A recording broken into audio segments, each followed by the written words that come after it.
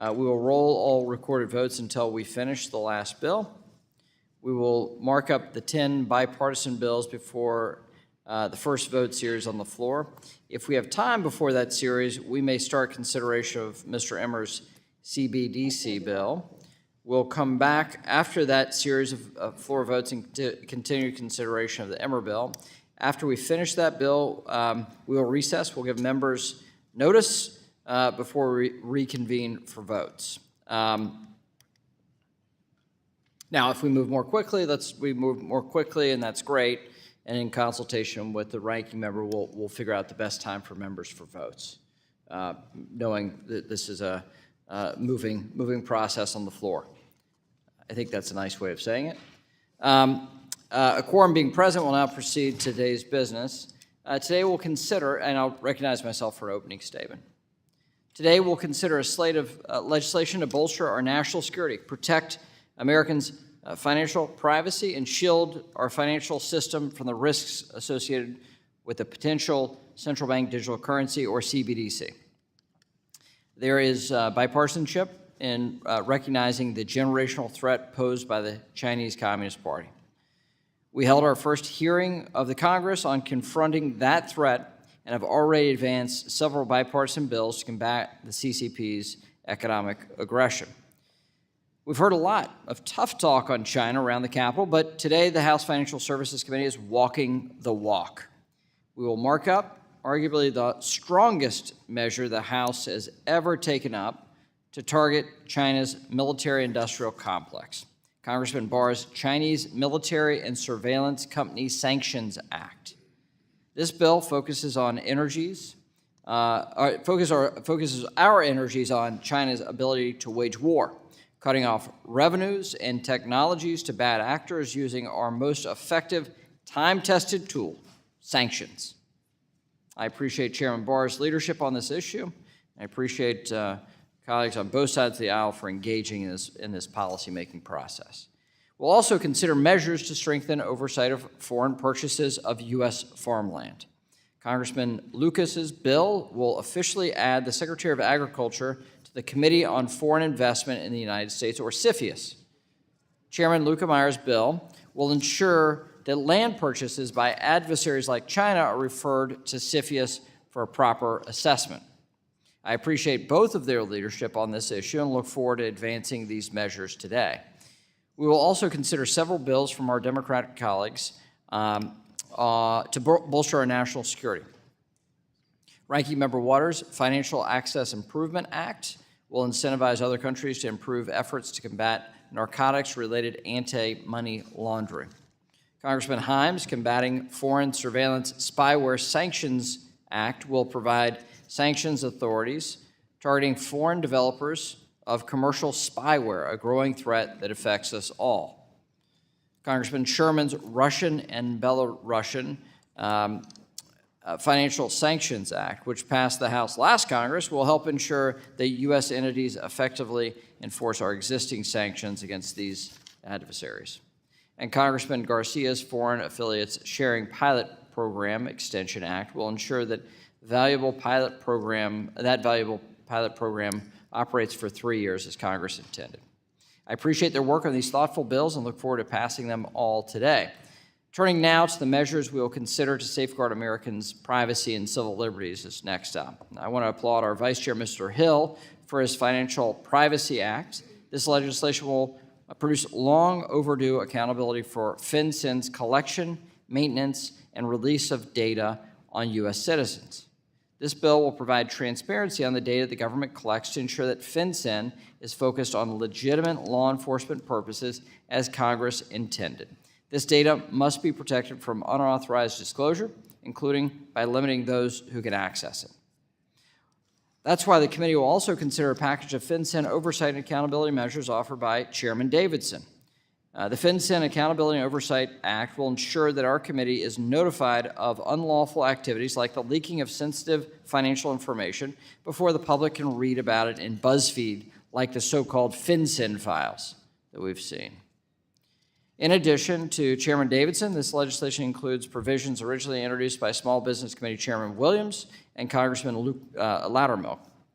I applaud their efforts the result of which is this robust package. We will also consider legislation from Congressman Nunn to close obvious loopholes in beneficial ownership filing and extend filing deadlines to the original statutory dates. I also want to recognize Ranking Member Beatty for joining Mr. Nunn in affirming congressional intent on beneficial ownership filings. And finally, for years, our committee has examined the implications associated with the potential U.S. central bank digital currency. Those efforts, which started during Ranking Member Waters' tenure as chair and have continued under Republican leadership, resulted in bipartisan recognition that any U.S. CBDC must be explicitly authorized by Congress. The CBDC Anti-Surveillance State Act underscores that fact and protects Americans' privacy and our financial system from the risks a CBDC would pose. It builds on the principles that Republicans developed last Congress to guide our evaluation of a potential CBDC. The bill, led by Whip Emmer, emphasizes those principles and ensures that the Federal Reserve cannot issue a CBDC without congressional approval. I want to applaud the work of all of our members, especially our National Security Subcommittee Chair, Mr. Lukemeyer, for the brunt of the work of today's legislative hearing. And with that, I'll now recognize the Ranking Member for the purposes of an opening statement. Thank you very much, Mr. Chairman. When I was chairwoman of this committee last Congress, this committee came together after Russia's unprovoked invasion of Ukraine to craft bipartisan legislation aimed at protecting Ukraine and holding Russia accountable. This committee, and the whole Congress for that matter, recognized the importance of standing up to authoritarian governments, both in Russia and in China. That's why I am pleased that today this committee is following that precedent by coming together to pass legislation that will again strengthen our national security, including legislation that I introduced to reverse de-risking by U.S. banks in the Caribbean and other parts of the world and ensure our presence in the region is not replaced with China's. Legislation by Congressman Sherman to ratchet up compliance with sanctions related to Russia and Belarus. Legislation led by Congresswoman Garcia to ensure that an important anti-money laundering pilot will have sufficient time to be implemented, and legislation led by Congressman Himes to impose sanctions on foreign companies that facilitate spyware targeting U.S. national security personnel. Unfortunately, Republicans are marking up one bill that is not bipartisan. It will keep the United States behind other countries, including China, as they race forward to develop a global standard for central bank digital currencies. At this point, nobody fully understands the potential benefits and challenges of CBDCs or how their implementation could affect the preeminence of the U.S. dollar and global finance more broadly. That is why the Biden administration and the Federal Reserve are researching this. However, the Republican bill before us today would stifle that research and prevent us from moving forward, even if it means that the dollar loses its status as the world's reserve currency, and even if it means that U.S. citizens lose out on faster, cheaper, and simpler payments. I'm disappointed that Republicans have taken such a deeply anti-innovation stance. Still, I'm proud of the work we've done here on the committee to reach a consensus on the other bills today. Unfortunately, while we consider these bills to strengthen our national security, a much greater attack on our national security is happening. Extreme MAGA Republicans are threatening to shut down government programs if Congress doesn't dramatically slash funding for them. This includes the same national security programs that are the subject of the bipartisan bills today. Both outcomes would inflict untold harm on America, from undermining sanctions and AML/BSA enforcement to stopping reviews of foreign purchases of U.S. companies and technology. If that isn't enough, MAGA Republicans are also blocking the overwhelming bipartisan effort in Congress to support our friend and fellow democracy, Ukraine, which is under relentless attack by Putin. This betrayal comes even as President Zelensky is here in Congress today asking for help. In fact, after President Zelensky gave a powerful speech last night before the United Nations, Speaker McCarthy weakly says he still has questions for the president. Well, I have a question for the Speaker and for MAGA Republicans. When are you going to stop turning your back on democracy, both at home and abroad? Well, I'm not surprised that the same members that supported overturning our elections see nothing wrong with authoritarian Russian invading Ukraine. I'm surprised that my Republican colleagues, who I've worked with over the years to strengthen our democracy, to counter Russia and China, would go along with these extremists. Mr. Chair, I urge you to talk to the Speaker because shutting down government and abandoning Ukraine not only undermines all of the bills you have put forward today, those actions will cause lasting harm to America. As I said, I'm a little bit disappointed, but I have hope that not only will the opposite side of the aisle support our democracy, but patriotism is at stake here. Patriotism is about making sure that our country is safe, but it's also making sure that our country has what it needs to have a decent quality of life for our seniors and our children and our veterans, and on and on and on. So with that, I yield back the balance of my time. Pursuant to notice, I now call up H.R. 3378, the Agricultural Security Risk Review Act. The clerk will report the bill, which was distributed in advance. H.R. 3378, a bill to amend the Defense Production Act of 1950 to include the Secretary of Agriculture as a member of the Committee on Foreign Investment in the United States. Without objection, the bill is considered read and open to amendment at any point. The gentleman from Oklahoma has an amendment in the nature of a substitute, copies of which have been distributed in advance. The clerk will report the amendment. Amendment in the nature of a substitute to H.R. 3378, offered by Mr. Lucas of Oklahoma. Without objection, the amendment is considered as read and will serve as base text for purposes of amendment.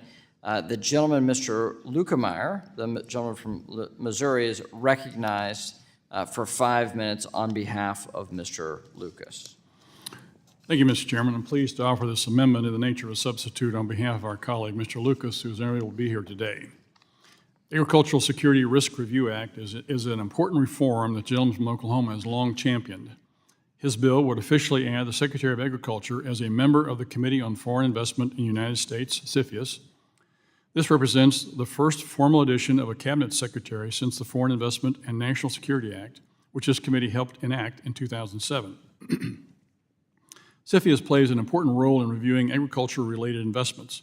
It has long had jurisdiction over any foreign takeover of an agribusiness or even foreign control over a small farm limited to local sales. Since 2018, CFIUS may also examine foreign purchases of land due to its proximity to sensitive government sites. While the Secretary of Agriculture has been involved in such reviews as needed, it is overdue for Congress to mandate his participation. While CFIUS is indeed a committee, it benefits from the expertise of particular member agencies with relevant expertise. Agriculture is too important to go neglected. Mr. Lucas has long understood this, and I applaud his hard work in championing the Agricultural Secretary's contributions to CFIUS. This bill deserves strong bipartisan support. I look forward to supporting it. And with that, Mr. Chairman, I'd like to, without objection, enter into the record a letter from Mr. Lucas describing his bill.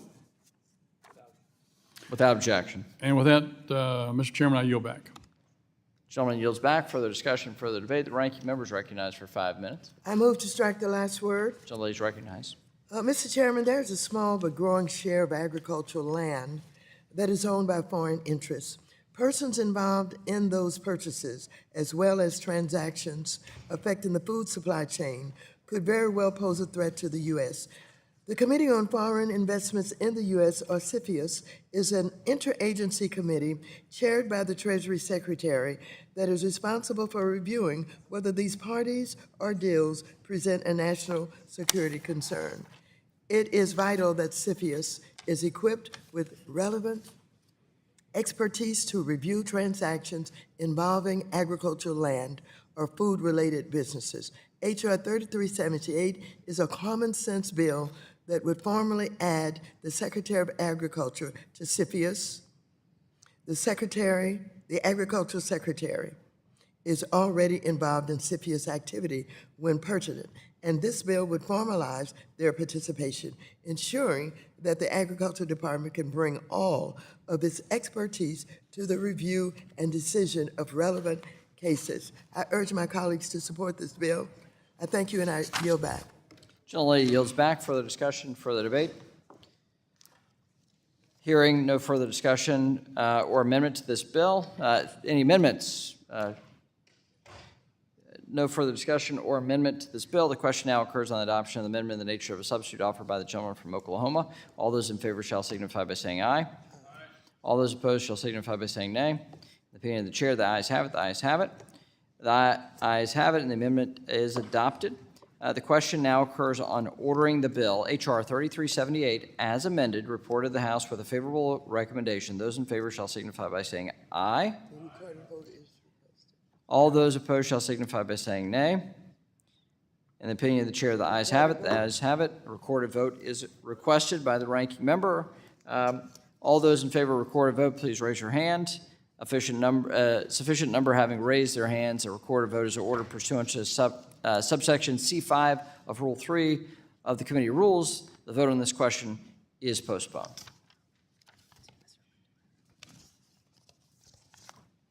Pursuant to notice, I now call up H.R. 5409, the Safeguarding American Farms from Foreign Influence Act. The clerk will report the bill, which was distributed in advance. H.R. 5409, a bill to amend the Defense Production Act of 1950 to require the Committee on Foreign Investment in the United States to determine whether a national security review is needed for reportable agricultural land transactions referred by the Secretary of Agriculture. Without objection, the bill is considered as read and open to amendment at any point. The gentleman from Missouri has an amendment in the nature of a substitute, copies of which have been distributed in advance. The clerk will report the amendment. Amendment in the nature of a substitute to Without H.R. objection, the amendment is considered as read and will serve as base text for purposes of amendment. The gentleman is recognized for the gentleman from Missouri. The subcommittee chair on national security is recognized for 5 minutes. Thank you, Mr. Chairman, for calling up this bipartisan piece of legislation today. H.R. 5409 is a straightforward but vital measure to protect our agricultural sector from national security threats. Under the Agricultural Foreign Investment Disclosure Act, the Department of Agriculture collects data on foreign interest in United States farmland. Some of these purchases may qualify as covered transactions that are eligible for CFIUS review. CFIUS has long had jurisdiction when a foreign person ends up controlling an agricultural operation. But for CFIUS to be effective, it must have an appropriate awareness of these investments. This is what my bill will help achieve. Under H.R. 5409, the USDA must notify CFIUS when it has reason to believe that a foreign land purchase raises national security concerns. While most land deals are benign and involve U.S. allies such as Canada or Europe, some require closer scrutiny. This is especially true for Chinese purchases of farming operations here at home. My bipartisan legislation would therefore require CFIUS to take in notification from the USDA, determine they are covered transactions, and potentially initiate a national security review. It is really that simple. USDA has its eyes on farmland purchases, but we need more connective tissue between the department and CFIUS. I should add here that another bill we're considering today, which we just discussed and passed by voice vote, with waiting for a roll call on it, is Mr. Lucas's bill, which further strengthens this relationship by adding the Secretary of Agriculture to CFIUS. Our bills complement each other, and it's fitting that they are being considered today at today's markup. Again, I thank the chairman for his support of H.R. 5409 and urge my colleagues to support its passage. With that, Mr. Chairman, I yield back. Is there further discussion, further debate? Ranking member is recognized for 5 minutes for purposes of debate. I move to strike the last word. Gentlelady is recognized. In September 2022, President Biden issued an executive order that instructed CFIUS to consider elements of the agricultural industrial base that have implications for food security, among other factors, in its reviews. H.R. 5409 would build on that order, establishing a formal codified process by which the Secretary of Agriculture may bring potential national security concerns related to agricultural land and food security to the attention of CFIUS for review. I support the Biden administration's efforts to protect our national security, and I support this effort to build on this administration's good work. Thank you. I yield back the balance of my time. Generally yields back. Further discussion, further debate, further amendment. There being no further discussion or amendment to this bill, the question now occurs on the adoption of the amendment of the nature of the substitute offered by the gentleman from Missouri. All those in favor shall signify by saying aye. All those opposed shall signify by saying no. In the opinion of the chair, the ayes have it. The ayes have it. The amendment of the nature of the substitute is adopted. The question now occurs on ordering the bill, H.R. 5409, as amended, reported to the House with a favorable recommendation. Those in favor shall signify by saying aye. Aye. And all those opposed shall signify by saying nay. In the opinion of the chair, the ayes have it. The ayes have it. It's a recorded vote requested. Gentleman from Missouri requests a recorded vote. Those in favor of a recorded vote, please raise your hand. A sufficient number having raised their hand, a recorded vote is ordered pursuant to subsection C5 of Rule 3 of the Committee on Rules, of the Committee Rules. The vote on this question will be postponed.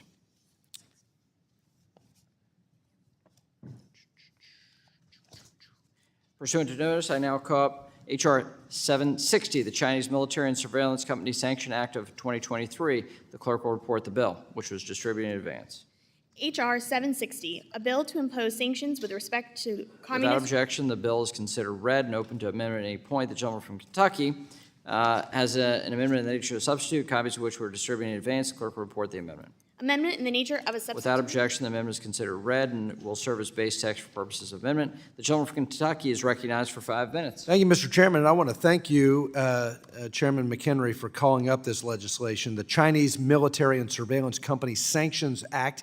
I look forward to bipartisan support for this legislation. I want to, at the outset, thank Anthony Chang for his outstanding work as staff on this legislation, his tireless efforts to get this bill right.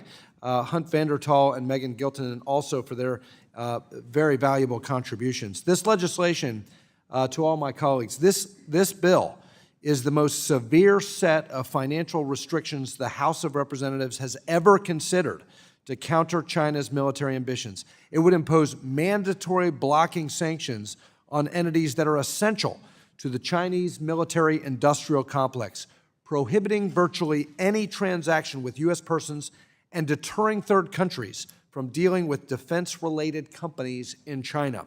Let me explain why this should be a bipartisan priority. In 2020, the Trump White House declared a national emergency with respect to China's military-industrial complex, an emergency that was reaffirmed by the Biden administration a year later. As a result, both the Trump and Biden administrations prohibited the purchase and sale of publicly traded securities in companies connected with China's military. President Biden expanded the scope to include surveillance technology companies that enable repression and human rights abuses in China. These companies now belong to Treasury's CMIC list, which includes some of China's leading technology firms such as Huawei, Semiconductor Manufacturing International Corporation, and Hikvision, along with several dozen other corporations that Treasury has found are supporting China's military and defense capabilities. While I'm pleased that Treasury has assembled the CMIC list, investment restrictions have proven merely symbolic, not a meaningful policy tool to undermine future aggression by China. For instance, a number of CMIC companies don't issue publicly traded securities to begin with. Others, such as SMIC, have seen their gross profits and R&D rise by double digits after being listed by Treasury. China Telecom's stock price has risen by over 50%. In 2021, a company like Huawei had revenues over 700 times larger than any financing it received. This fixation on investment has distracted us from securing real results. Even in cases where an American can't buy shares, we're simply prohibiting trades between investors, not choking off support for the company itself. When a policy like this meddles with capital flows, while leaving the CCP unaffected, it makes it look like the United States is no longer serious about its governance of capital markets. My bill takes a different approach. Blocking sanctions will cut defense-related companies off from revenues, technology, and hard currency. Under my bill, not only would Treasury be required to go after Chinese firms with significant operations in the defense and surveillance sectors, the Secretary would have to make an annual determination as to whether the CMIC companies qualified for those sanctions. And this point is key. I fully expect that Treasury would conclude that CMIC companies fall under this bill's sanctions authorities. After all, they're on the CMIC list precisely because of their activities related to defense and surveillance. But even if Treasury does not make that determination for some reason, the CCP has at most a year until the next determination. During that time, a sword will be dangling over every CMIC company, and compliance departments around the world will ask themselves whether or not dealing with such an entity is really worth the risk. Many will conclude it is not. There is a lot of talk these days about de-risking and restricting capital flows to China, but this is how you actually do it. And I do mean de-risking, not severing ties between the two world's largest economies completely. But what I do mean is this is tough. This is the right way. And as tough as this bill is against China, it stays laser focused on impeding Beijing's defense and surveillance capabilities. H.R. 760 is about making China's military ambitions impossible, not outlawing benign activities and creating economic mayhem. This is a red light, green light approach. This gives certainty and confidence to the private sector and to investors around the world what is off limits and what is benign.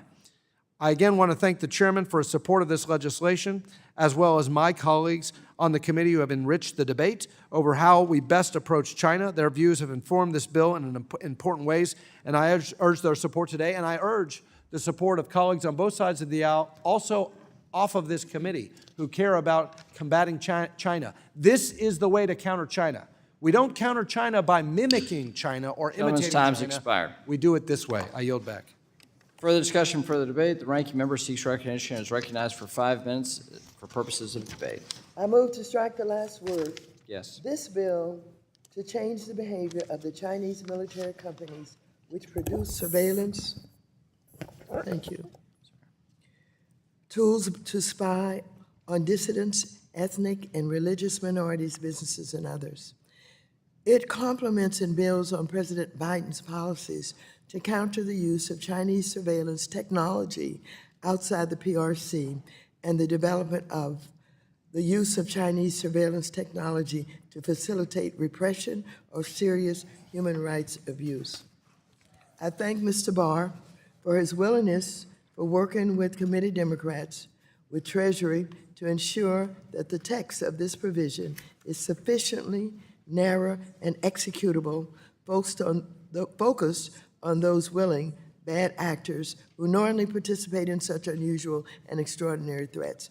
I think we should note that we expect State Department and Commerce will have views to add to those of the Treasury Department, and I hope Representative Barr, who also serves on House Foreign Affairs, would similarly commit to work in a productive bipartisan manner with that committee, including Ranking Member Meeks, to address any additional concerns.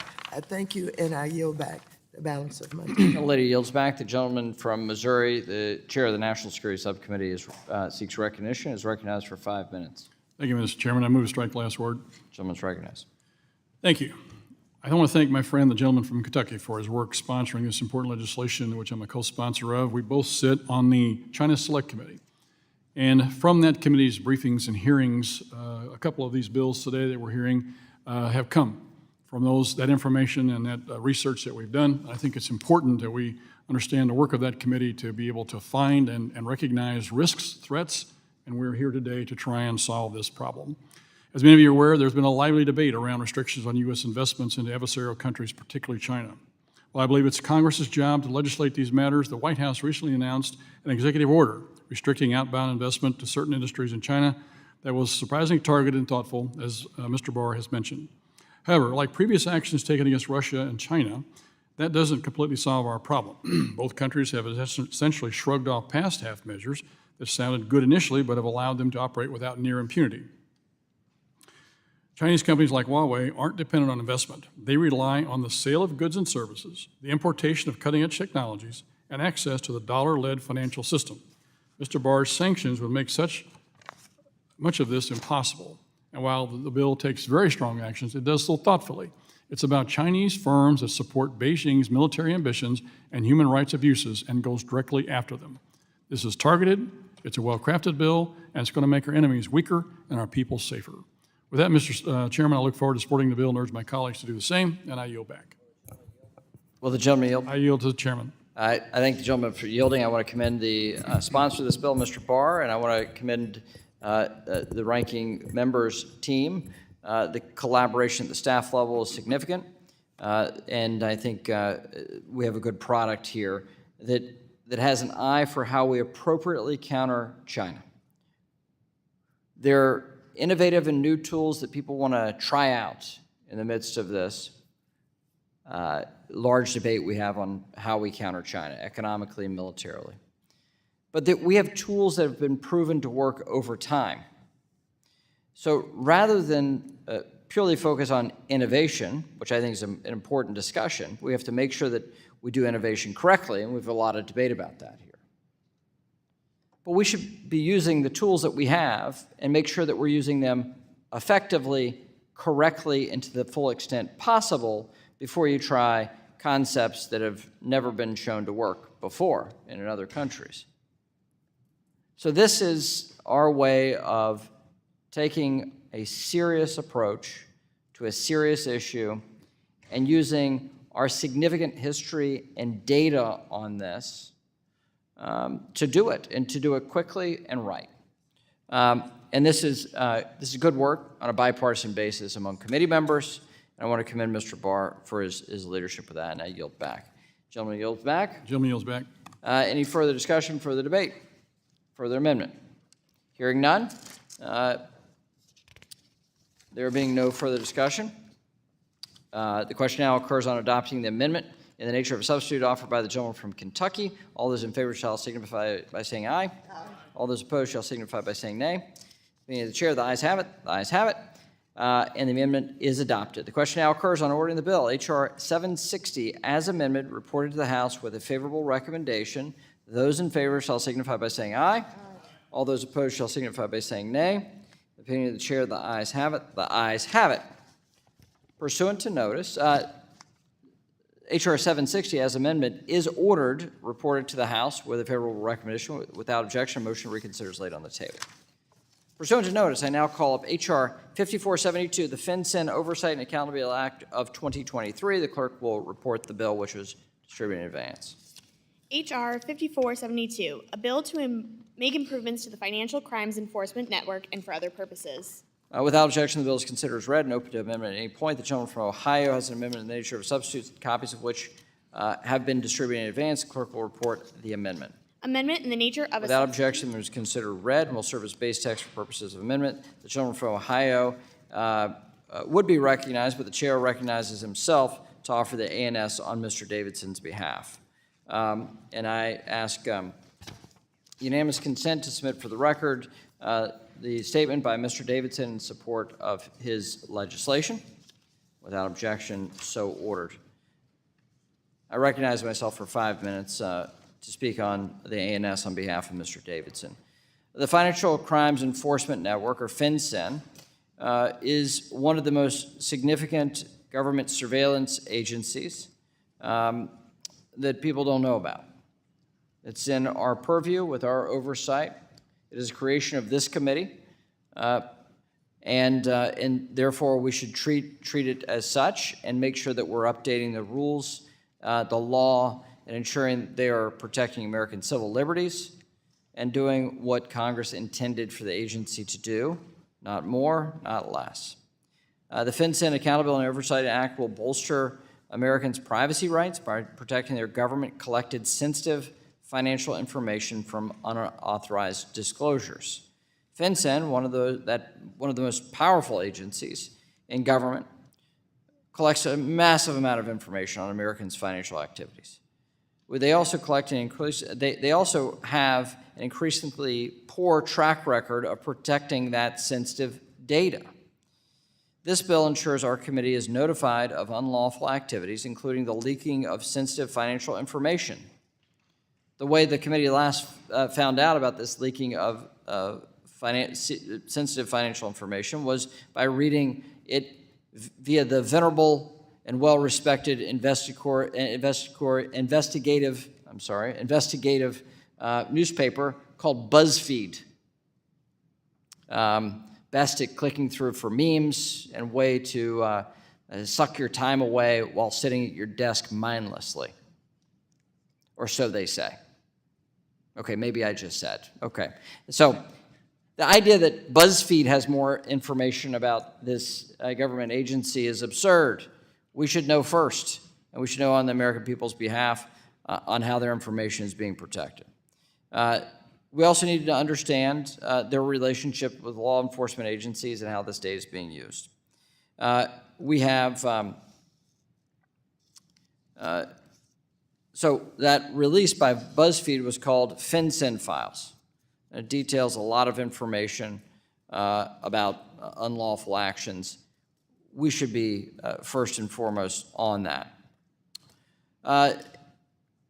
We also, this bill also will provide insights in how Treasury's Office of Terrorism Financing interacts with its independent bureau, FinCEN, and details of their partnership have never been easily accessible and leads many lawmakers to raise questions as to why. Having access to these documents of that relationship within Treasury will ensure that the Financial Services Committee can craft important legislation to better tailor the relationship between Treasury, data users, and data furnishers to FinCEN and protect financial privacy of every American.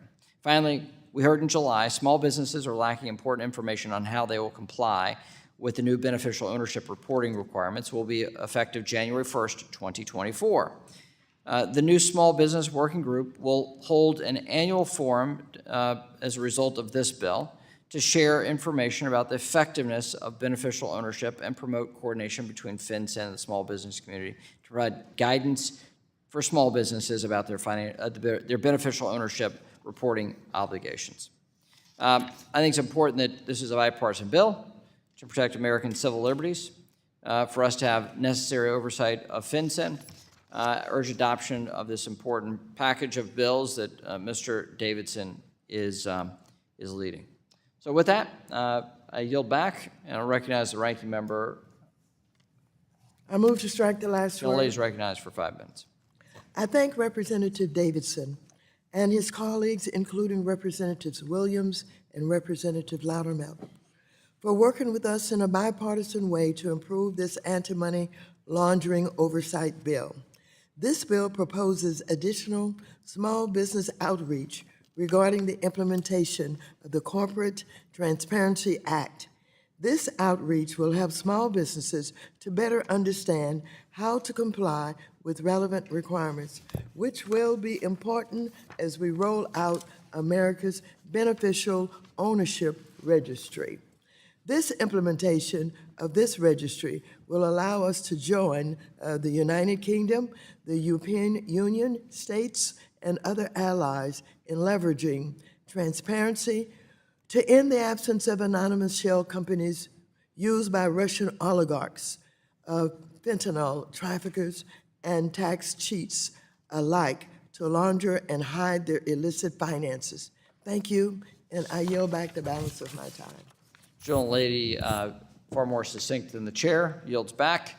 The gentleman from Georgia, Mr. Loudermilk, is recognized. Move to strike the last word. The gentleman is recognized for 5 minutes. Thank you, Mr. Chairman. And I want to speak in support of H.R. 5472, the FinCEN Oversight and Accountability Act. This bill contains two provisions from my bill, the FinCEN Accountability Act. These provisions ensure that this committee, the Senate Banking Committee, and the public will have access to the Department of the Treasury documents giving authority or instructions to FinCEN or its director, including any changes made to the documents.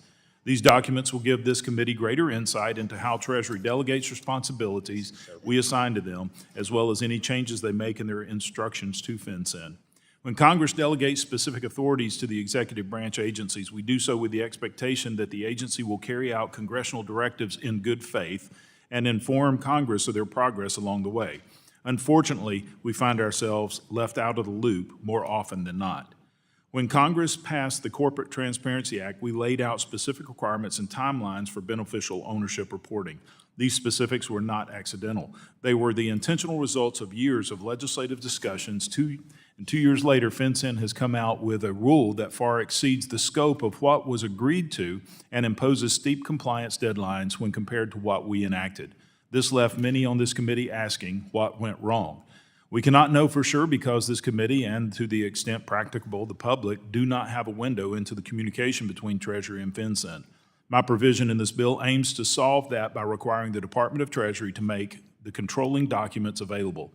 While our colleagues in the Senate seem uninterested in discussing the consequences of FinCEN's beneficial ownership rulemaking or the necessary modernization of CTRs and SARs, this committee is committed to ensuring that the Treasury faithfully carries out the duties assigned to them by Congress. That's why the second provision of my bill included in this package requires the Director of FinCEN to testify before Congress annually for 5 more years.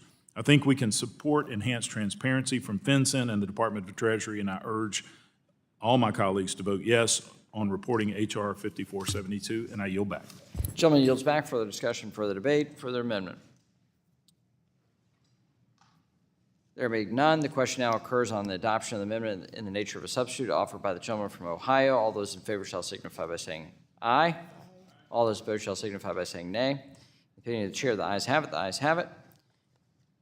And the amendment is adopted. The question now occurs on ordering the bill, H.R. 5472, as amended, reported to the House with a favorable recommendation. Those in favor shall signify by saying aye. All those opposed shall signify by saying nay. In the opinion of the chair, the ayes have it. The ayes have it. Mr. Chairman, Gentlemen? I'd ask for a Vice Chair? recorded vote, please. Gentlemen ask for a recorded vote. If a recorded vote is requested, all those in favor shall raise your hand. A sufficient number having raised their hands, a recorded vote is ordered pursuant to subsection C5 of Rule 3 of the committee rules. The vote on this question is postponed. Pursuant to notice, I now call up H.R. 5485, the Financial Privacy Act of 2023. The clerk will report the bill, which was distributed in advance. H.R. 5485, a bill to require the Secretary of the Treasury to provide for the greater transparency and protections with regard to Bank Secrecy Act reports and for other purposes. Without objection, the bill is considered as read and open to amendment at any point. The gentleman from Arkansas has an amendment in the nature of a substitute, copies of which have been distributed in advance. The clerk will report the amendment. Amendment in the nature of a Without objection, the amendment is considered as read and will serve as base text for purposes of amendment. The gentleman from Arkansas, the Vice Chair of the committee, Mr. Hill, is recognized for 5 minutes. Well, thank you, Chairman, for calling up my legislation, the Financial Privacy Act. I hope that it'll get a good bipartisan vote today, and I want to thank Mr. Himes and Mr. Sherman for their support in this issue. It's in the theme of making sure that we have the right oversight and the transparency of Americans' personal data as it relates to the Treasury Department. Even as this data has proliferated across the federal workspace, I'm proud that this committee has taken issues surrounding individual citizens' privacy very seriously. In 2018, our overhaul of CFIUS introduced new protections for all Americans' sensitive private data. This House provision now forms the basis of personal data safeguards in other parts of the federal government. The European Union's investment screening framework now highlights sensitive data as well. And over the course, in February, we debated and reported Chairman McHenry's Data Privacy Act, a very important bill, essential to our digital future, and I hope that it will see House floor action soon. The focus of these efforts was minimizing the risk of our data falling into the hands of companies and foreign governments. My bill today addresses privacy from a related but ultimately different angle. Each and every day, the Treasury Department's Financial Crimes Enforcement Network, FinCEN, collects around 55,000 reports under the Bank Secrecy Act. This includes suspicious activity reports, currency transaction reports, and soon, in my opinion, unfortunately, beneficial ownership reporting. The scope of this collection by our own government is staggering. Since 2001, FinCEN has taken in, Mr. Chairman, over 350 million currency transaction reports and SARs, 350 million. And when beneficial ownership comes online, Treasury estimates that 32 million businesses will be implicated and impacted by that rule in the first year, with another 5 million added each year after that. That's a lot of reporting. Let's be clear, no one is arguing that financial institutions shouldn't help FinCEN by flagging suspicious activity. No one is arguing that. But at the same time, no one claims that this system is anywhere close to being right-sized. How many Bank Secrecy Act reports have led to anti-money laundering convictions? That question gets asked in this committee so frequently. How often do agencies outside Treasury request access to that data, and for what purpose? What protects Americans from unauthorized disclosure of a report with their personal details? No one outside of FinCEN knows the answers to these questions, and Congress needs the answers. And this is why it's especially true as the Treasury Inspector General completes a comprehensive audit of FinCEN's data management policies. The first installment of that audit, published just last month, should cause us deep concern. Not only does the IG criticize FinCEN for failing to adequately limit access to data that is inaccurate, duplicative, or highly sensitive, but it also notes that FinCEN retains Bank Secrecy Act data indefinitely. Indefinitely.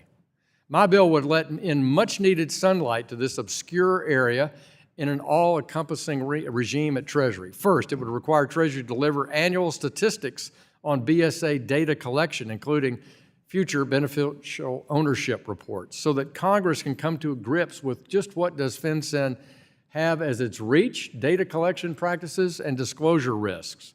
I believe that the numbers may lead Treasury itself to realize that BSA reports involve too much haystack and not enough needles. Second, this legislation will give Congress insights into the protocols that govern other agencies' access to FinCEN data, including access by our intelligence agencies. My legislation would allow us to understand these protocols contain, how many queries agencies submit in order to access data, and when these requests are denied, if ever. Finally, the bill would ask the Treasury Secretary to annually review these protocols so BSA data and its administration are tailored to law enforcement purposes that Congress has authorized. I'm pleased that these priorities are shared across our committee. The authorities that have been delegated to FinCEN over the past several decades are enormous, and we must be sure that they are wielded responsibly. I encourage all my colleagues to support the Financial Privacy Act and yield back the balance of my time. Gentleman yields back. Is there further discussion, further debate?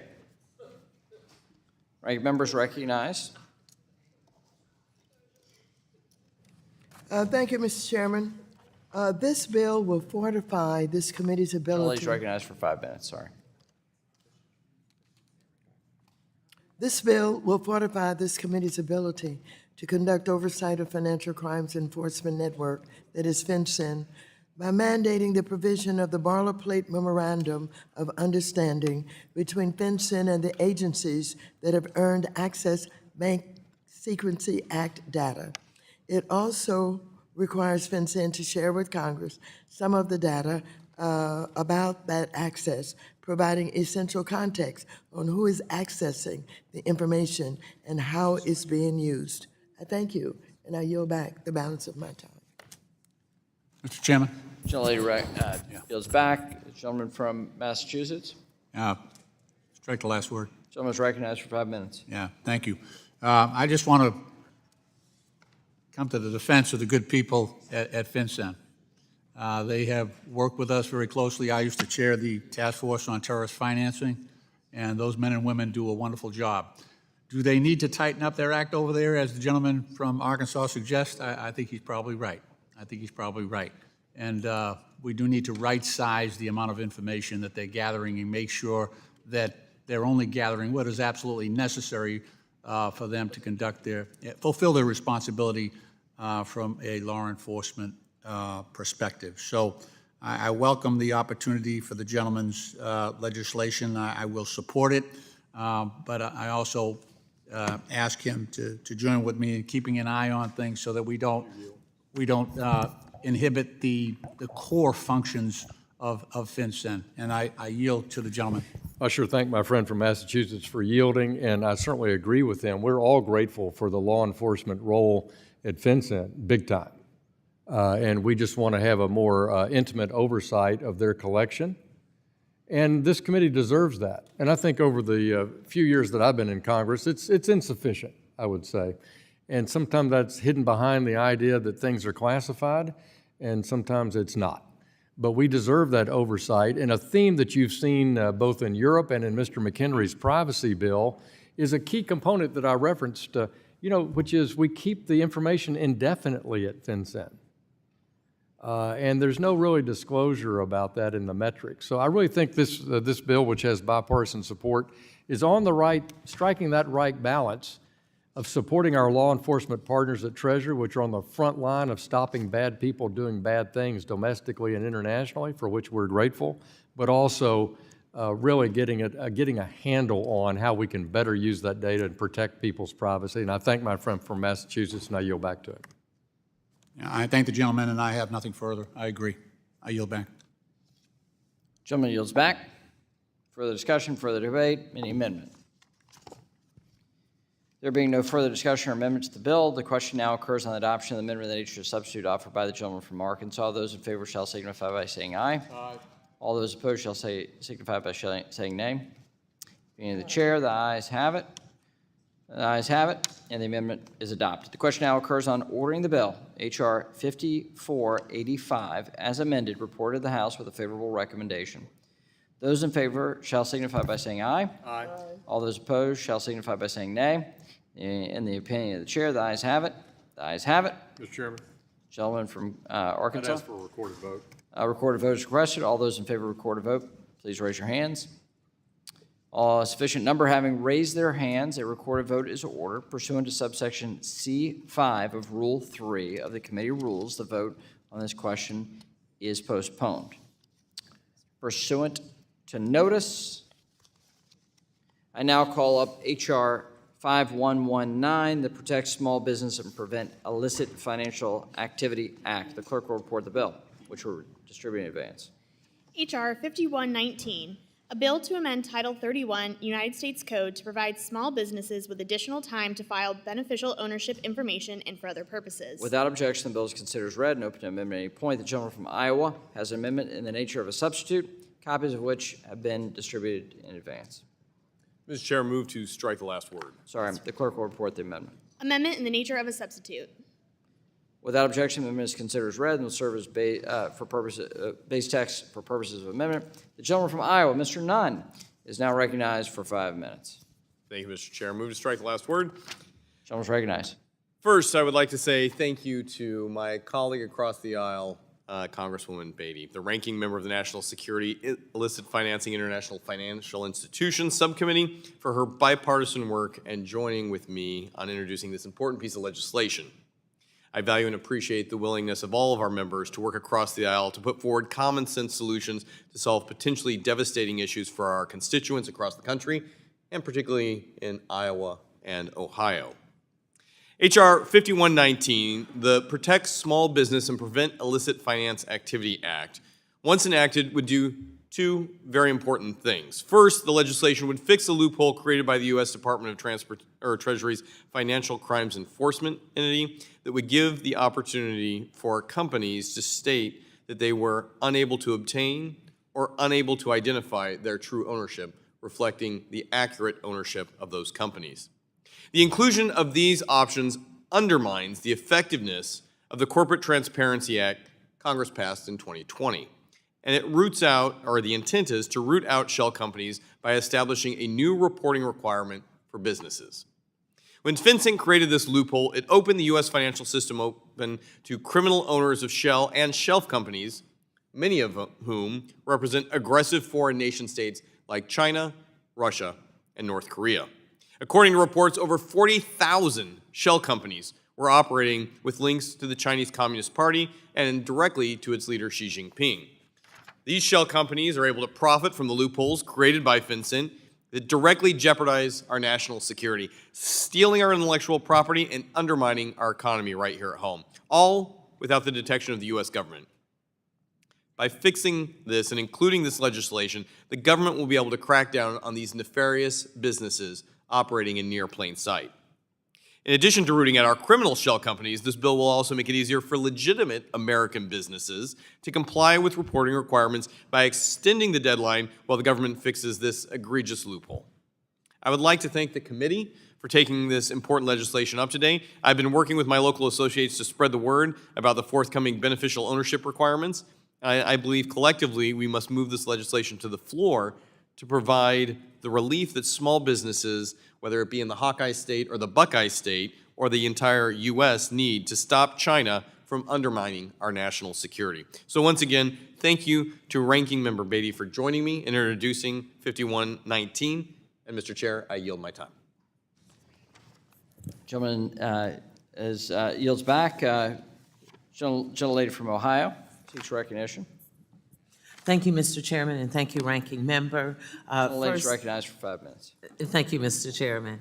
First, let me thank my colleague for working with us and in including us in what we're going to ask all of our members to please join us in supporting H.R. 5119. As he has so eloquently and adequately said, we have been doing a lot of work on this, and I want to say to you, my colleague, thank you to your staff and team in working with my staff and team, because they've put a lot of time in it. And I'm going to emphasize that a lot, because so often we come to committees and we're on the floor and people really don't see the good work that we're doing.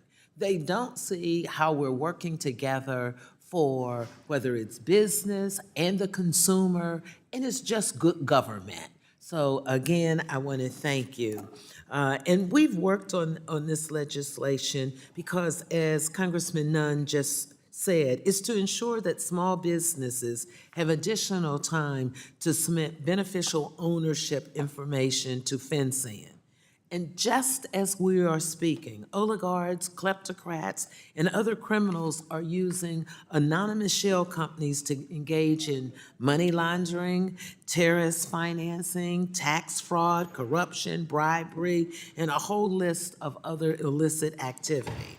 The landmark CTA, Corporate Transparency Act, sought to prevent this illicit activity by imposing, for the first time, a federal requirement to identify beneficial owners of certain companies. While this is a critical step towards protecting our financial system from abuse, we must ensure that the business community is adequately informed and educated about new reporting requirements. This legislation extends the filing date to allow small businesses additional time to submit reports to FinCEN about their beneficial owners.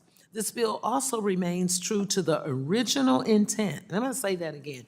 This bill remains true to the original intent of the statute, which, for example, provides existing firms no more than 2 years to begin filing. I want to be clear that the Corporate Transparency Act and FinCEN's implementation of the law is absolutely necessary and has the support of a broad coalition of stakeholders. And I'm going to list them, Mr. Chair and Ranking Member. It's including businesses, financial institutions, anti-corrupt organization, law enforcement, and state government. Giving businesses more time to comply with the law will ensure that the CTA is effectively implemented and works the way Congress intended it to. This legislation is just good common sense solution to concerns we have heard from the business community. I would also like to note that FinCEN itself has responded to these concerns by publishing the Small Entity Compliance earlier this week, which helps businesses understand and comply with the beneficial ownership reporting rule. This guide provides key tools and resources to reduce the burden on the small business community, and it shows that FinCEN is actively working with us to improve outreach. And with that, thank you again, Congressman Nunn, and Mr. Chair and Ranking Member. I'm going to yield back my last minute because I know everybody is going to get on board and support this bill. Gentlelady yields back. Thank you. Further discussion, further debate? Any amendment? Hearing no further discussion or... Sure. No further discussion or amendment on this bill. The question now occurs on the adoption of the amendment in the nature of...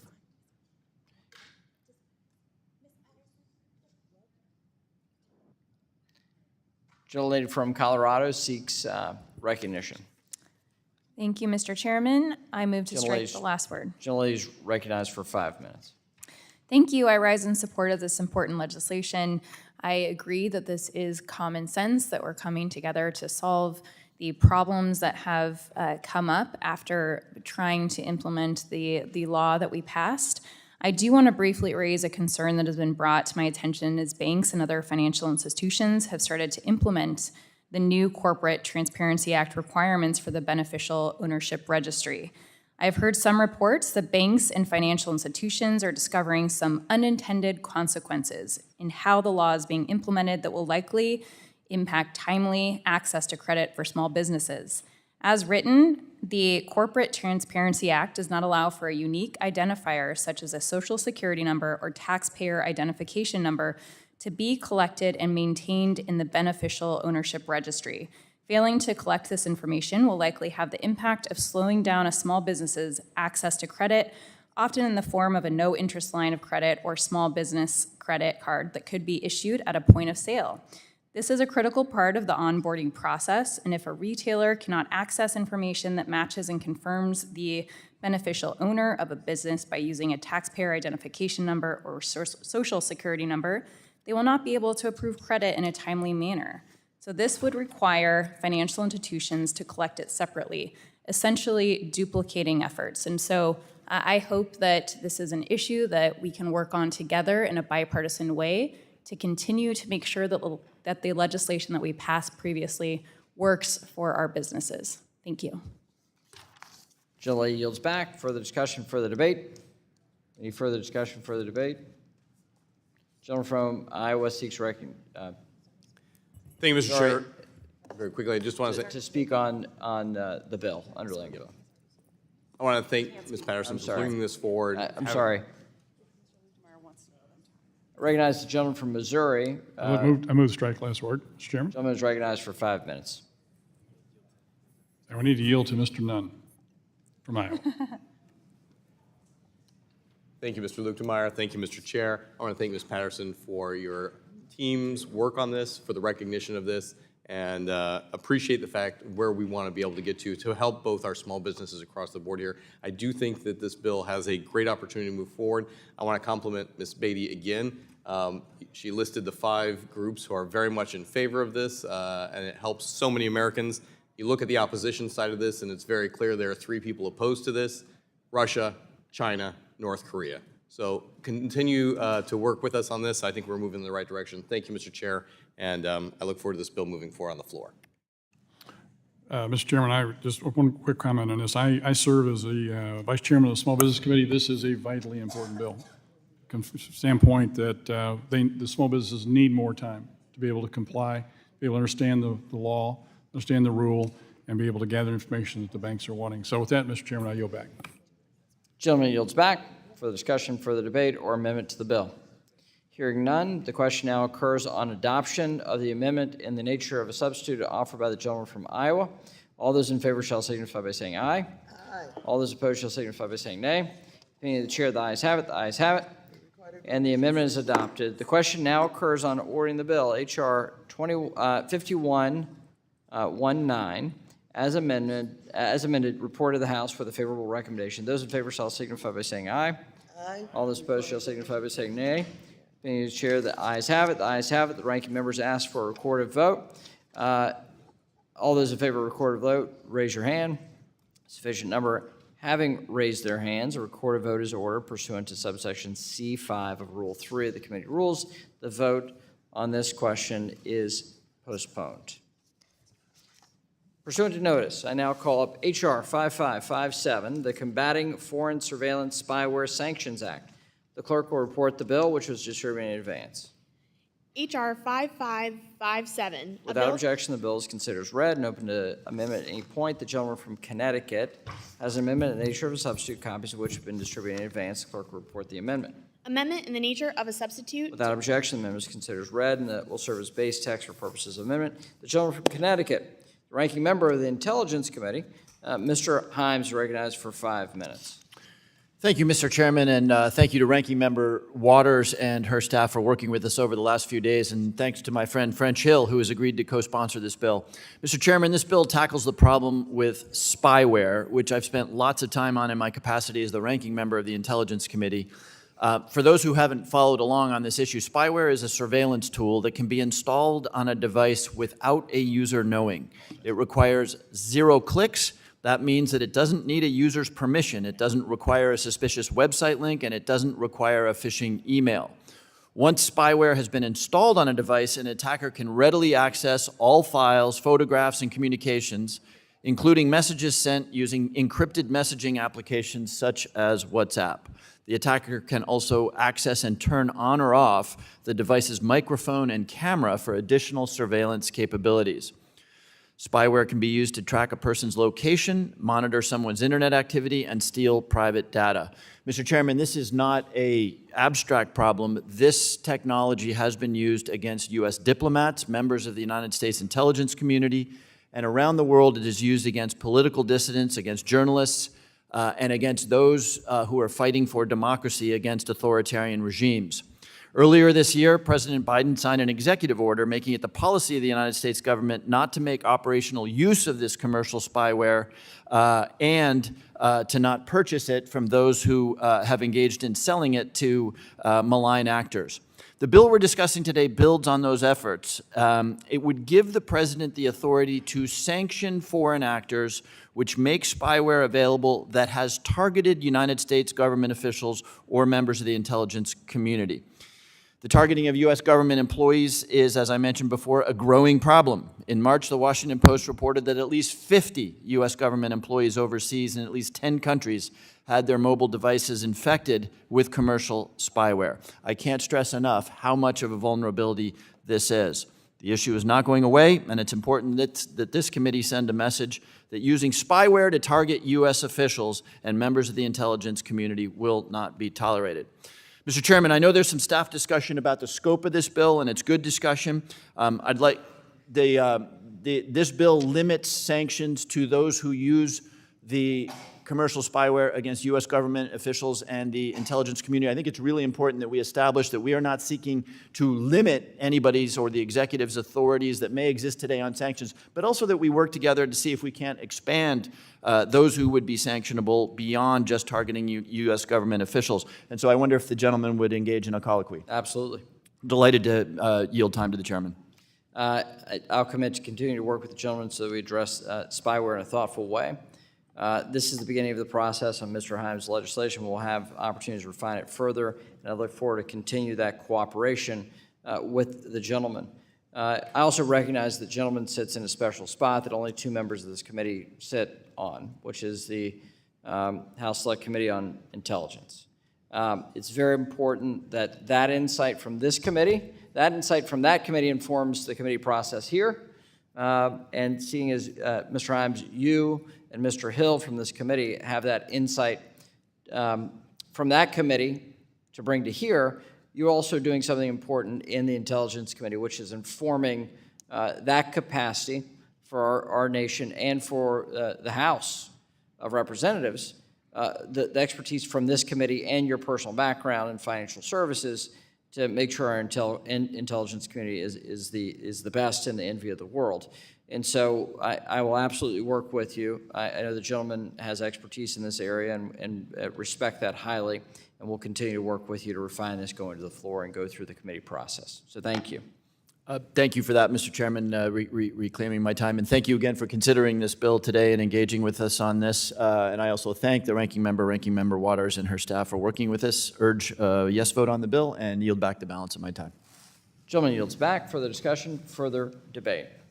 The Ranking Member seeks recognition and is recognized for 5 minutes. Thank you, Mr. Chairman. I move strike the last word. This bill establishes a new discretionary sanctions regime that targets the foreign manufacturers, sellers, and other knowing facilitators of foreign commercial spyware that is used to target U.S. government officials and intelligence community personnel. Given the stories that we've all heard about spyware being used to target journalists, dissidents, and others, it is a good thing to focus on changing the behavior of these foreign spyware companies and those who help to proliferate these privacy-violating software tools. The bill aligns with ongoing Biden administration efforts to curb the proliferation of foreign commercial spyware, and thus I support it. I thank you, and I yield back the balance of my time. Gentlelady yields back for the discussion, for the debate. Gentleman from Illinois, Dr. Foster. Yes, I had a question on this, whether. The gentleman's recognized for 5 Oh, strike minutes. the last word, yeah. I had a question whether you're going to target differently the manufacturers of the spyware that sell it irresponsibly to parties that abuse it, and how you're going to try, is there any differentiation there contemplated in this? Will the gentleman yield? To- So to Mr. Foster's question, this bill is narrowly targeted at covered entities, which is primarily designed to be countries, but could also be the manufacturers of this spyware. The bill reads, knowingly develops, maintains, owns, operates, brokers, markets. So the language is quite broad, giving the discretionary authority not just against countries and individuals, but against those who would market, develop, et cetera, this technology.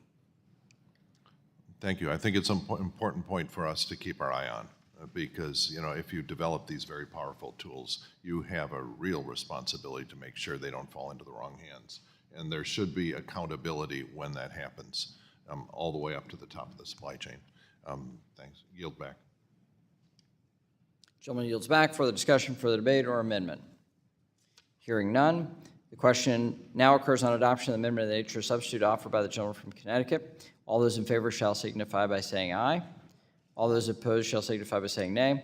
Opinion of the chair, the ayes have it. The ayes have it, and the amendment is adopted. The question now occurs on ordering the bill, H.R. 5557, as amendment, reported to the House with a favorable recommendation. Those in favor shall signify by saying aye. All those opposed shall signify by saying nay. In the opinion of the chair, the ayes have it. A recorded vote is requested. Those in favor of recorded vote, please raise your hand. A sufficient number having raised their hands, a recorded vote is ordered pursuant to subsection C5 of Rule 3 of the committee rules. The vote on this question is postponed. Next up, Waters. Okay. Pursuant to notice, I now call up H.R. 5523, the Financial Access Improvements Act. The clerk will report the bill, which was distributed in advance. H.R. 5523, a bill to amend the Foreign Assistance Act of 1961 to include information in the International Narcotics Control Strategy Report. Without objection, the bill is considered read and open to amendment at any point. The gentlewoman from California, the ranking member, has an amendment in the nature of substitute, copies of which were distributed in advance. The clerk will report the amendment. Amendment in the nature of a substitute. Without objection, the amendment is considered as read and will serve as base text for purposes of amendment. The ranking member is recognized for 5 minutes. Thank you very much, Mr. Chairman. For decades, I have engaged closely with the people, businesses, and countries that make up the vibrant Caribbean region. This has included hosting, as chairwoman of this committee, a 2019 Financial Access Roundtable in Washington, D.C., which included the lead correspondent banks in the region and senior government officials, including heads of state. I also co-hosted a 2022 Financial Access Roundtable in Barbados with the nation's Prime Minister, the Honorable Mia Amor Motley, attended by nearly a dozen heads of state, financial institutions, international financial institutions, and civil society. This event explored collaborative, concrete actions to address the loss of financial access, referred to as de-risking.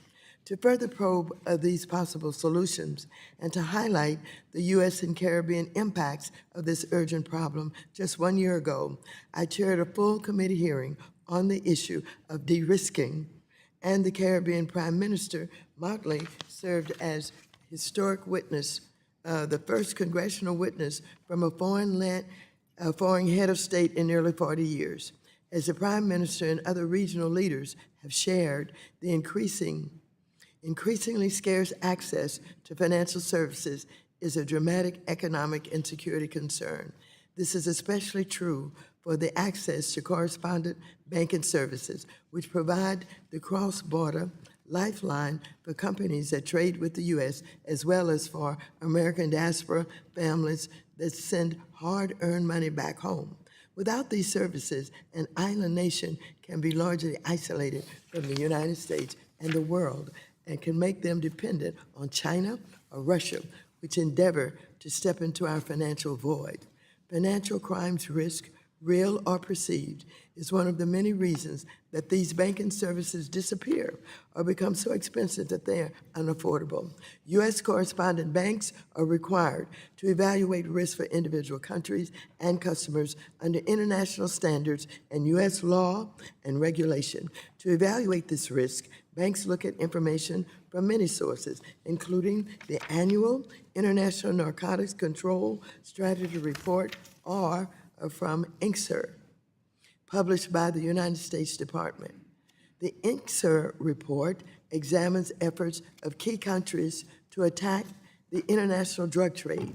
Volume 2 of the report covers each country's money laundering and financial crimes deficiencies. This volume is frequently cited as a basis for negatively judging the included nations, often resulting in the de-risking of businesses, local banks, and even whole countries. My bill, H.R. 5523, adds to the report further context on the anti-money laundering risk in each country. For example, the bill would require the report to include examples of improvements in each listed jurisdiction to the extent that such information is available. This might include the adoption of laws or regulations to prevent narcotics-related money laundering, enhanced enforcement actions taken by the country, such as regulatory penalties, criminal prosecutions and convictions, and asset seizures and forfeitures or status changes in international financial crime-related evaluations, such as those provided by the Financial Action Task Force or the International Monetary Fund. Moreover, my bill also tackles another cause of de-risking by pursuing greater consistency in Bank Secrecy Act exams across the federal financial agencies, increasing reliability on how the BSA is administered by regulators is expected to help reduce de-risking. The step that this committee is taking today has the potential to make improvements that could impact not only our Caribbean neighbors to the south, but for people all around the globe. I thank you, and I yield back the balance of my time. Generally yields back. The ranking member yields back. I now recognize myself for 5 minutes. Strike the last word. The Department of State's International Narcotics Control Strategy Report is the United States government's annual country-by-country 2-volume report that describes the efforts to attack all aspects of international drug trade, chemical control, money laundering, and financial crimes. In addition to identifying countries in relation to illicit narcotics, this report is mandated to identify major money laundering countries.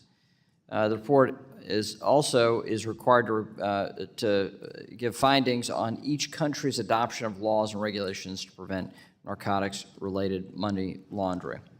The ranking members had a long-term interest here and engaged across hearings last Congress when she was the chair of this committee. We have a complicated set of relationships internationally with other countries.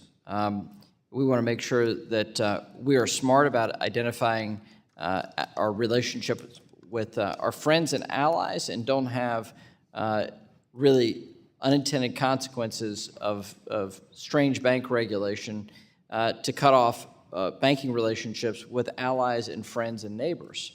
And so I commit to work with the ranking member on this subject matter of international debanking.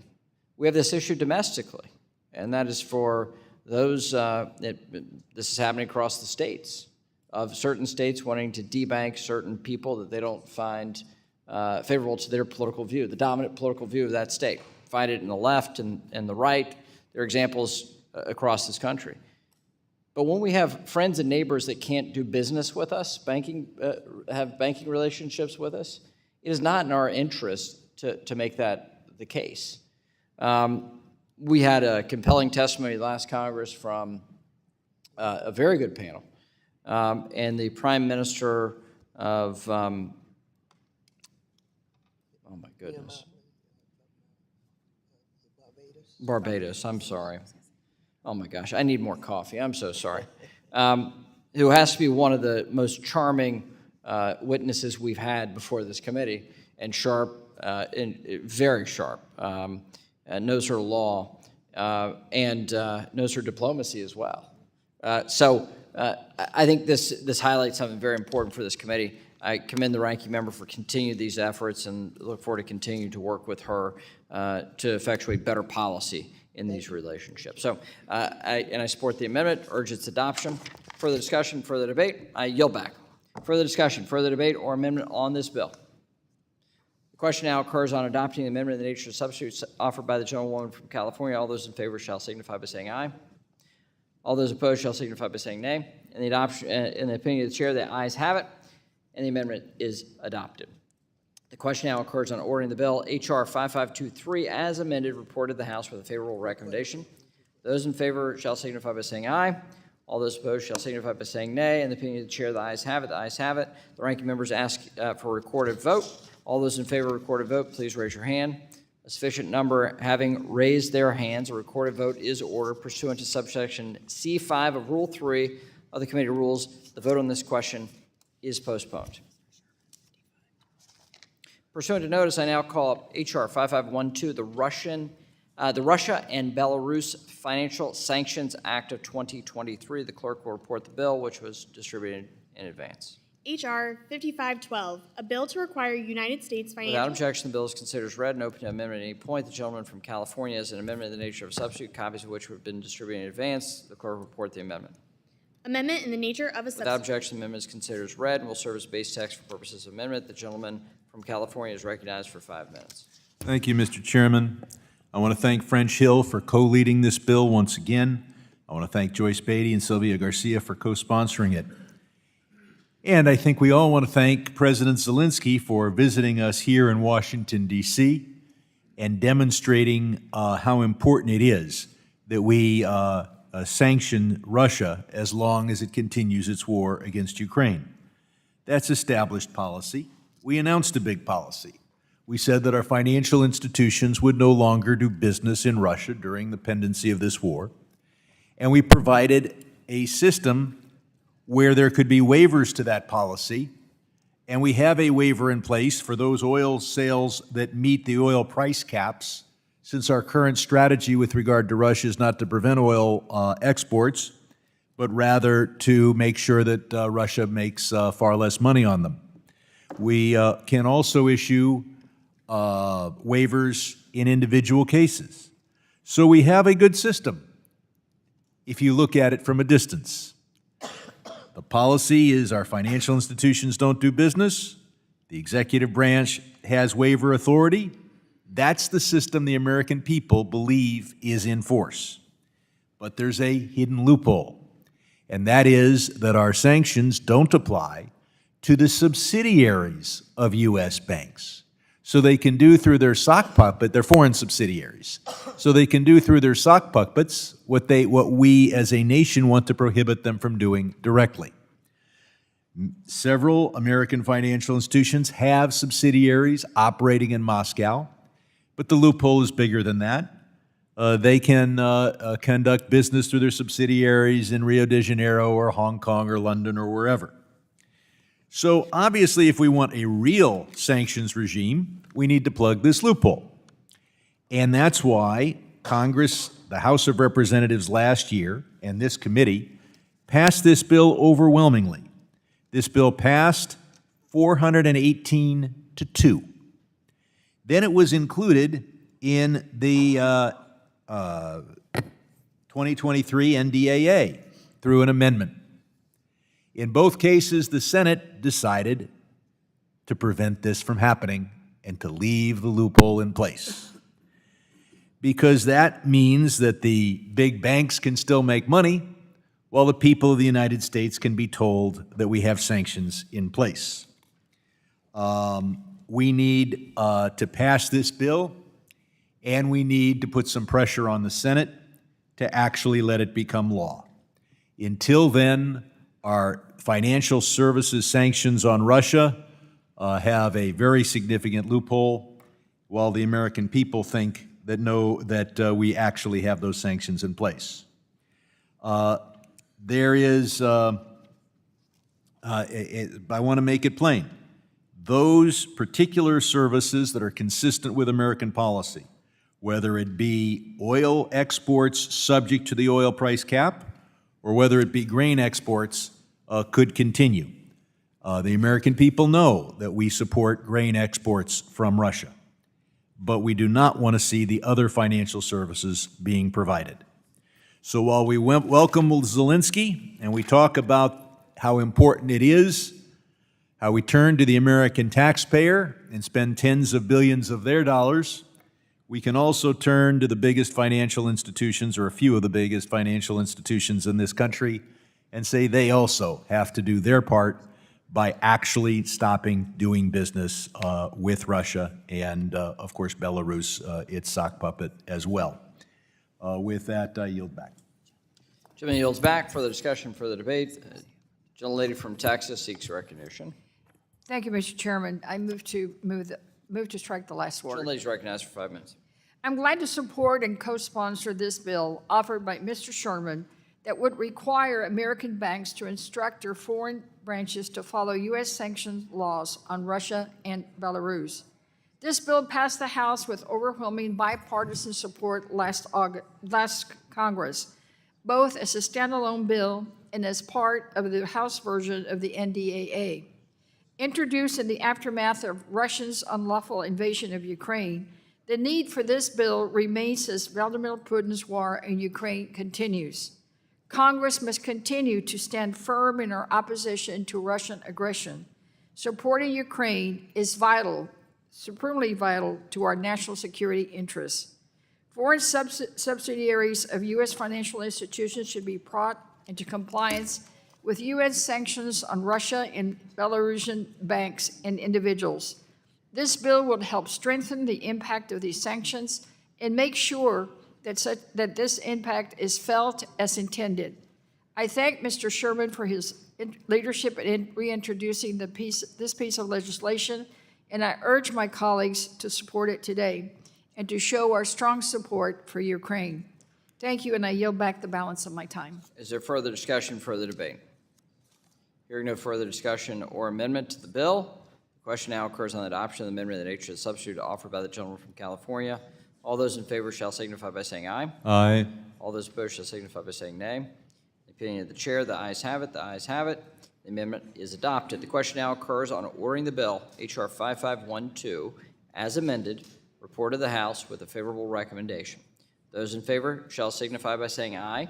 Aye. All those opposed shall signify by saying nay. In the opinion of the chair, the ayes have it. The ayes have it. Recorded vote has been requested. All those in favor of recorded vote, please raise your hand. A sufficient number having raised their hands, a recorded vote is ordered pursuant to subsection C5 of Rule 3 of the committee rules. The vote on this question is postponed.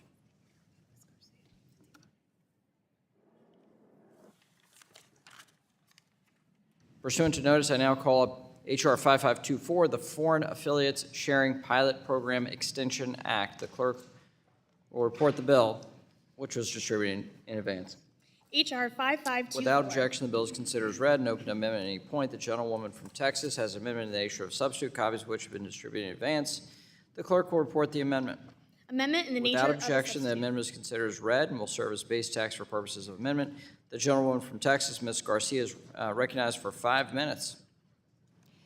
Thank you, Mr. Chairman. I would like to speak in support of the amendment in the nature of substitute for my bill, H.R. 5524, the Foreign Affiliates Sharing Pilot Program Extension Act.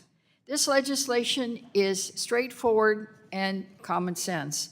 This bill is designed to support a pilot program on the sharing of suspicious financial activity that passed both chambers and became law in the Anti-Money Laundering Act of 2020.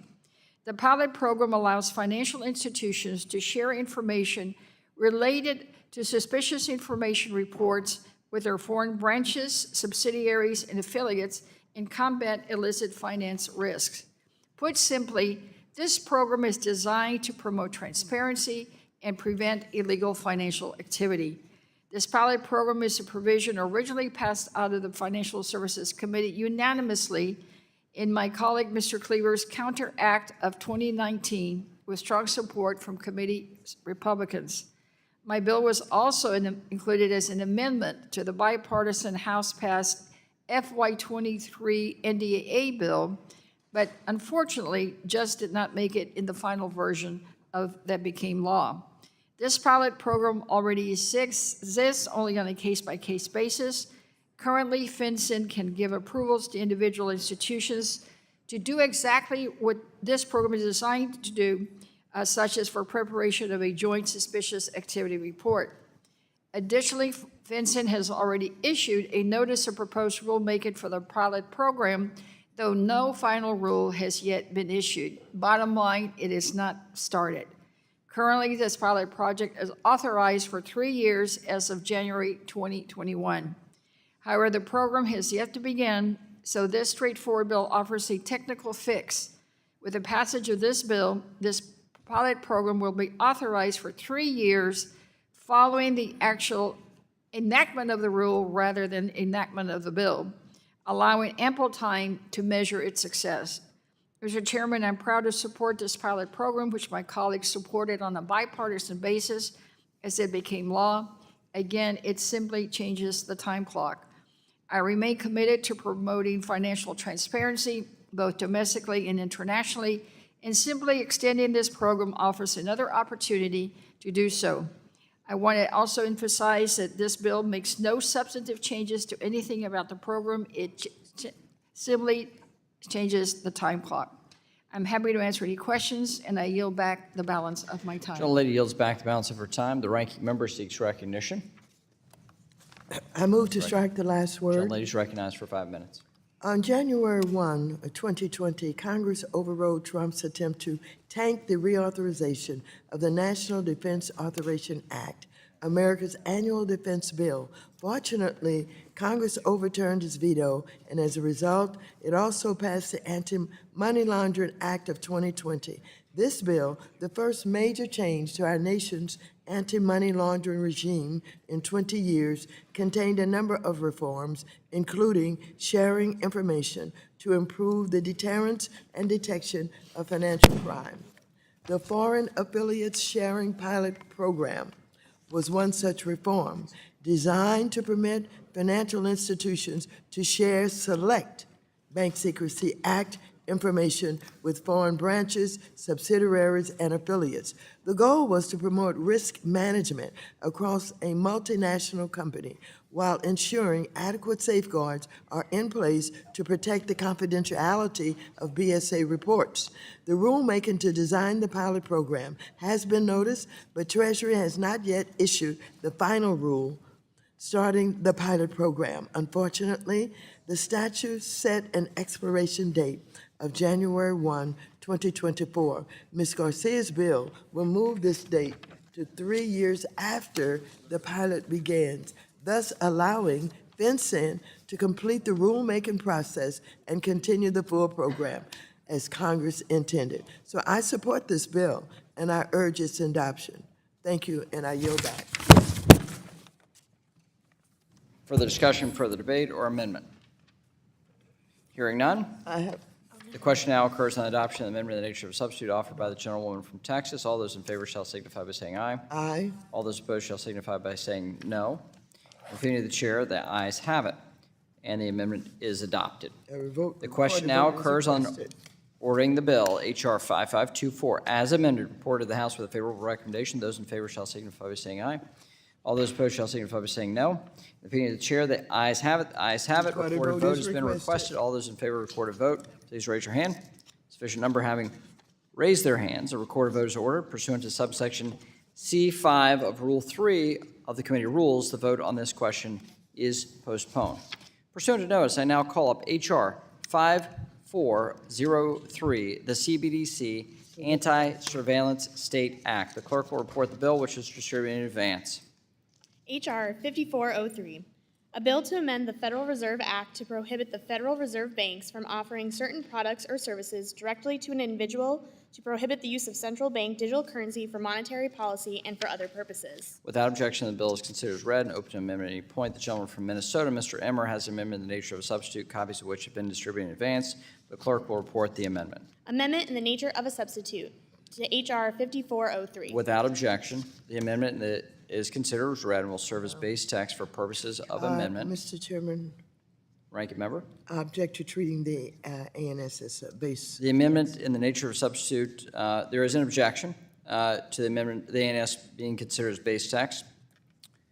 The amendment in the nature of a substitute will be considered as a first-degree amendment for purposes of amendment. The gentleman from Minnesota is recognized for 5 minutes. The whip is recognized for 5 minutes. Thank you, Chairman McHenry. I'm extremely proud to have this legislation that, frankly, I've been working on for 3 years at least.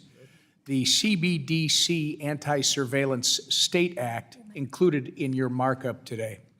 It's the first anti-central bank digital currency legislative effort introduced in the United States and for the past 2 Congresses. And we've worked with my colleagues and with stakeholder groups to update, improve, and grow support for this bill. Today, this bill has the support of 60 members of Congress and groups ranging from the Independent Community Bankers Association and American Bankers Association to Club for Growth, Heritage Action, and the Blockchain Association. We've come a long way. This bill is simple. It halts the efforts of this administrative state under President Biden from issuing a financial surveillance tool that will undermine the American way of life. Unlike decentralized cryptocurrencies, a central bank digital currency is a digital form of sovereign currency that is designed and issued by a government and transacts on a digital ledger that is controlled by that government. In short, a central bank digital currency is a government-controlled, programmable money that, if not designed to emulate cash, could give the federal government the ability to surveil and restrict Americans' transactions. This is not just alarming, it's downright un-American. We've already seen examples of governments weaponizing their financial system against their citizens. In China, the Communist Party is using a central bank digital currency to track the spending habits of its citizens. The data is being used to create a social credit system that rewards or punishes people based on their behavior. Closer to home, in the Western Hemisphere in Canada, the Trudeau administration froze the bank accounts of individuals involved in the 2022 trucker protests. That might work in Canada, that doesn't work here. This appetite for financial surveillance may be gaining a stronghold, unfortunately, right here at home. The White House issued an executive order placing urgency on central bank digital currency research and development, and the agency reports to that executive order have made it clear that the Biden administration is not only itching to create a CBDC, but they are willing to trade Americans' right to financial privacy for a surveillance-style central bank digital currency. We're not going to let this happen. My bill ensures the United States digital currency policy is in the hands of the American people, not the administrative state, so that it reflects our American values of privacy, individual sovereignty, and free market competitiveness. American values.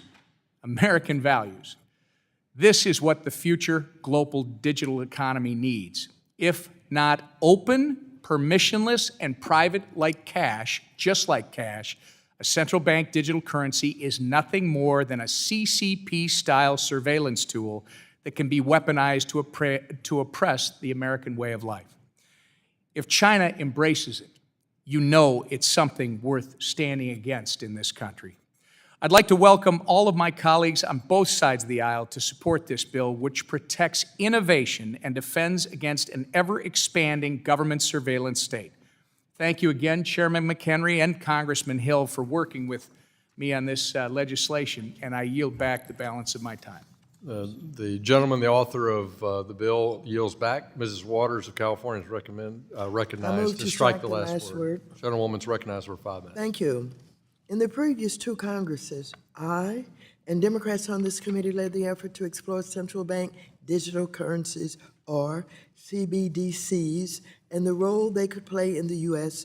and the global financial system.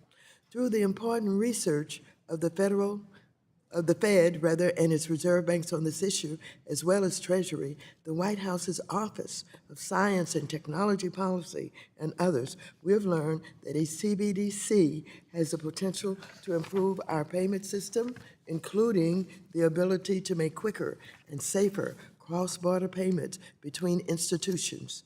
However, I recognize that there are still several challenges that we must continue to explore, including with regard to consumer protection, national security, and financial inclusion. Unfortunately, this bill, which I will call the CBDC Anti-Innovation Act, introduced by Representative Emmer, would permanently shut down the important work the Fed is doing to research a potential U.S. CBDC and the benefits different types of CBDCs could bring to our payment system. Specifically, it would prevent the Fed from issuing a CBDC directly to an individual as well as on a wholesale level between banks. Our continued research on CBDCs could be critical to maintaining our position as the principal global reserve currency.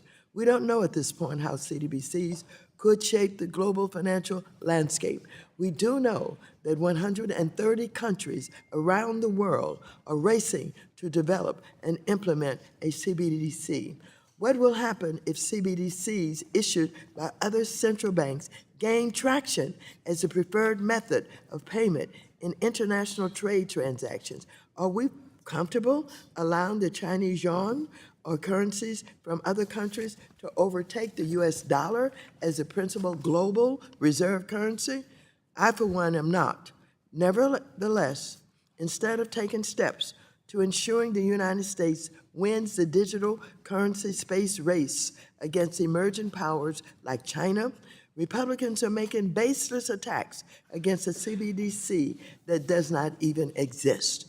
This bill is not only an unnecessary diversion, it may ultimately restrict the Fed and Treasury from continuing their important research and testing. This bill would unnecessarily hinder innovation before we've had a chance to fully explore CBDC's potential benefits and challenges. For these reasons, I would urge my colleagues to oppose this bill. Thank you, and I yield back. Would the gentleman yield? Would you yield to Mr. Lynch? Yes, I will yield to Mr. Lynch. Thank you. I just have some, obviously I'm opposed to this bill, but I do have some questions about the way this is drafted. Mr. Chairman, I see the member has left, but from my reading, just reading the text of this, and I'm not, this is not a substantive, this is a procedural question. It appears that the addition of Section 5 on the bill would negate Sections 2 and all of Sections 3 and 4 in the bill. It speaks against itself. So I'm just looking for some guidance from the drafter. He said he spent several years on this.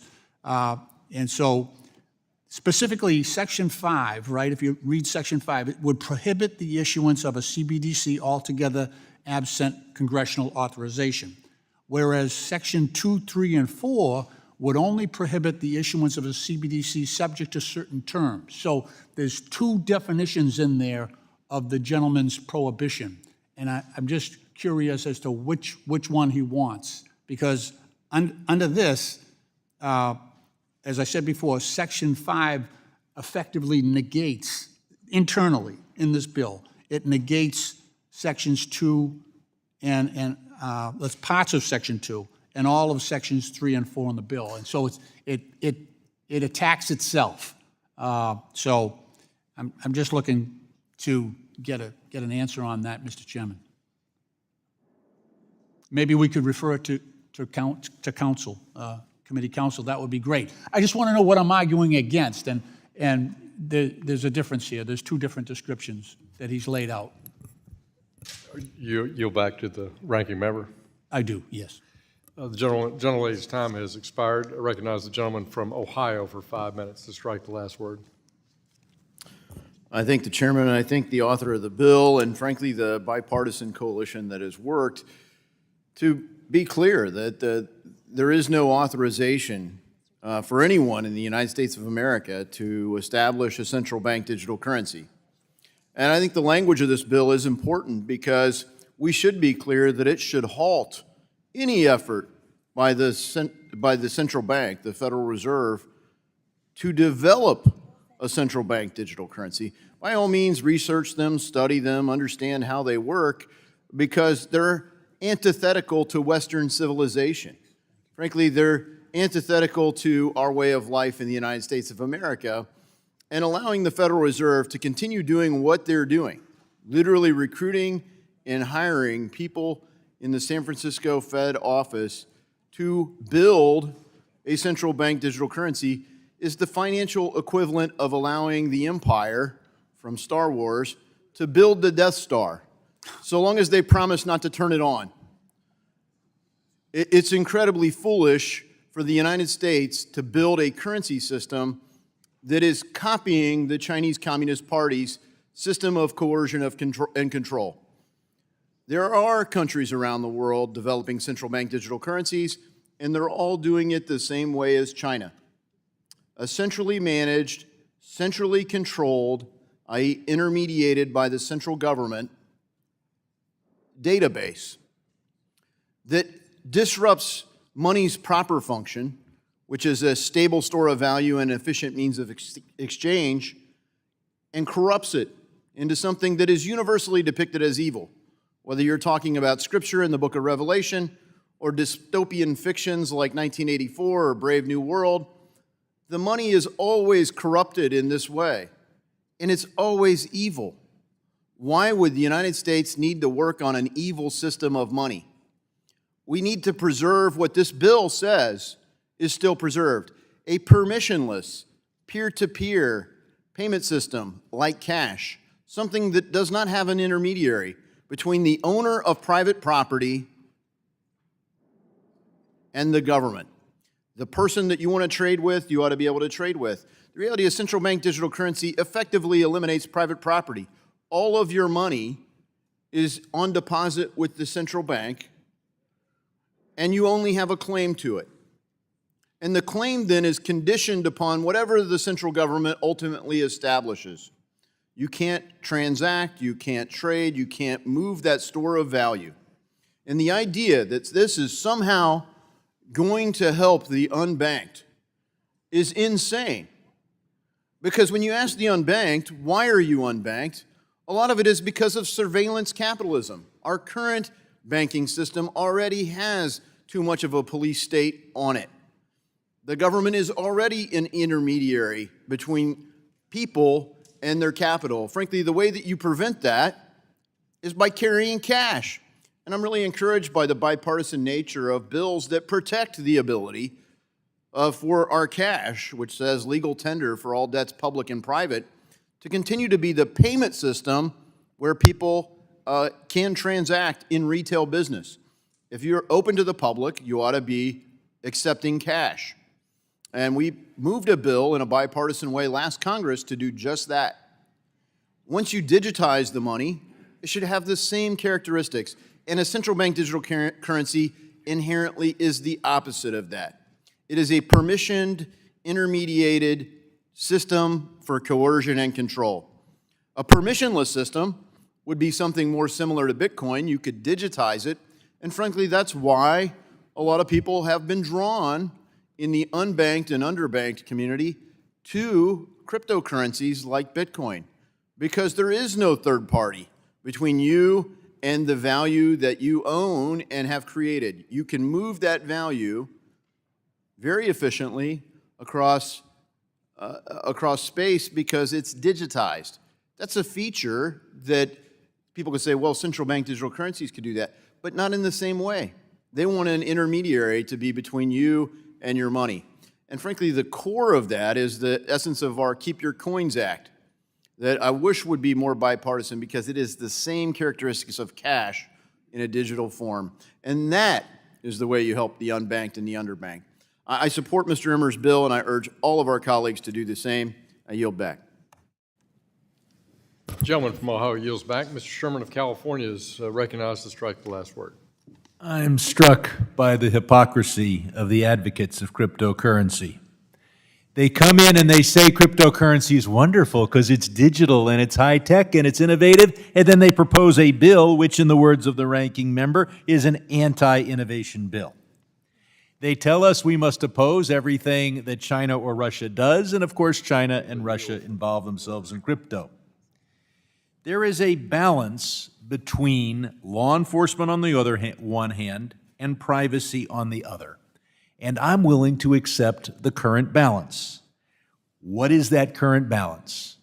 We have $100 bills, but we don't have $10,000 and $100,000 bills. So we make it hard to carry as much cash as the gentleman would have us carry.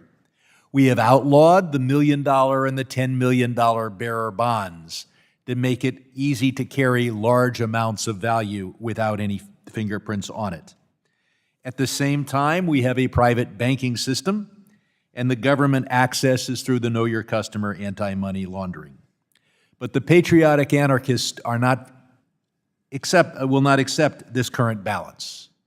They want the $1,000 bill and the $100,000 bill, or better yet, a digital version thereof. They want a system in which huge amounts of money are made and concealed. And they describe the U.S. government as Darth Vader. No, it is not right for all the power in this world to be in the hands of the crypto bros. It is appropriate for the American people and their democratically elected institutions to have a role in finance.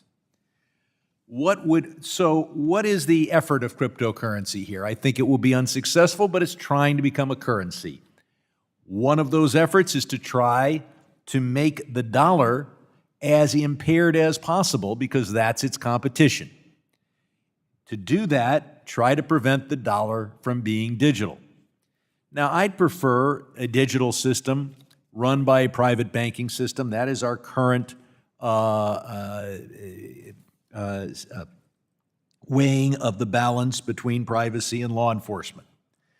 But to stop all innovation on the one hand, while trying to pave the road for the crypto bros on the other, shows where they're trying to go. Now, keep in mind, this is a pilot program. Keep in mind, no one has to have any no one has to have any digital currency. And keep in mind, we already have, in effect, a digital system with the Treasury. It's called Treasury Direct, and you buy U.S. bonds directly from the Treasury, and the Treasury knows you own those bonds. So we have a system now that is voluntary, where you can have an account with the Treasury. This system gives us a chance to take it into the 21st century. So what is the object of those who want a totally unaccountable, untraceable, Wild West system? It is to make the income tax a tax only on wage earners. I'm here to tell you, as the former head of the second largest tax agency in the country, if we go to a system in which crypto is the method of exchange and the store of value, then those who earn wages will pay taxes, and for everyone else, it will be a voluntary contribution. As Sam Bankman-Fried has demonstrated, crypto is perfect for hiding from your creditors, and while his body may be in jail, his money cannot be found. And it is a perfect system it's usually men hiding their assets from the family court. So the patriotic anarchists want to hobble the dollar, promote crypto, go to a system in which we go totally toward privacy and zero to law enforcement. They describe any attempt to enforce American laws as the action of Darth Vader and the Empire. And all I can say is it appears, and I say this reluctantly, that every time a billionaire cheats on his taxes, a member of the Freedom Caucus earns his wings. I yield back. Gentleman yields back On that note, the chair recognizes himself to strike the last word for 5 minutes. Well, I want to rise in support of Mr. Emmer's legislation, and I want to recognize members of this body on both sides of the aisle that have worked on this exact legislation now for months to simply say that the Federal Reserve Bank and the U.S. Treasury may not implement a central bank digital currency without a specific act of Congress. So I want to thank Congressman Auchincloss from Massachusetts, who worked with me on our bill on this matter, and we had co-sponsors, Mr. Torres of New York, Mr. Nickel of North Carolina. I want to thank them for their engagement in our Power of the Mint Act. And I think this is a strong bipartisan view that we saw in our hearing last week, that people on both sides of this aisle agree that we cannot issue a central bank digital currency by the United States government without an act of Congress.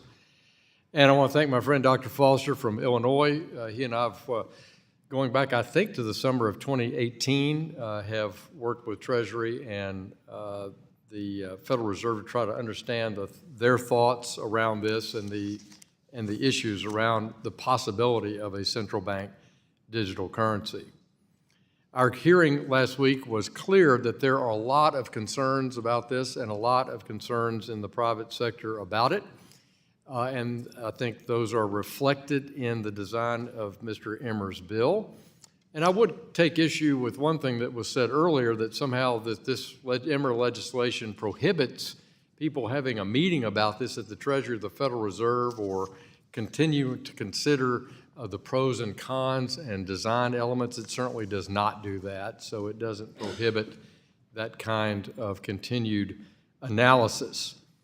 Moreover, as Mr. Sherman just noted, there are many ways the U.S. payment system can be modernized through modifications to the existing payment system infrastructure and the innovations being led by the private sector. And I think that's a key point. We heard testimony about real-time payments before this committee, and also the potential of banks using blockchain for those real-time payments. So you're right, in a big, robust country like the United States with excellent payment systems, excellent payment choice, we don't have the same issues that maybe some authoritarian governments or some small countries have when they think about payments. We have a robust payment system in this country, as noted by Mr. Sherman. So what I've done with Mr. Auchincloss's bill, we amended the Emmer base text bill, we thought, to improve it, and I think that contributed maybe to Mr. Lynch's question. Mr. Auchincloss and I amended Section 16 of the Federal Reserve Act, which governs how the Fed and the Fed Bank's authority to issue notes. We thought that, after talking to Treasury and Fed, was the right code section. So we made that suggestion, Mr. Emmer, and he accepted it. He had originally amended Section 13, which dealt with the regional banks. And we also added a definition of a central bank digital currency that's broad enough to prevent any loopholes, but narrow enough not to implicate any digital assets that are open, permissionless, private, and fully preserves the privacy and protections of money as we know it today. We think that was an important change to the bill that Mr. Emmer also accepted. And then finally, the other suggestion that was in the Auchincloss-Hill bill that we asked Mr. Emmer to suggest was closing off any potential loopholes by preventing the Treasury from directing the Federal Reserve Board of Governors to issue a CBDC without an act of Congress. This is the core point. And Mr. Emmer accepted that. So in response to Mr. Lynch, your comments, I would say, in the Emmer bills, he offers limitations, design limitations that might be considered in a CBDC. For example, don't have individual accounts of individual consumers. He puts that in his bill. He also limits that that if it were designed and if it were permissionless, that would be something that he had as a design element.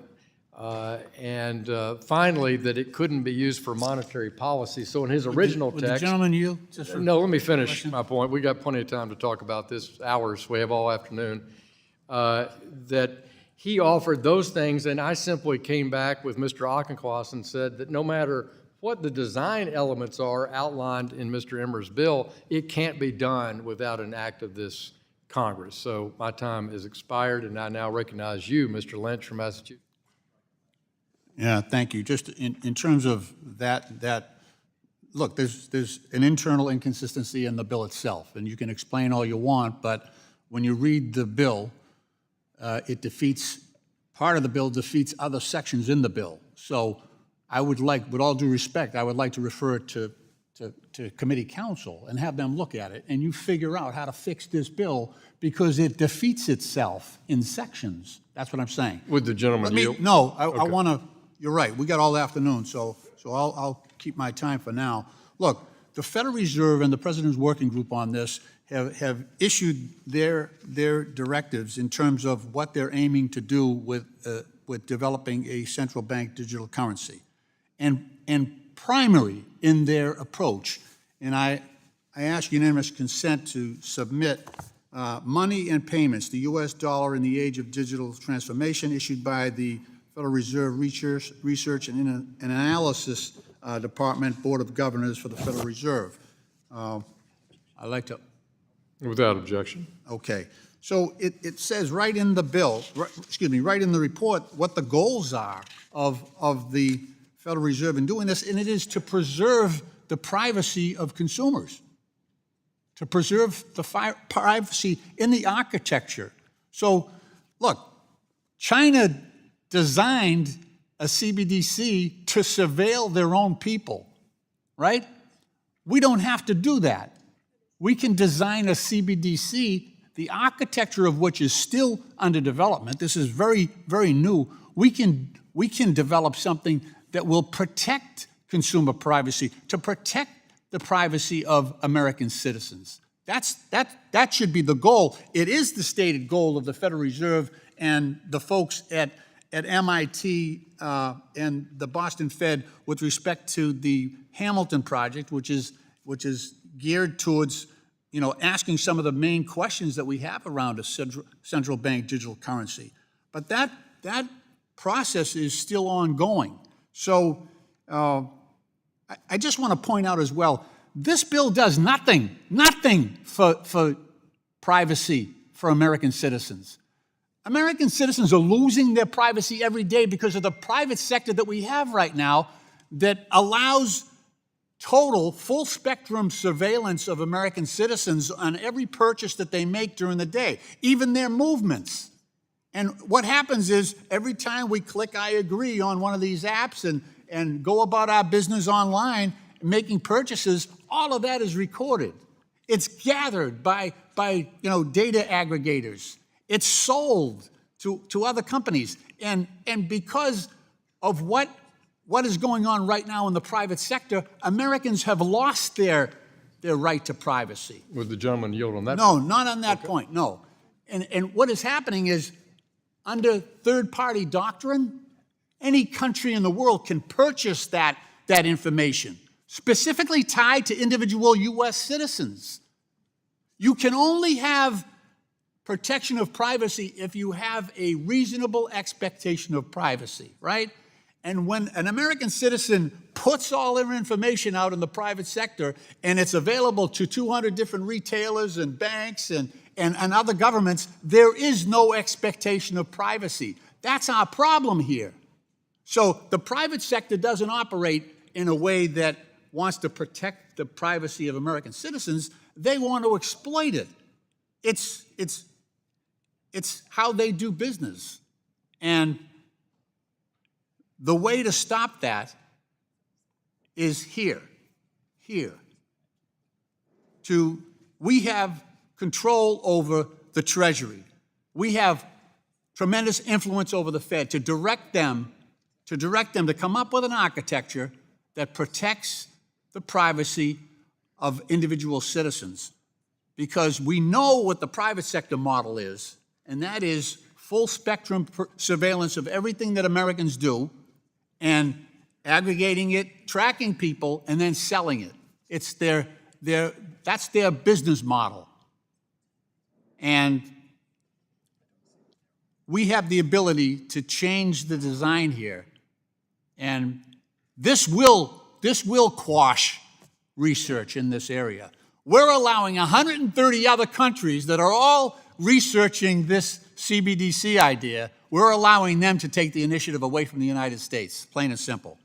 I yield back. Gentleman's time has expired. The gentleman from Pennsylvania, Mr. Muser, is recognized to strike the last word. Thank you, Mr. Chairman, very much. Important conversation.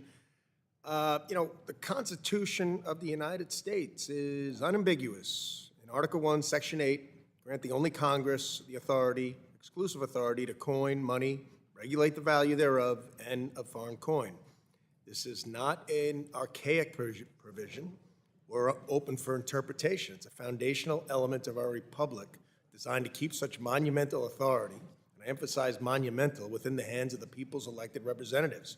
The Fed Reserve or any other elected, non-elected body, unelected body, should not usurp this constitutional responsibility by issuing a CBDC, a central bank digital currency, whether wholesale or retail. Doing so would not only be a breach of our Constitution, but likely opened up a lot of Pandora's box of privacy concerns.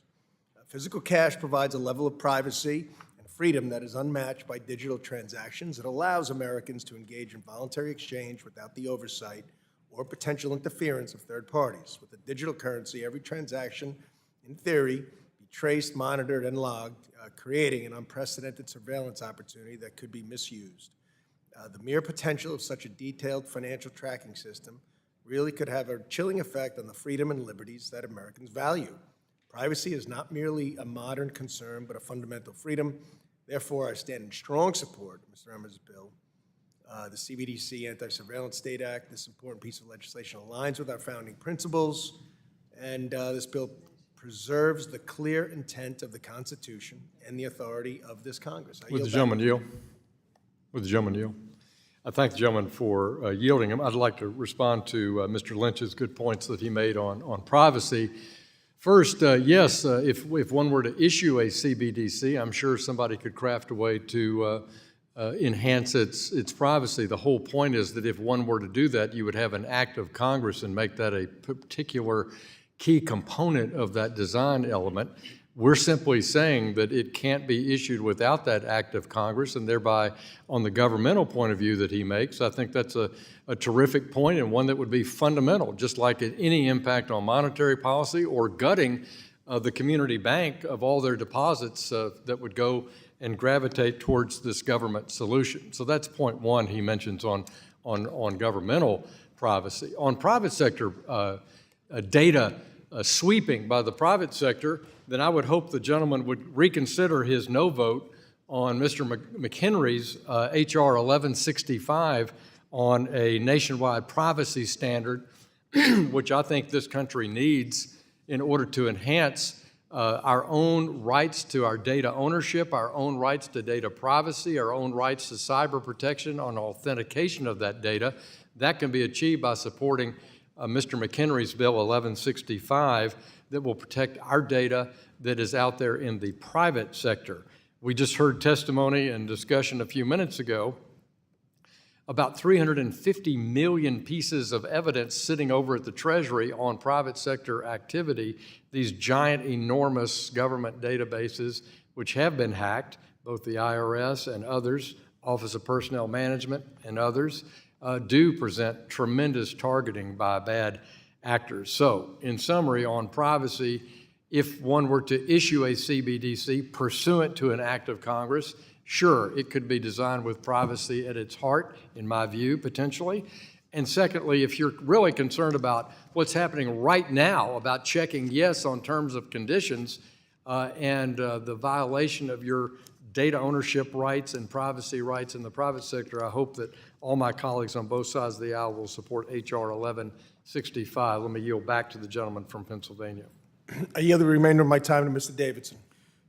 Yeah, I think Mr. Hill, thank Mr. Muser for addressing those concerns, and that's exactly right. I mean, Gramm-Leach-Bliley is an important privacy protection for the financial services sector, but it is outdated, and that's why we thought we would have a bipartisan approach to address privacy and the abuse of our data. Really, we are in a period of surveillance capitalism, but we shouldn't kid ourselves. A lot of the data that's being collected, that some of my colleagues gloss over the fact, the whole reason they're collecting the data in the first place is the government makes them collect it. Frankly, if you don't agree to spy on your customers, you don't get to operate a bank in the United States. You don't get to operate a money service business in the United States. So you essentially get permission from the government to act as a financial services institution so long as you spy on your customers. And that's the heart of our Bank Secrecy Act, our anti-money laundering laws, our Know Your Customer laws, and our newly created beneficial ownership mandates. And so it isn't like the government is passive in this. We already know the government wants to abuse the power to spy on citizens without a warrant. We had a bipartisan bill that said move through judiciary. Totally bipartisan. Pramila Jayapal, the leader of the Progressive Caucus, and I worked together to move a bill that prevents the government from buying data that they would otherwise have to get a warrant or a subpoena. We've got a complementary bill that I hope will do the similar thing, which does close a loophole Mr. Lynch addressed, which is foreign governments buying our data. And we should be using our export controls to make sure that no foreign entity can buy. Mr. Davidson, I'm sorry, I looked at the clock the wrong way, and I did too, and I want to apologize to my colleagues. The time has expired. Not that his words aren't amazing, but time has expired. The gentleman of Pennsylvania. We will make that time up to the minority, and now we recognize the one and only professor from Chicago, Dr. Foster, to strike the last word.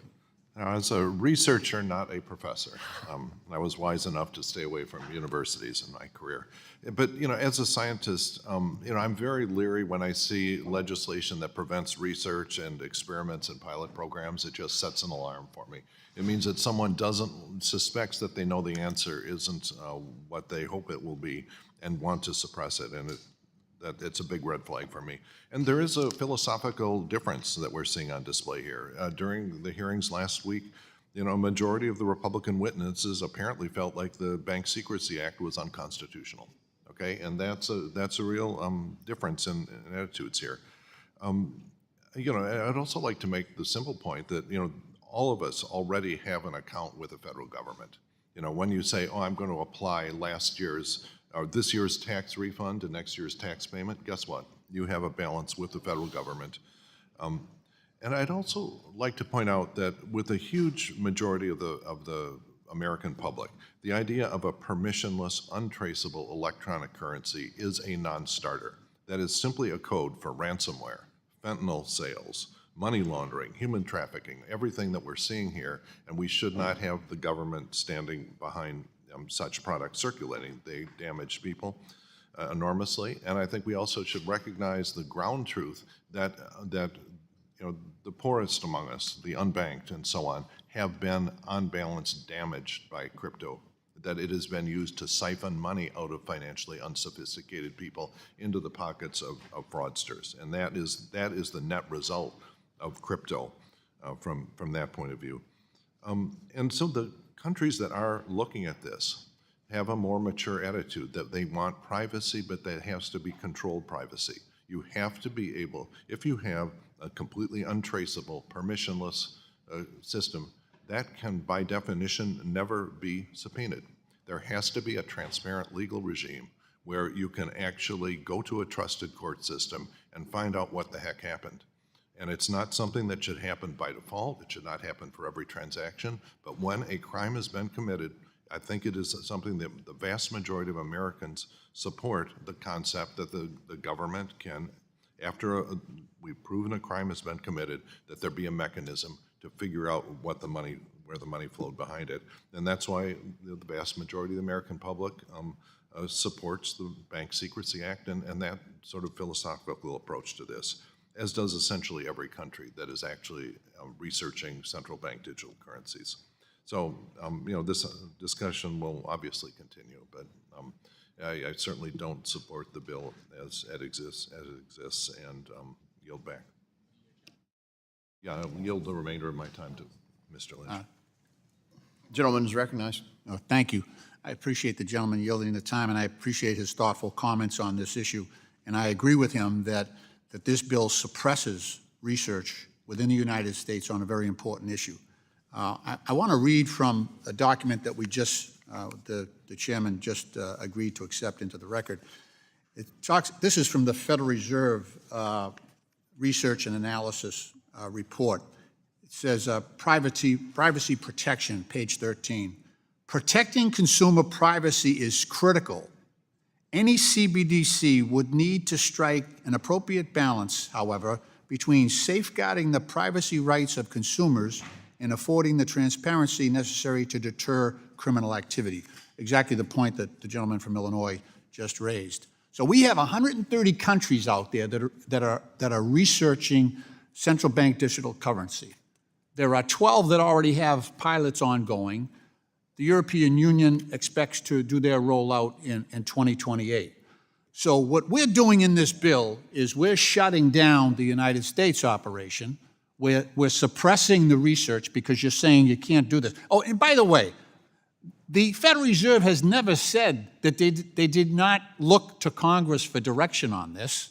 They did not say they would issue it on their own. As a matter of fact, in their report, they raised several questions that they would like Congress to weigh in on. They wanted to get Congress's input and other stakeholders' input on what kind of design decisions should be made during the development process for a CBDC. So they welcomed and acknowledged Congress's role in this. They do not reject it, and that's just a deep state trope that we're hearing over and over again with respect to the actions of different agencies. There are 130 countries out there researching central bank digital currencies. And this bill would shut that down in the United States. So the decisions on architecture, just as we have seen, China, their design is geared towards total surveillance of their citizens. The EU will have a different idea and different set of priorities, I guarantee, in terms of where they want to go next. They'll be different. The key part is that because of this bill, the U.S. our voices, our priorities will not be reflected in the final design of a CBDC. We're forfeiting our opportunity to weigh in and have U.S. priorities implemented in any future CBDC. I understand I've gone over.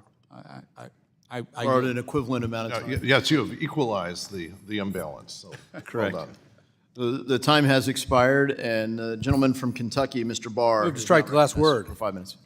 Gentleman is recognized. I always enjoy listening to my friend from Massachusetts. He's a smart guy. He's thoughtful. Mr. Lynch, thank you for engaging in this debate. What I would say to my friend from Massachusetts, though, is that our voices are being expressed here, and it's being expressed in the form of Mr. Emmer's bill. The United States of America is not a surveillance state, never has been, never will be, shouldn't be. We need to counter China by being the best version of ourselves. We shouldn't try to be like China by replicating China, imitating China, or being more like China. And so this bill expresses that sentiment that yes, we're going to innovate and we're going to lead on blockchain and we're going to lead on digital assets, but we're going to do so the American way.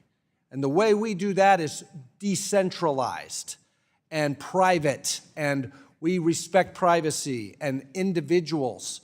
We don't do this by centralizing it in a central bank.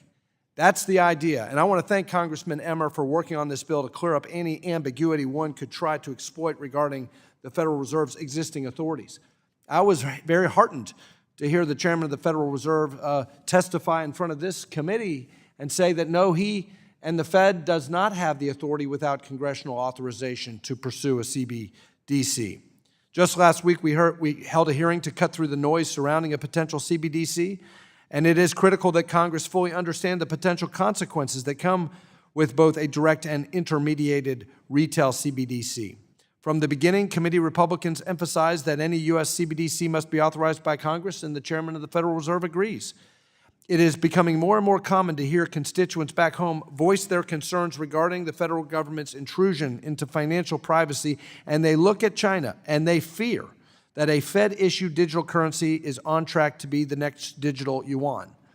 We don't want the federal government tracking the American people's personal, private financial transactions. That's not who we are as a country. And so we can achieve the innovation potential of blockchain and the immediacy of payments and the frictionless payments future with what we did in July. And that is to create a regulatory framework for stablecoin, where we have competition and innovation in the private sector, where we honor the privacy of Americans' financial choices. We need to be clear, the US dollar will never and should never replicate the digital yuan. The CBDC Anti-Surveillance State Act would ensure that. I urge my colleagues to support and pass this legislation. I yield back. Will the gentleman yield?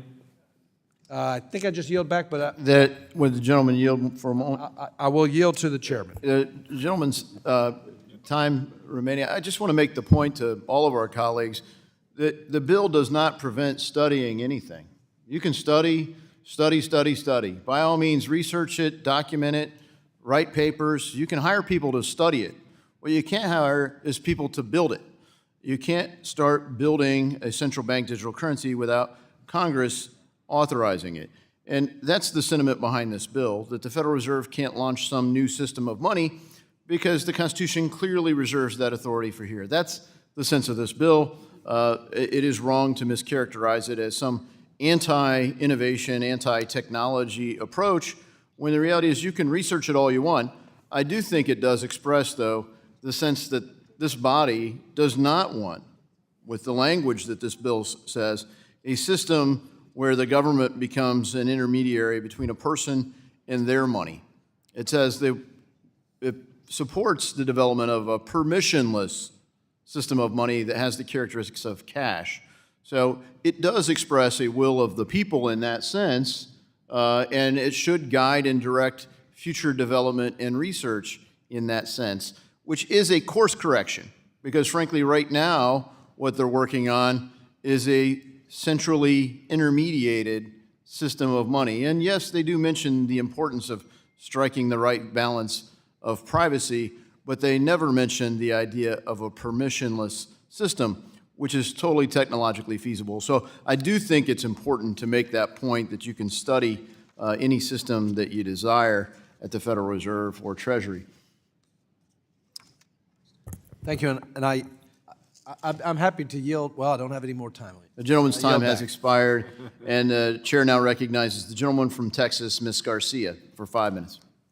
Mr. I move to strike the last word. And, Recognized. I am just really a little perplexed, and Mr. Chairman, I just, this whole notion of surveillance capitalism being the reason why people are unbanked, and government surveillance and all the things you're talking about, I just don't think that the average person in my district even knows what surveillance capitalism is. I'm not sure all the members of this committee do, and it seems to me that it's getting a little far from what's at heart. And rather than try to talk about it much more, let me just say that I'm against this bill, but I'll yield the remainder of my time to Mr. Lynch so that he can further articulate some of the reasons many of us are against this bill. I yield the remainder of my time to Mr. Lynch.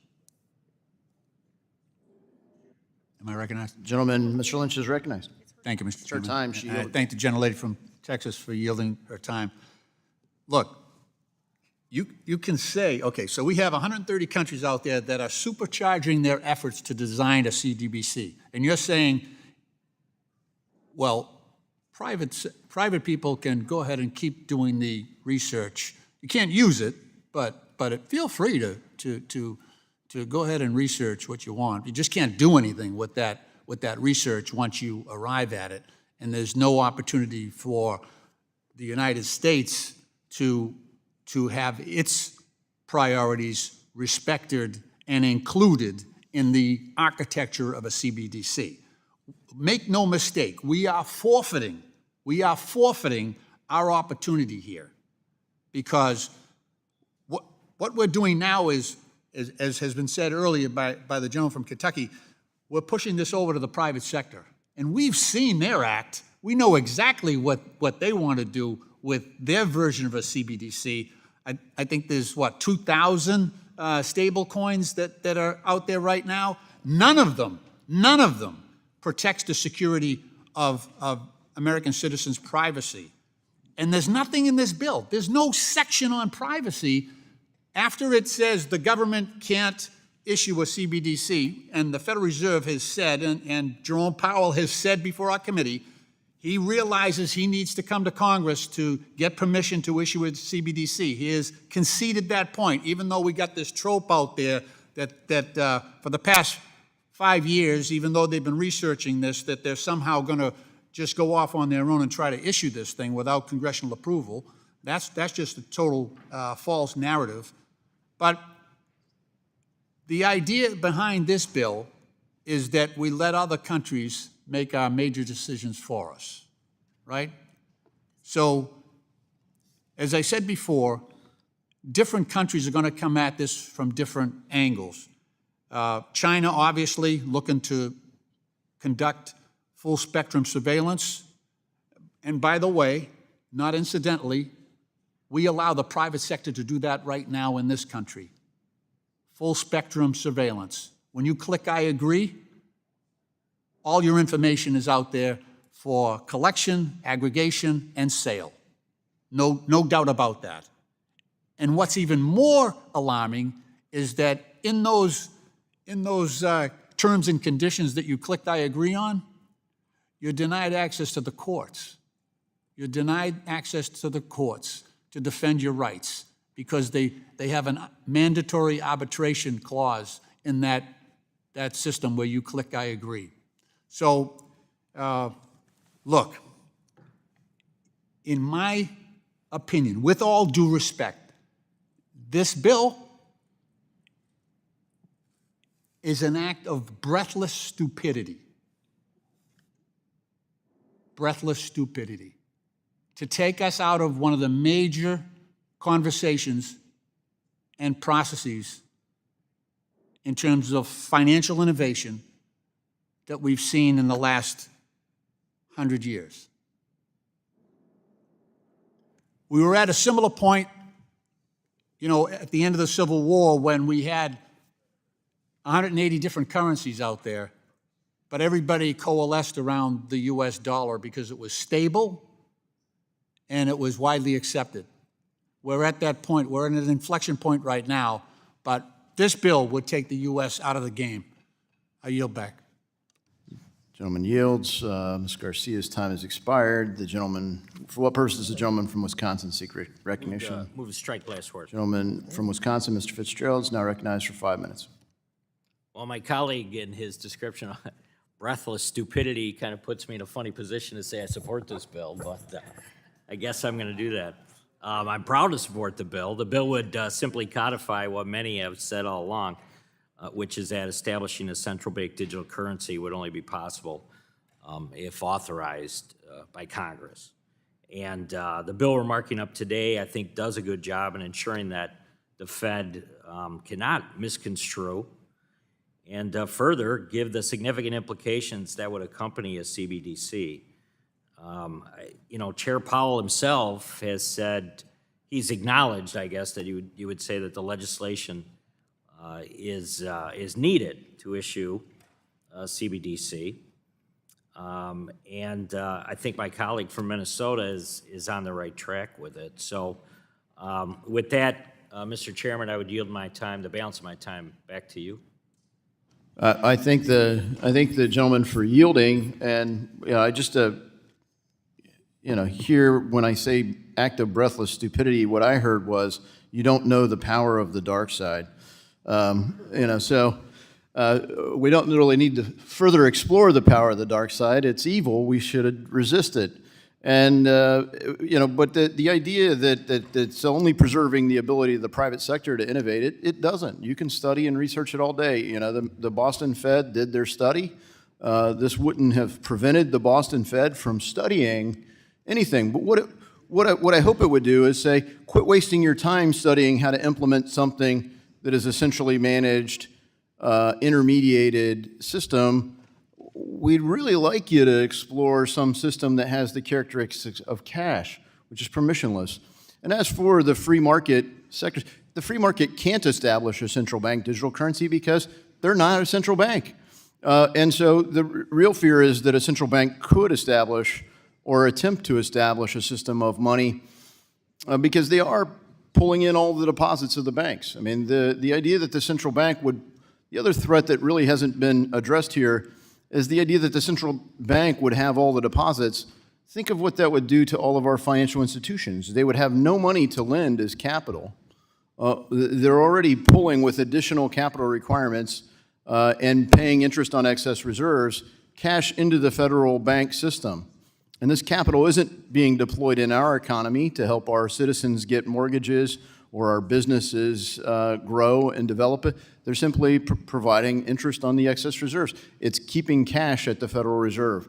So think how much more that would accelerate if the system of money became at the central bank. It would completely undermine the banking system in the United States, and it would hit the small community banks the most. So talk about impact on our communities. The community banks are the ones that fund the innovation and development, closest to home. The biggest commercial banks generally aren't doing those things, not at scale. That's our community banks and our regional banks and our credit unions. So this system of money is vitally important. And it is, whether it's the government or the private sector, not prevented by this bill. It's a red herring, and so people shouldn't fall for it. You can cite it as an excuse in your press release for voting no, but it's just not true. The reality is this bill does not prevent research, but it does say, clearly it defends the power of Congress, not that it truly needs defending, because the Constitution makes it clear that Congress would have to authorize any change to our system of money and the central bank. Now, what we could do is say that we're going to change the whole nature of our central bank, and this bill doesn't do that either. So there are all sorts of ways. Congress created the Fed, we brought them into this world, and in theory, we could take them out. That's not the nature of this bill. But it is a check on the things they're doing by saying you can't go further than what you're doing now. And there is a lot of fear and concern about it. So with that, I'll yield. I think our time's still remaining, so yield back to Mr. Fitzgerald. The time has expired. Is there any further debate or amendment?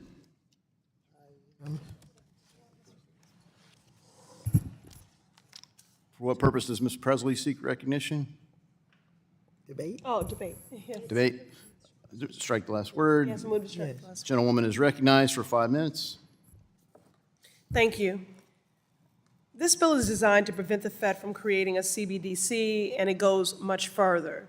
This bill has wider and insidious implications for public banking. I cannot support this bill because of the provisions included in Section 2 that preclude the Fed from offering a public banking option. Public banking is a public good, period. We should be legislating to create a financial system that works for all people, not passing bills that do the opposite. We need public banks to ensure that our most vulnerable communities have access to essential services. According to the FDIC, 36% of Black folks are unbanked or underbanked, compared to only 11.3% of white Americans. And households that are unbanked or underbanked rely significantly more on money orders, check cashing services, payday loans, and other predatory financial services.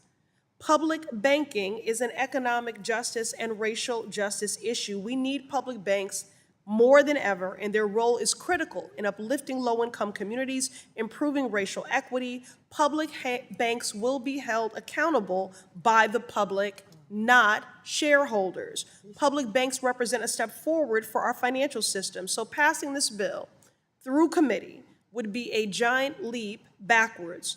I urge my colleagues to oppose this bill.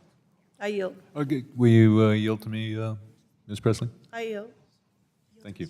Mr. Sherman's recognized. Thank you. Let's recap. This is a pilot program. It is completely voluntary. Many Americans already have accounts with the Treasury, whether it's Treasury Direct to invest, or as the gentleman from Illinois points out, your tax account. I'd be willing to support this bill if it also ended crypto and put us at the balance that we've had for many, many decades between, on the one hand, privacy, on the other hand, law enforcement. But the gentleman from Ohio, I think, I compliment him for his honesty, says the purpose here is to end Know Your Customer, end the anti-money laundering, end the Bankruptcy Secrecy Act, and transfer power from the American government, controlled by the American people, to the Elon Musks and Sam Bankman-Frieds of this world. The object here is to turn crypto into a efficient currency that is digital, while hamstringing the dollar so that it can't be digital, and then come and say, oh my God, we need cryptocurrency in order to enjoy the efficiencies of having a digital currency. The idea that this is going to, I think one of the speakers for this bill said that people aren't banked because they oppose the, quote, surveillance state. People aren't banked because they don't have any money. It's amazing. The people who aren't banked are the people who don't have any money.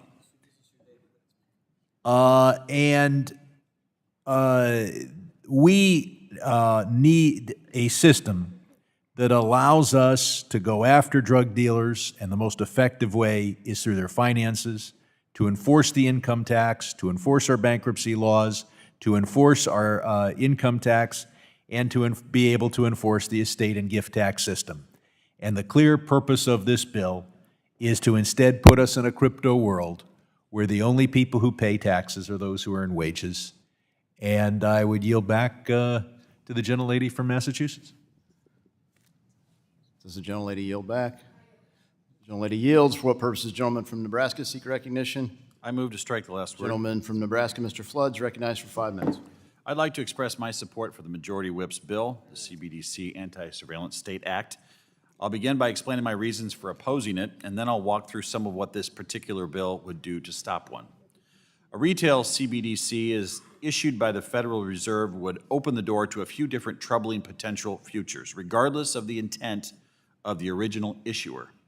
One of the things I focused on in my questions during our CBDC hearing in the Digital Asset, Financial Technology, and Inclusion Subcommittee last week was how a CBDC could, over time, put the Federal Reserve's independence in jeopardy.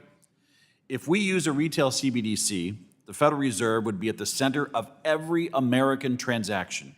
It could be used to prevent certain types of disfavored purchases, block certain disfavored people from using our financial system, or monitor the payment activities of political opponents. That's an enormous amount of power, and that power would put tremendous political pressure on the Federal Reserve. My concern is that once we build a CBDC, we don't have it today and tomorrow with our current set of regulators, we have it forever. Mr. Lynch previously mentioned that we could build a CBDC with privacy protections. With all due respect, I don't doubt that. My concern is that once a CBDC is built, there will always be the potential for it to be abused, regardless of how it's initially formed. A retail CBDC would be a serious threat to liberty, and even if our current leaders were angels, once rolled out, this will endure well past the time of anyone in the room. It will continue to be influenced and changed by future leaders over the coming decades. With such a powerful tool in the hands of the Federal Reserve, I'm concerned that political actors would have incentives to erode the Federal Reserve's independence. Some political instincts to utilize a CBDC for social purposes may begin as well-intentioned. My fear is that over time, they will turn into something much more sinister. I'd like everyone in this room to take a moment and just picture for a moment a politician they dislike the most in their mind. I'm sure we all have one that comes to mind. Now imagine that person and all the ill intentions you ascribe to them with the power that comes with a retail CBDC. It should send a shudder down your spine. I know it sends one down mine. Now, I'd like to briefly talk about why Mr. Emmer's bill is a solution here. H.R. 5403 would amend Section 13 of the Federal Reserve Act to prohibit the Federal Reserve banks from issuing central bank digital currency or substantially similar digital assets directly or indirectly to individuals. I would argue that the Federal Reserve already does not have the authority to issue a CBDC under existing statute without approval from Congress. After all, Congress is given the power to coin money in Article 1 of the Constitution. However, this bill leaves absolutely no ambiguity. The Federal Reserve shall not issue a retail CBDC, either intermediated or direct. This is an issue I've heard a great deal about in my district. Nebraskans care deeply about their freedom, and they count on us to protect those freedoms here in Congress. I'm happy to do my part in that effort by supporting Mr. Emmer's bill. With that, I yield back. Is there any further amendment or debate? At the desk. For what purpose does the gentlelady from California, Ms. Waters, seek recognition? I have an amendment at the desk. We'll pause while the amendment is distributed.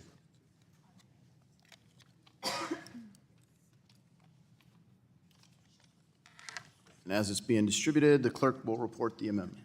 Just wait until it's distributed. We'll wait. All right, we'll wait.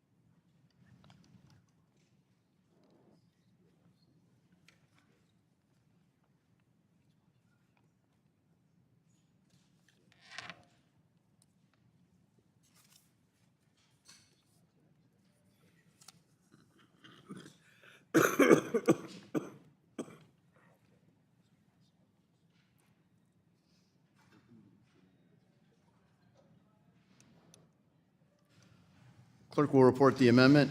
Amendment to the amendment in the nature of a substitute to H.R. 5403, offered by Ms. Waters. Without objection, the reading of the amendment is dispensed with. The gentlewoman is recognized on her amendment.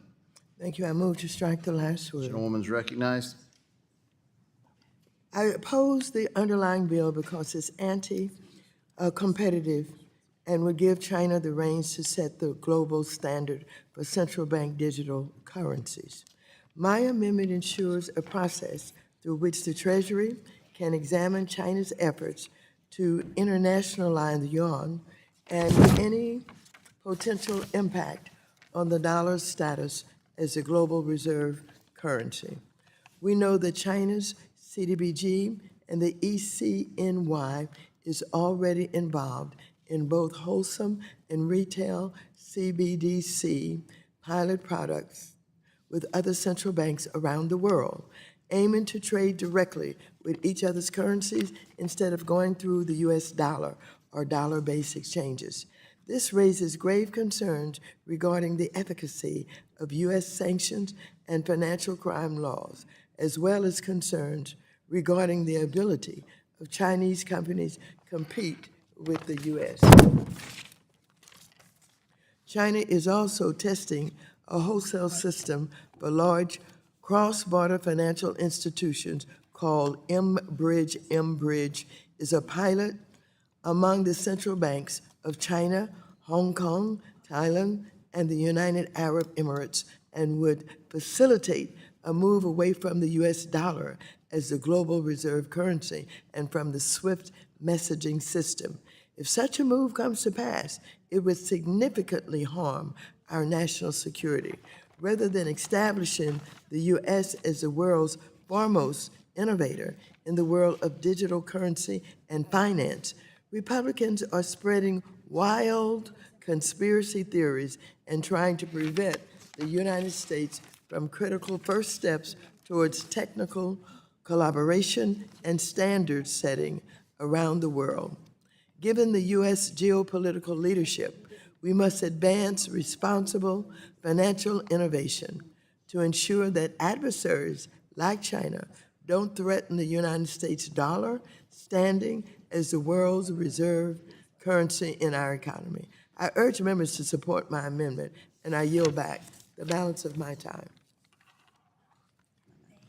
I ask unanimous consent to have the clerk report the previous amendment. Report this amendment, my apologies. I got to do it over again. Amendment to the amendment in the nature of a substitute to H.R. 5403, offered by Ms. Waters. Without objection, reading of the amendment is dispensed with. Does anyone else seek recognition on this amendment? Mr. Chairman. The gentleman from Wisconsin, Mr. Stiles, recognized for 5 minutes. Thank you very much, Mr. Chairman. I'm speaking against this amendment for, I think, a pretty important reason here. Is we're looking at this legislation. It's a simple delay tactic as it relates to implementing preventing us from having a central bank digital currency.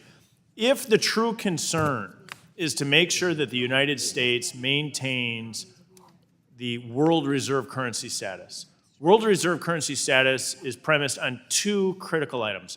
1, geopolitical risk, and 2, economic strength. And if we look at what we have seen under the Biden administration, for the past 2.5 years, we have seen attacks on both of those items. We've seen weak foreign policy from the botched evacuation of Afghanistan to continue on, and the lack of geopolitical strength hurts the ability for the U.S. to maintain world reserve currency. It's the reason that we should be in a position and negotiating from a position of strength and investing in the United States military.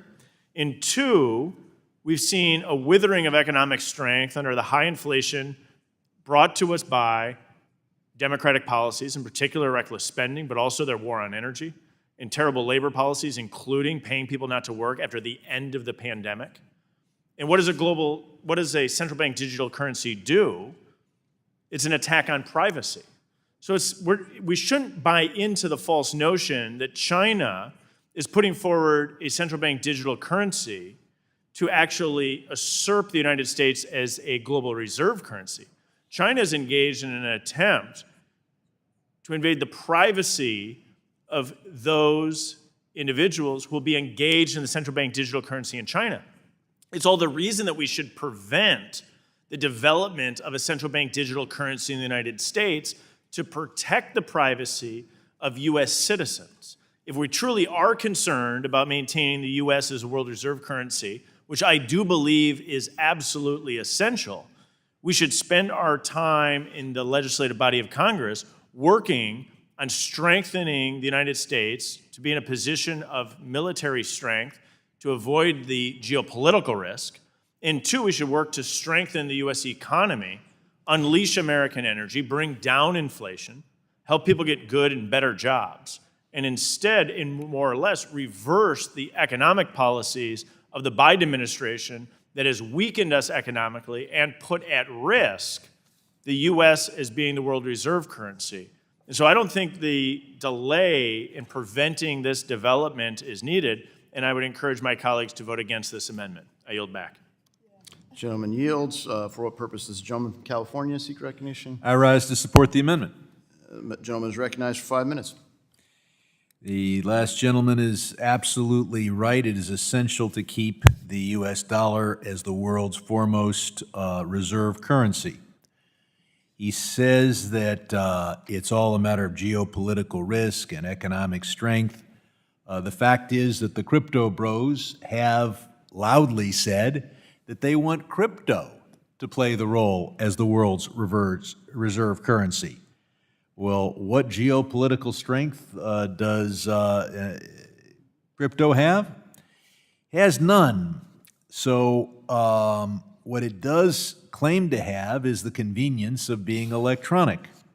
If the dollar is going to retain its role in the world as a world reserve currency, and that is a benefit bestowed on every American family. I think the best economic analysis shows that every American family, the average family, is $4,000 to $5,000 a year richer just because we have the world reserve currency. This is a valuable thing to all American families. If we're going to remain the world reserve currency, yes, geopolitical strength is important. Yes, a strong economy is important, and Democrats are working to achieve both of those. But convenience can be important as well. The euro was created to partially displace the dollar. Crypto was created to partially displace the dollar.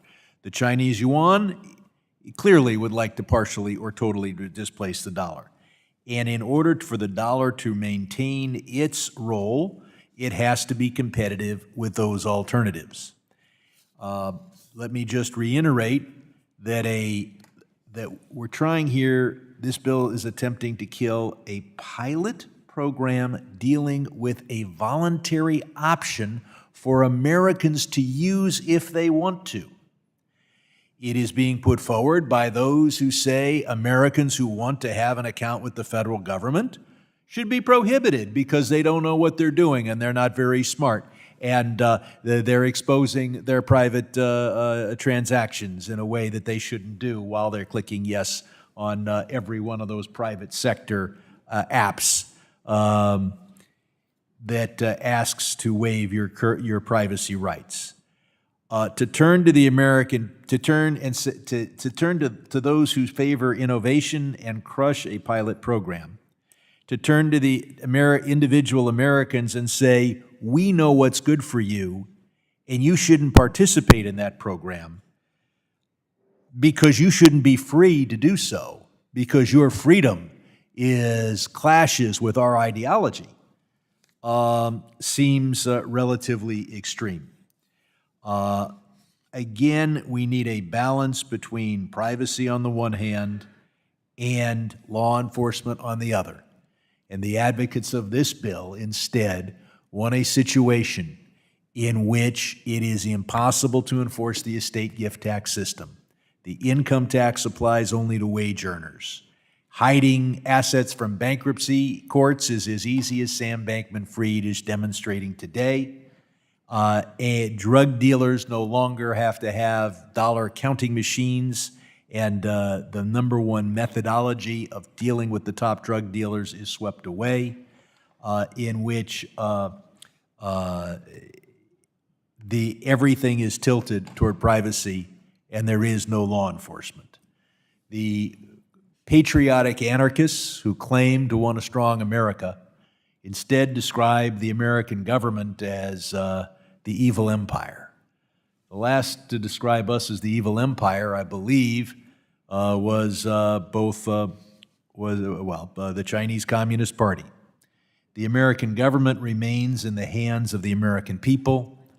The kleptocrats, the billionaire crypto boys, those are not the American people. That is not democracy. So I strongly support this amendment. I strongly support the U.S. dollar serving as the world's currency, reserve currency, and I strongly oppose those efforts that would cause crypto or the euro, or worse yet, the yuan, to have any advantage over the dollar, and I yield back. Gentleman yields. For what purposes the gentleman from Texas seek recognition? Mr. Chairman, thank you very much. Is recognized for 5 minutes. Thank you very much. The discussion now is on the gentlewoman from California's amendment. And I think the gentleman, Mr. Stile, our young chairman of House Administration, has nailed the real issue. I'd like to add a little bit to it. The real question is the government competing in a way that they think, our friends the Democrats think, that our American free enterprise system does not meet the challenges for.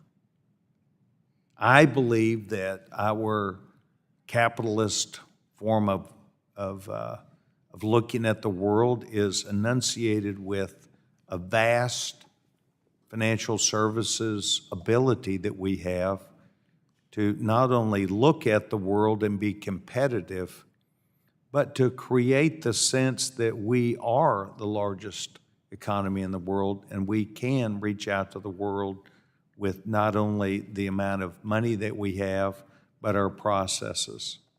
Government is the problem, not the answer. We have held hearings repeatedly about the Fed, about Treasury, about other agencies that exist out of Treasury. They are completely silent to understanding that they would wish to have a relationship either with the industry to hear from them or bipartisanly on members of Congress. And I can almost think of nothing worse than empowering a government that doesn't listen to its people, doesn't listen to members of this committee, doesn't listen to the needs of a marketplace, but rather the needs of government. This has been tried in my former hometown of Dallas, Texas. The city of Dallas decided they were going to open up their own bank because they had underserved areas of the community. And there was a reason why they had underserved areas of the community, just like there are businesses like Macy's and Target and other areas that are moving out in other cities and states across the country. It's dangerous. It's not a good deal. The city of Dallas lost a lot of money by the time they finally pulled out. They were just sure that they could operate their own bank. I think what we're looking at is the encroachment of government to do something that competes against a robust marketplace that is the best in the world. And so that is why Republicans oppose this. Not because we don't want America to be strong, but because we want America to stay strong. Not because we don't understand the problems that are in the marketplace, it's because we do understand those problems. And the gentleman, Mr. Stile, very carefully laid out, if you want to be the strongest economy, then you need to make sure that America is that instead of competing against it, fighting against it, and making government bigger that costs more money, puts rules and regulations on it, perhaps worst of all, fights against the American people to create not only a larger debt, but perhaps more often than not, to take away their choices in the marketplace, which is exactly what this administration does. They're trying to defeat capitalism. They're trying to defeat a marketplace that would offer goods and services at the right price for the right reason. So for that reason, I join Mr. Stile and others. I'm for Mr. Emmer's viewpoint of the world, so I would oppose the gentlewoman from California's amendment. I yield back my time. Is there any further debate? Yes, Mr. Chairman. For what purposes, Mr. Lynch, seek recognition? I move to strike the Gentleman is last word. recognized 5 minutes. Yeah, thank you. First of all, I rise in strong support of the gentle lady's amendment, the ranking member's amendment. And I want to point out one of the one of the problems that the gentle lady's amendment avoids. Earlier, we heard several members talk about Federal Reserve liabilities, but I'm not quite sure people generally understand that every single dollar that's been printed and issued by the Fed is a liability of our central bank, right? Every single dollar literally says Federal Reserve note at the top of every U.S. dollar. And while I know that my colleagues across the aisle may have intended to focus on CBDCs, if you, again, I'm going back to the text of this bill. This is poorly drafted. The more I read it, the more problems I see. So the definitions that they included here are poorly drafted and go far beyond that to cover all liabilities of the Federal Reserve. So if you take a look at page 3, lines 16 through line 19, it defines CBDC to mean, quote, a form of digital money or monetary value denominated in the national unit of account that is a direct liability of the Federal Reserve System, close quote. So look at Section 5. Section 5 states that the Fed can't issue a CBDC using that definition. But there's no reference to cryptocurrency or anything that defines it as a CBDC. It just says digital money or monetary value. That's it. Digital money or monetary value. So for the second part, the bill does not say digital monetary value. It simply says monetary value. That would clearly include physical dollars.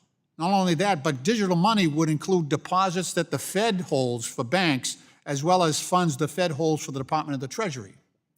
So, I mean, at the end of the day, I have to question whether the sponsors of the bill, the drafters of the bill, actually sat down with the Fed and Treasury and the Office of Technical Assistance to figure out, is what we are doing, is that going to undermine the Fed's ability to print physical dollars or even hold deposits for thousands of banks as well as the U.S. Treasury? Because that's what the text of the bill would require.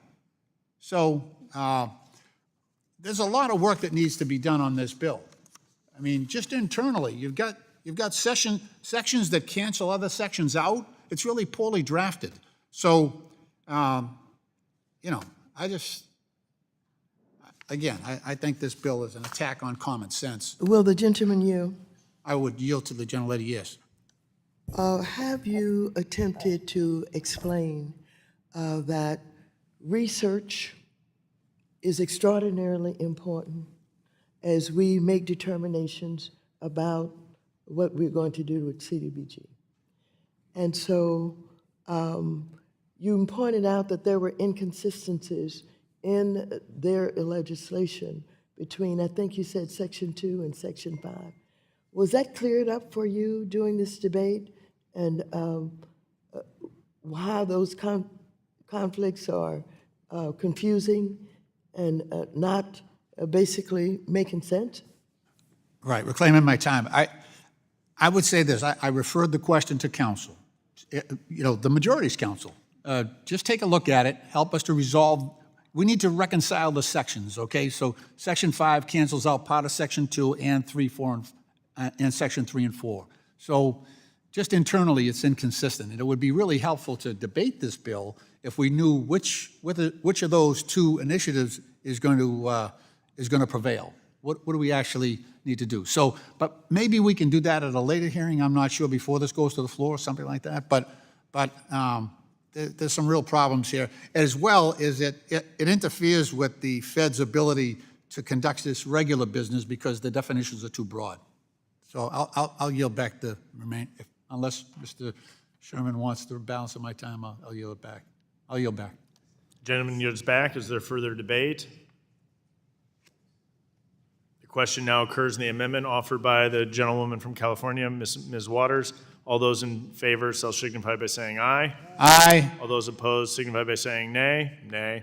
In the opinion of chairs, the nays appear to have it.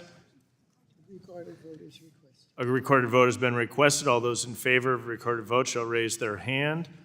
A sufficient number having raised their hands, recorded vote is ordered pursuant to Section C5 of Rule 3 of the committee rules. Further proceedings in the amendment are postponed.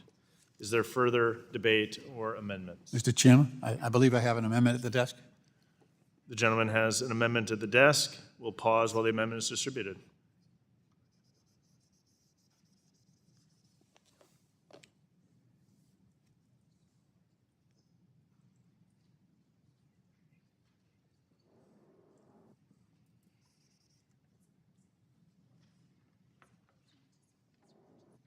Can I keep going? Oh, you're so much friendlier than I am in my committee. I actually let the person stand up and I just keep rolling. Nobody cares. No, I don't. No, somebody could object.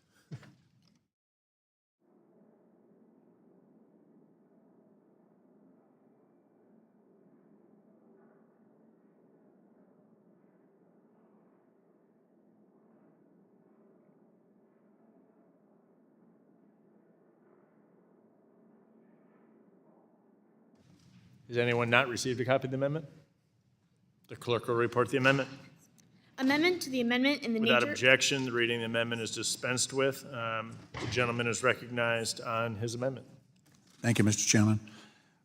Mr. Chairman, this amendment is targeted towards the presumption in the underlying bill that a U.S. CBDC would not protect individual privacy, consumer data. There were earlier statements from the sponsor about China and what they're doing, and as the gentleman has said in his remarks, China has designed their CBDC to surveil their citizens. That's anybody who's dealing with that bank, with their central bank. So that is not the design that the Fed has embarked upon, nor is it something that we would support in Congress, obviously. So this amendment would ensure that this bill cannot take effect unless the Treasury determines and reports to Congress that a CBDC cannot be designed in a manner that protects consumer data privacy. Additionally, the Treasury must find that there's no way to design a CBDC that would provide greater privacy protections to consumers than they have over their financial data under the current frameworks. A wide variety of, look, we should all want to prevent the full spectrum surveillance of our citizens in any system, but that is exactly the model that the private sector has developed. It is counterintuitive that my colleagues should be raising concern about data privacy while thousands of private companies, domestic and foreign, are surveilling, tracking, aggregating, and selling American citizens' consumer data every single second of every day. We've had a wide variety of academics and technologists and other stakeholders who have demonstrated that a digital dollar, a CBDC, can be designed to maximize consumer data privacy and promote financial inclusion. So as policymakers, we should be asking questions about how that architecture of a digital dollar could be designed to maximize privacy and prevent exploitation of personal data. In addition, we should be exploring the potential of a CBDC to serve as an alternative to existing forms of payment and have benefits including instant payment settlement, provide for a medium for cross-border transactions, and foster greater financial inclusion. The fact of the matter is that we have 130 countries out there that are striving to set the standard. And while China puts a premium on surveillance, I'm sure that the EU will come up with a different set of priorities in their CBDC. However, this bill, this underlying bill, holds America back. We don't have the ability to explore the best model that reflects the priorities of the American people and of our Constitution. We are, by default, giving other countries the ability to make those decisions on a CBDC. There will be adoption. So I think the first and most reliable version of a CBDC will be adopted widely globally. And because of this bill, that's not going to be the United States. There's going to be a CBDC that is adopted, that people feel comfortable with, that will become the norm. It's like the US dollar. After the Civil War, there were, 1,800 different currencies. But once people developed a constancy and a faith in the US dollar, in the greenback at that point, everybody merged into using the US dollar or the greenback at that point as a medium of exchange. So these hundreds of other currencies that were out there went to zero. The railroads had currencies, the oil companies had currencies, small local banks had their own version of script. All of those different varieties went to zero because there was general acceptance in one model, and that was the US dollar. That's how we came together on a currency issue at a very important inflection point in this country. That's going to happen again globally with a central bank digital currency. I would like that to be the US CBDC. I understand the concerns that my colleagues have about a CBDC, but do you want a CBDC developed by the United States, or do you want to have US citizens have to adopt a model that has been designed by some other country or a group of countries? I think we want to make that decision ourselves and remain the global leader. I yield back. Is there further debate on the amendment? I recognize myself for the purpose of striking the last word. I rise an objection to the amendment. I think it's a little bit here twofold. One, when we're asking a report to come back that the central bank digital currency cannot be designed in a manner to promote financial inclusion or cannot be done to prevent privacy protections, I think we're simply just undermining the bill. The bill that is being put forward here at the purpose that you're amending is making sure that we are protecting privacy concerns of many Americans. And the Federal Reserve's own analysis noted that if we were to create a CBDC in the United States, it would need to be private, their terms here, privacy protected, intermediated, widely transferable, and identity verified. And under the intermediated model, the question here becomes the security. And I think the Federal Reserve would need to balance the privacy rights and have that transparency. And I think what the concern is whether or not we can protect American civil liberties and privacy rights. And so the concern that I have with implementing a CBDC, not researching it, but implementing a CBDC in the United States, is implications that would have on American civil liberties and privacy protections. On the second portion, as we discuss financial inclusion, that is a worthy goal. But I would note that a lot of the research as it relates to financial inclusion shows that people are often unbanked because they don't trust banks. And one of the reasons people don't trust banks is they're concerned about their privacy. And so for a large portion of individuals who are currently unbanked, I think that this actually moves us in the wrong direction because a CBDC has not been shown to be able to be developed without meaningful and substantive privacy protections. And again, I do believe Communist China is in the works to develop a CBDC, not for altruistic goals of financial inclusion or altruistic goals of assisting in the development of this. I think the Communist China is in large part interested in this because of the privacy or the lack of privacy that this would have and their ability to track those individuals who are utilizing and using a Chinese CBDC. All the more reason your federal government, the central bank, should not be implementing, creating, and developing a CBDC. Research into the area, that's fine, but I don't think that we should be able to actually allow our federal government to implement. And it was with that that I'm opposed to this amendment. Is there further, I yield back. Is there further debate? What purpose does the gentlewoman seek recognition? I move to strike the last word. Gentlewoman's recognized. Throughout the 116th and 117th Congresses, I and committee Democrats held several hearings exploring how a U.S. CBDC would ensure privacy, consumer protection, national security, and financial inclusion. As part of its initial exploration, the Fed has also established consumer privacy as one of the guiding principles in its consideration of a CBDC. I'm therefore disappointed that so much of this important conversation on CBDC research and exploration has been sideswept by Republican fear-mongering about government surveillance.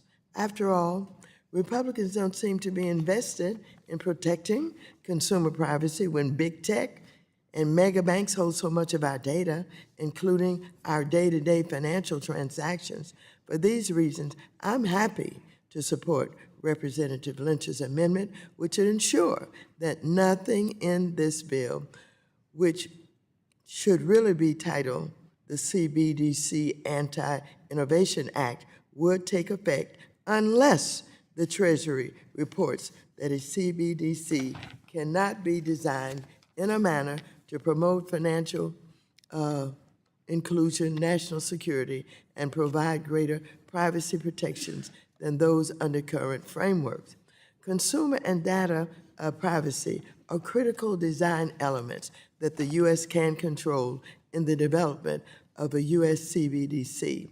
Depending on their design, we know CBDCs may serve as a promising public option for payment services, improve efficiency and speed and cost for cross-border interbank payments, and more. CBDCs may enhance access to payment services for those currently excluded from our underserved by the existing financial system. For instance, digital tools such as CBDCs might have effectively assisted the delivery of much-needed rescue funds through the Coronavirus Aid, Relief, and Economic Security Act, also known as the CARES Act. However, these key opportunities will never be understood or realized through Republican sweeping prohibition on a potential CBDC. You know, in closing, let me just say that I don't understand why the pride and the patriotism does not guide us in how we see the evolving technology and new systems in the world. That includes, of course, CBDCs and, you know, everything else that we're confronted with, that we have to make decisions. Cryptocurrency, we've got to make some decisions. We cannot be lagging while other countries are fast developing systems on CBDCs, which was just explained so thoroughly today by Mr. Lynch. 140 countries, and we consider ourselves exceptional? We consider ourselves the world leaders, and we're dragging our feet. We don't even appreciate the research that is being done and the commitments that are being made by the feds, et cetera, et cetera. I don't get it. I don't get it. While, you know, I'm worried not only about CBDCs, I'm worried about our democracy, period. I am worried that the former president of the United States thinks Putin is his friend, and they hack into our electoral system. I'm worried that we're falling behind. I'm worried that we're not tough enough on what we're doing with China, et cetera, et cetera.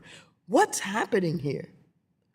Why are we not concerned about our leadership, about the fact that we cannot afford to be dragging our feet? Having said all of that, I think those on this side of the aisle are going to have to understand that in addition to the worries that I am alluding to, we're sitting here talking about protecting our government when you on the opposite side of the aisle are talking about closing it down. You should be more concerned about the America that we all feel is exceptional and what is happening to it. With that, I yield back my time. Gentleman yields back. What person is the gentleman from California seeker? I rise to support the amendment. Mr. Sherman's recognized for 5 minutes. We're having a bit of a discussion about who are the unbanked. Republicans seem to describe the unbanked as people with hundreds of thousands or millions of dollars carrying it around in duffel bags because they think the bankers will disclose their transactions. Democrats have described the unbanked as poor people who don't have very much money and who know that not having much, they could drop below the minimum balance requirements, face overdraft fees, all the things that banks do when you don't have money to cover a check. I think the Democrats are right on the image of the unbanked, and that is why several of the members who have spoken represent districts with far more unbanked constituents than average. And I, for one, when I think of trying to help the unbanked, focus on those who don't have the minimum balance, et cetera, not those who are so anxious to be in a position to defeat our tax laws that they choose to keep their money in duffel bags. As for privacy, the private sector, as has been pointed out by Mr. Lynch and others, invades our privacy every day. They know what we buy. They know what they're trying to sell.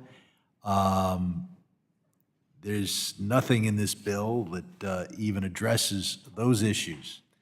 Keep in mind that any digital dollar is completely voluntary. So to turn to Americans and say, we prohibit you from having a digital dollar, even if you want one, because you're not smart enough to protect your own privacy, strikes me as a remarkable, condescending way to deal with those Americans, many of whom already have Treasury Direct accounts, and many others who would not mind having a digital dollar, even without privacy protections. But as this amendment points out, we can have a digital dollar with privacy protections. So I commend the gentleman for this amendment. I know that, or I believe that we ought to maintain the current balance between privacy on the one hand and law enforcement on the other. I strongly disagree with those members who say that we should have a powerful America as long as we destroy the American government. You cannot be a patriot and an anarchist at the same time. And those who want to shut down the government, those who want to make it impossible to enforce our tax laws, should surrender at the door the claim to patriotism. The balance we have now is acceptable. The balance that this gentleman, this amendment puts forward is acceptable. And the idea that the income tax should be undermined except for wage earners, the estate and gift tax should be destroyed, all in the name of patriotism and freedom, ignores the fact that the U.S. federal government has been the strongest and most effective instrument for freedom the world has ever known. Any of my colleagues wish me to yield time? I've run out of things to say and yield back to the chair. The gentleman yields back. Is there further debate? The question now occurs on the amendment offered by the gentleman from Massachusetts, Mr. Lynch. All those in favor signify by saying aye. Aye. All those opposed signify by saying nay. In the opinion of the chairs, the nays appear to have it. Request a roll call, please. The recorded vote has been requested. All those in favor of a recorded vote shall raise their hand. A sufficient number having raised their hands, a recorded vote is ordered pursuant to Section C5 of Rule 3 of the committee rules. Further proceedings of the amendment are postponed. Is there further debate or amendment? Pursuant to the chair's previous, there being no further amendments, without objection, the previous question is ordered and recorded votes on the amendment have been postponed. Once those votes are taken, the committee will immediately consider the question to report the measure. Pursuant to the chair's previous order, we will take those postponed votes later this afternoon. Given the uncertainty of the floor situation, we ask that members remain flexible, and we will give ample notice before committee votes are called. Committee stands in recess.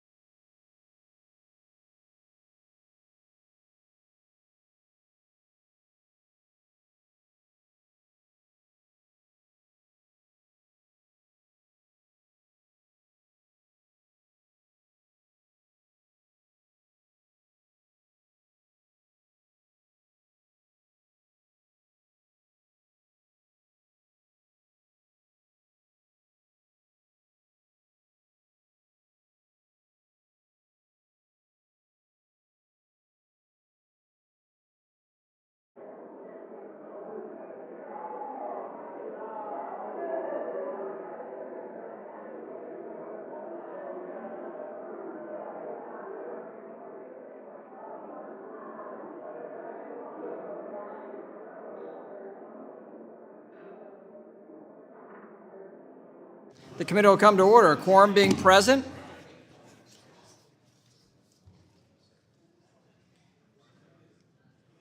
We'll now proceed on the postponed measures. It is the chair's intention that if we're not done with votes now by 4 p.m., if we're not done by votes at 4 p.m., we will recess and come back at 5:30 approximately until the completion of votes. That is the chair's intention. And so we'll start today, and we'll go to, we'll now take votes pending on ordering H.R. 3378 as amended favorably reported. The clerk will call the roll. Members, quieter we are, the faster we go. The faster we go, the happier everyone is. Clerk will call the roll. Mr. Hill, Mr. Lucas, Mr. Sessions, Mr. Posey. Mr. Posey votes aye. Mr. Lukemeyer. Mr. Lukemeyer votes aye. Mr. Huizinga. Mr. Huizinga votes aye. Mrs. Wagner. Mrs. Wagner votes aye. Mr. Barr. Mr. Barr votes aye. Mr. Williams. Mr. Williams votes aye. Mr. Emmer. Mr. Emmer votes aye. Mr. Loudermilk. Mr. Loudermilk votes aye. Mr. Mooney. Mr. Davidson. Mr. Davidson votes aye. Mr. Rose. Mr. Stile. Mr. Stile votes aye. Mr. Timmons. Mr. Norman. Mr. Muser. Mr. Muser votes aye. Mr. Fitzgerald. Mr. Fitzgerald votes aye. Mr. Garbarino. Mr. Garbarino votes aye. Mrs. Kim. Mrs. Kim votes aye. Mr. Donalds. Mr. Flood. Mr. Flood votes aye. Mr. Lawler. Mr. Lawler votes aye. Mr. Nunn. Mr. Nunn votes aye. Ms. De La Cruz. Ms. De La Cruz votes aye. Mrs. Houchin. Mrs. Houchin votes aye. Mr. Ogles. Mr. Ogles votes aye. Ms. Waters. Ms. Waters votes aye. Mrs. Velasquez. Mr. Sherman. Mr. Sherman votes aye. Mr. Meeks. Mr. Scott. Mr. Scott votes aye. Mr. Lynch. Mr. Green. Mr. Green votes aye. Mr. Cleaver. Mr. Cleaver votes aye. Mr. Himes. Mr. Himes votes aye. Mr. Foster. Aye. Mr. Foster votes aye. Mrs. Beatty. Aye. Mrs. Beatty votes aye. Mr. Vargas. Mr. Vargas votes aye. Mr. Gottheimer. Mr. Gottheimer votes aye. Mr. Gonzalez. Mr. Caston. Mr. Caston votes aye. Ms. Presley. Ms. Presley votes aye. Mr. Horsford. Ms. Tlaib. Mr. Torres. Ms. Garcia. Aye. Ms. Garcia votes aye. Ms. Williams. Williams of Georgia votes aye. Ms. Williams votes aye. Mr. Nickel. Ms. Pedersen. Ms. Pedersen votes aye. Mr. Chairman. Mr. Chairman votes aye. Any member wish to change his or her vote? Any member not recorded? Mr. Rose. Mr. Rose is recorded as voting aye. Mr. Timmons. Mr. Timmons is recorded as voting aye. Mr. Mooney. Mr. Mooney is recorded as voting aye. Any other members wish to change his or her vote or not recorded? Mr. Gonzalez, you are recorded as not voting. Mr. Gonzalez is recorded as voting aye. Any other members wish to change his or her vote? Mr. Gottheimer. Mr. Gottheimer is recorded as voting aye. Any other member wish to change his or her vote? Not recorded. Mr. Hill. Mr. Hill is recorded as voting yes. Gentleman from Wisconsin, Mr. Fitzgerald. Mr. Fitzgerald, you're recorded as voting aye. Mr. Nickel. Mr. Nickel, you are recorded as voting aye. Mr. Any other member wish to change his or her vote? Any member not recorded? Clerk will report.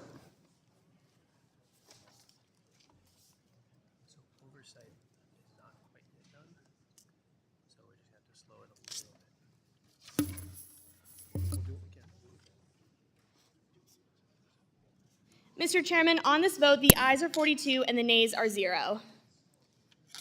Majority voting in favor of H.R. 3378 as amended. The bill is ordered favorably reported to the House. Without objection, motion reconsider is laid on the table. We'll now take the votes pending on ordering H.R. 5409 as amended, favorably reported. The clerk will call the roll. Mr. Hill. Aye. Mr. Hill votes aye. Mr. Lucas. Mr. Sessions. Mr. Posey. Mr. Posey votes aye. Mr. Lukemeyer. Mr. Lukemeyer votes aye. Mr. Huizinga. Mr. Huizinga votes aye. Mrs. Wagner. Mrs. Wagner votes aye. Mr. Barr. Mr. Barr votes aye. Mr. Williams. Mr. Williams votes aye. Mr. Emmer. Mr. Emmer votes aye. Mr. Loudermilk. Mr. Loudermilk votes aye. Mr. Mooney. Mr. Mooney votes aye. Mr. Davidson. Mr. Davidson votes aye. Mr. Rose. Mr. Rose votes aye. Mr. Stile. Mr. Stile votes aye. Mr. Timmons. Mr. Timmons votes aye. Mr. Norman. Mr. Muser.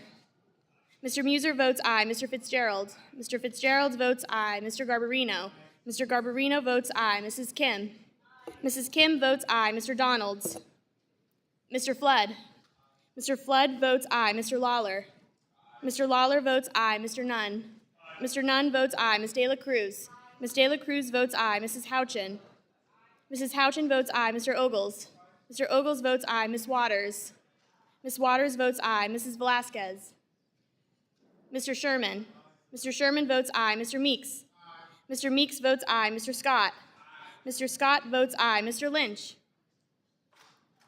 Mr. Green.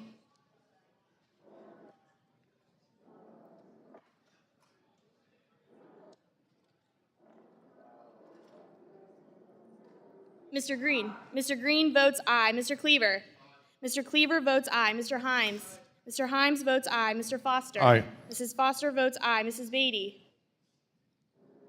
Mr. Vargas. Mr. Vargas votes aye. Mr. Gottheimer. Mr. Gottheimer votes aye. Mr. Gonzalez. Mr. Gonzalez votes aye. Mr. Caston. Mr. Caston votes aye. Ms. Presley. Ms. Presley votes aye. Mr. Horsford. Ms. Talib. Ms. Talib votes aye. Mr. Torres. Ms. Garcia.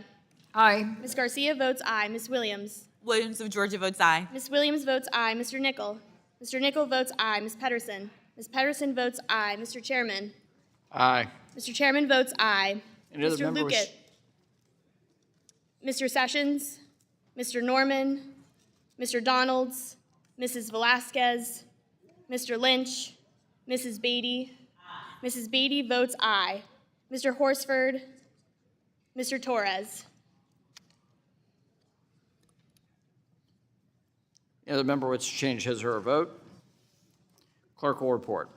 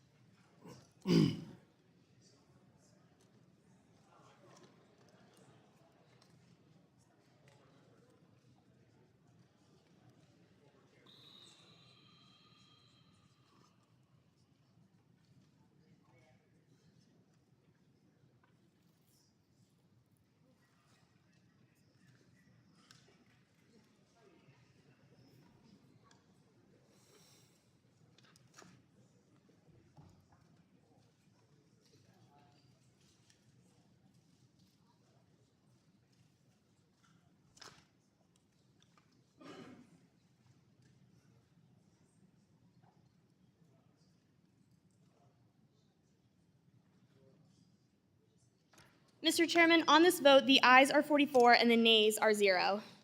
A majority having voted in favor of H.R. 5409 as amended, the bills are ordered favorably reported to the House. Without objection, motion reconsiders laid on the table. We will now take votes pending on ordering H.R. 5472 as amended, favorably reported. The clerk will call the roll. Mr. Hill. Aye. Mr. Hill votes aye. Mr. Lucas. Mr. Sessions. Mr. Posey. Mr. Posey votes aye. Mr. Lukemeyer. Mr. Lukemeyer votes aye. Mr. Huizinga. Mr. Huizinga votes aye. Mrs. Wagner. Mrs. Wagner votes aye. Mr. Barr. Mr. Williams. Mr. Barr is recorded as voting aye. Mr. Williams. Mr. Williams votes aye. Mr. Emmer. Mr. Emmer votes aye. Mr. Loudermilk. Mr. Loudermilk votes aye. Mr. Mooney. Mr. Mooney votes aye. Mr. Davidson. Mr. Davidson votes aye. Mr. Rose. Mr. Rose votes aye. Mr. Stile. Mr. Stile votes aye. Mr. Timmons. Mr. Timmons votes aye. Mr. Norman. Mr. Muser. Mr. Muser votes aye. Mr. Fitzgerald. Mr. Fitzgerald votes aye. Mr. Garbarino. Mr. Garbarino votes aye. Mrs. Kim. Mrs. Kim votes aye. Mr. Donalds. Mr. Flood. Mr. Flood votes aye. Mr. Lawler. Mr. Lawler votes aye. Mr. Nunn. Mr. Nunn votes aye. Ms. De La Cruz. Ms. De La Cruz votes aye. Mrs. Houchin. Mrs. Houchin votes aye. Mr. Ogles. Mr. Ogles votes aye. Ms. Waters. Aye. Ms. Waters votes aye. Mrs. Velasquez. Mr. Sherman. Aye. Mr. Sherman votes aye. Mr. Meeks. Aye. Mr. Meeks votes aye. Mr. Scott. Mr. Scott votes aye. Mr. Lynch. Mr. Lynch votes aye. Mr. Green. Mr. Cleaver. Mr. Cleaver votes aye. Mr. Himes. Mr. Himes votes aye. Mr. Foster. Aye. Mr. Foster votes aye. Mrs. Beatty. Mr. Vargas. Mr. Vargas votes aye. Mr. Gottheimer. Mr. Gottheimer votes aye. Mr. Gonzalez. Mr. Gonzalez votes aye. Mr. Caston. Mr. Caston votes aye. Ms. Presley. Ms. Presley votes aye. Mr. Horsford. Ms. Talib. Ms. Talib votes aye. Mr. Torres. Ms. Garcia. Aye. Ms. Garcia votes aye. Ms. Williams. Williams of Georgia votes aye. Ms. Williams votes aye. Mr. Nickel. Mr. Nickel votes aye. Ms. Pedersen. Ms. Pedersen votes aye. Mr. Chairman. Aye. Mr. Chairman votes aye. Mr. Lucas. Mr. Sessions. Mr. Norman. Mr. Donalds. Mrs. Velasquez. Mr. Green. Mr. Green votes aye. Mrs. Beatty. Mrs. Beatty votes aye. Mr. Horsford. Mr. Torres. Mr. Donalds. Mr. Donalds votes aye. Any other member wish to change his or her vote?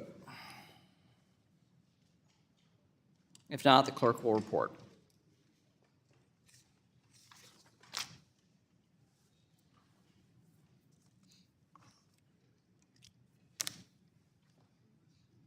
Mr. Chairman, on this vote, the ayes are 46 and the nays are 0.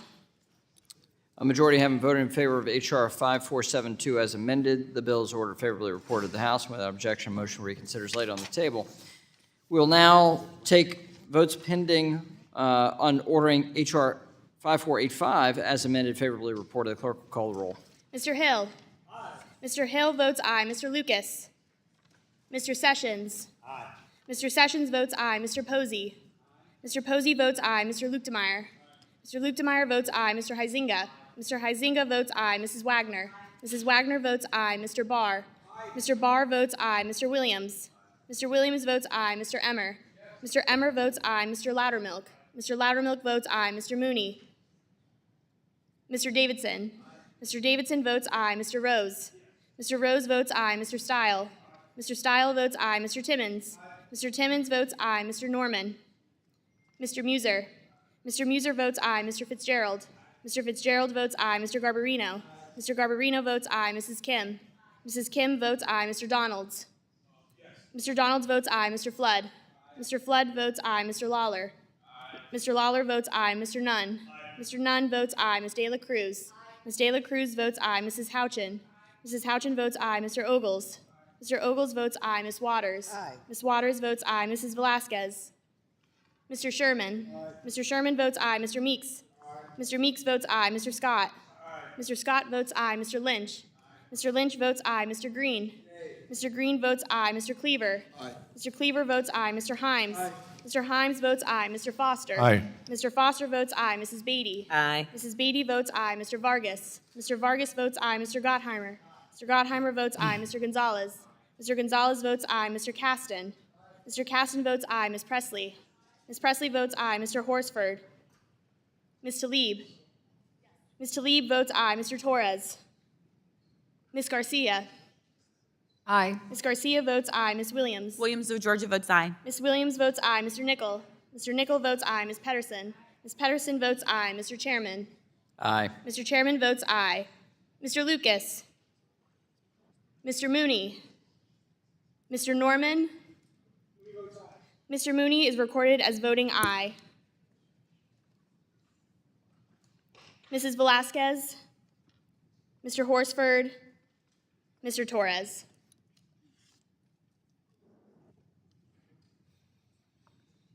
Any other member wish to change his or her vote? If not, clerk will report. Mr. Chairman, on this vote, the ayes are 47 and the nays are 0. A majority having voted in favor of H.R. 5485 as amended, the bill is ordered favorably reported to the House, and without objection, motion reconsider is laid on the table. We'll now take votes pending on ordering H.R. 5119 as amended, favorably reported. The clerk will call the roll. Mr. Hill. Mr. Hill votes aye. Mr. Lucas. Mr. Sessions. Aye. Mr. Sessions votes aye. Mr. Posey. Mr. Posey votes aye. Mr. Lukemeyer. Mr. Lukemeyer votes aye. Mr. Huizinga. Mrs. Wagner. Mrs. Wagner votes aye. Mr. Barr. Mr. Barr votes aye. Mr. Williams. Mr. Williams votes aye. Mr. Emmer. Mr. Emmer votes aye. Mr. Loudermilk. Loudermilk votes aye. Mr. Mooney. Mr. Mooney votes aye. Mr. Davidson. Mr. Davidson votes aye. Mr. Rose. Mr. Rose votes aye. Mr. Stile. Mr. Stile votes aye. Mr. Timmons. Mr. Timmons votes aye. Mr. Norman. Mr. Muser. Mr. Muser votes aye. Mr. Fitzgerald. Mr. Fitzgerald votes aye. Mr. Garbarino. Mr. Garbarino votes aye. Mrs. Kim. Mrs. Kim votes aye. Mr. Donalds. Mr. Donalds votes aye. Mr. Flood. Mr. Flood votes aye. Mr. Lawler. Mr. Lawler votes aye. Mr. Nunn. Mr. Nunn votes aye. Ms. De La Cruz. Ms. De La Cruz votes aye. Mrs. Houchin. Mrs. Houchin votes aye. Mr. Ogles. Mr. Ogles votes aye. Ms. Waters. Ms. Waters votes aye. Mrs. Velasquez. Mr. Sherman. Mr. Sherman votes aye. Mr. Meeks. Mr. Meeks votes aye. Mr. Scott. Mr. Scott votes aye. Mr. Lynch. Mr. Lynch votes aye. Mr. Green. Mr. Green votes aye. Mr. Cleaver. Mr. Cleaver votes aye. Mr. Himes. Mr. Himes votes aye. Mr. Foster. Aye. Mr. Foster votes aye. Mrs. Beatty. Aye. Mrs. Beatty votes aye. Mr. Vargas. Mr. Vargas votes aye. Mr. Gottheimer. Mr. Gottheimer votes aye. Mr. Gonzalez. Mr. Gonzalez votes aye. Mr. Caston. Mr. Caston votes aye. Ms. Presley. Ms. Presley votes aye. Mr. Horsford. Ms. Talib. Ms. Talib votes aye. Mr. Torres. Ms. Garcia. Aye. Ms. Garcia votes aye. Ms. Williams. Williams of Georgia votes aye. Ms. Williams votes aye. Mr. Nickel. Mr. Nickel votes aye. Ms. Pedersen. Ms. Pedersen votes aye. Mr. Chairman. Aye. Mr. Chairman votes aye. Any member wish to change his or her vote? Mr. Lucas. Any member not recorded? Mr. Huizinga? Mr. Huizinga is recorded as voting aye. Clerk will report.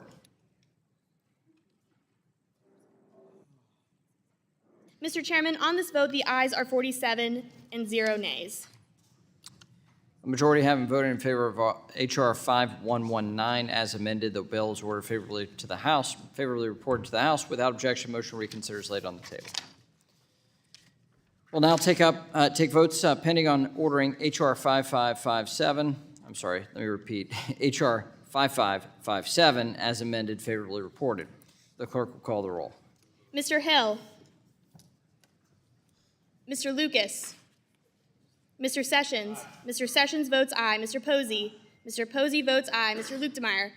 Mr. Lukemeyer votes aye. Mr. Huizinga. Mr. Huizinga votes aye. Mrs. Wagner. Mrs. Wagner votes aye. Mr. Barr.